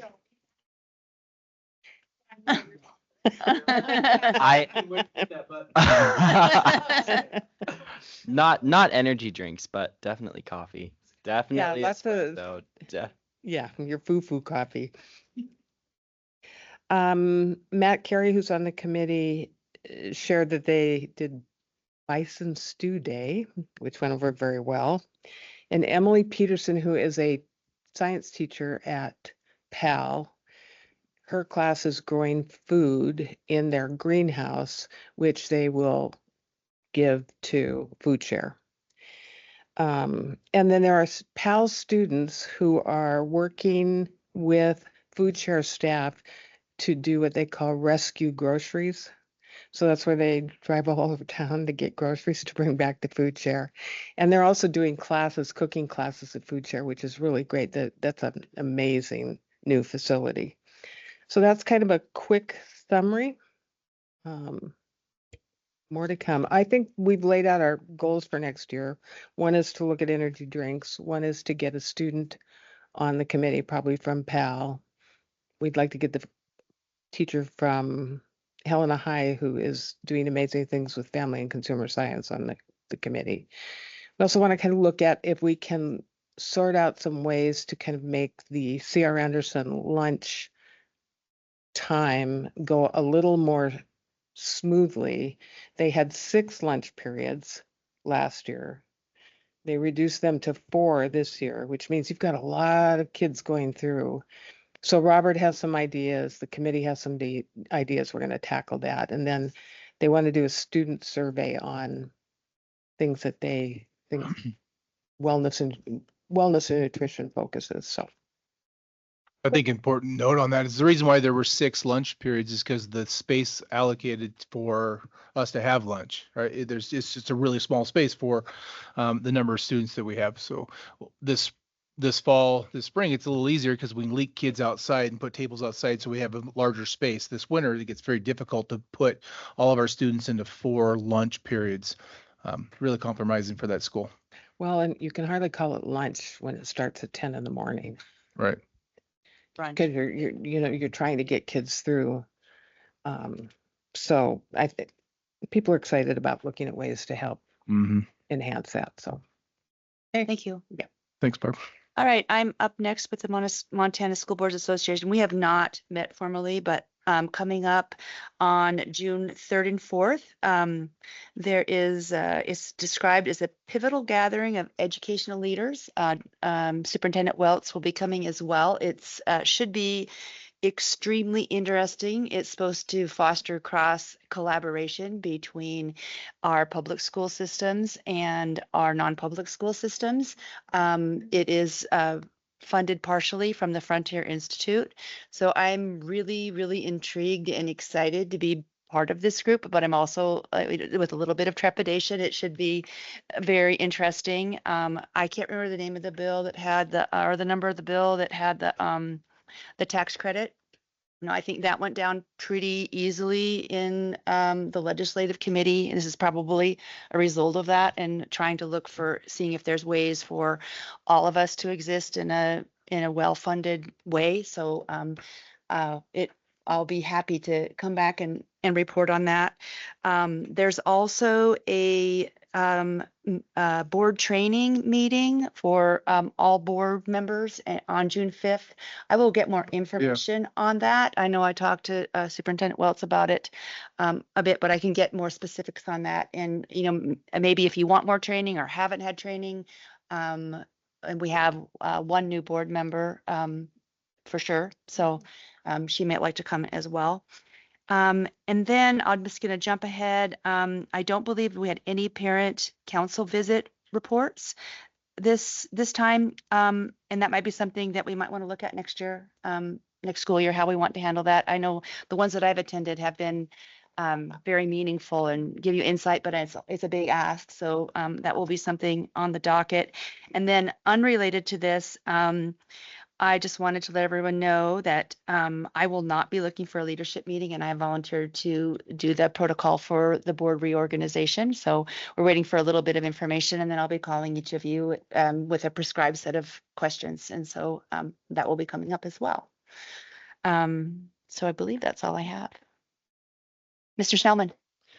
Is the school leaders event open to the public, or is that just you discussing? No, it was actually, it was an invite. Oh, I But see. it's got a bunch of people from the Board of Ed, maybe 20, 30 people. Can you provide any more specifics? Superintendent? Yeah, it's the partnership between the Matt and Trish Schreiber Foundation. It is a presentation by Dr. Rosa out of Georgetown U.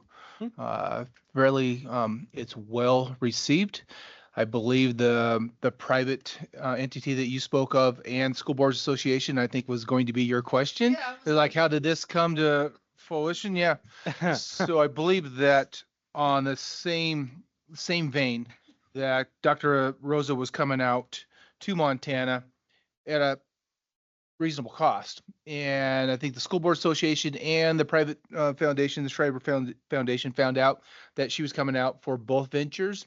And so we're sharing the costs. I guess school board and Schreibers are sharing that cost and that expense into one. So there will be multiple players at this meeting, and it is an invite only.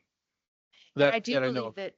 I know, me too. I do believe that the Schreiber, she's a school choice person out of Helmville, pretty well known nationally. I'm not sure how she ended up in Helmville, but if you read up on her, she believes in school choice completely, including public school. So that should be very interesting. The Frontier Institute oftentimes has been pretty vocal against public schools, so that should be particularly interesting to see how that all plays out. I'm very intrigued. But also going into it with an open mind. I mean, you kind of look at the way things are going, and you need to, I believe, have an open mind and see if there's a way that we can all exist and get along and figure out a way to do, if that's the way the country is moving to a certain degree. Doesn't mean that isn't what we want, but I want to hear all the ideas of what's on the board. So I believe that's all I have for that. We will definitely report back on that, and it should be interesting. Yes. So upcoming meetings, Thursday, May 22nd, Board of Trustees, special board meeting. Refresh my memory. What's the topic on that one? Oh, canvas election. That's right. And that's where we're going to see you, Mr. Hindoin. Tuesday, May 27th is the board work session at Broadwater Elementary, and Tuesday, June 10th is the full Board of Trustees meeting at the Lincoln Center. I believe that's the 9150 meeting on the three recommendations that were put forth for the potential closure of Hawthorne School. Correct? Yes. Okay. Yep. All right. Any board or superintendent comments that would like to go past 10:10? We're going to do this one quick. Maybe. Charlie, Adela, take your name plates with you. Trustee Hindoin, we threw yours away. No, we kept them. That's what it was. Janelle said that she recycled already, so I guess you are off the hook for next time. Yeah, twice. Yeah. So anyway, take those with. Cool. Okay, we are adjourned. Thank you all. Thank you.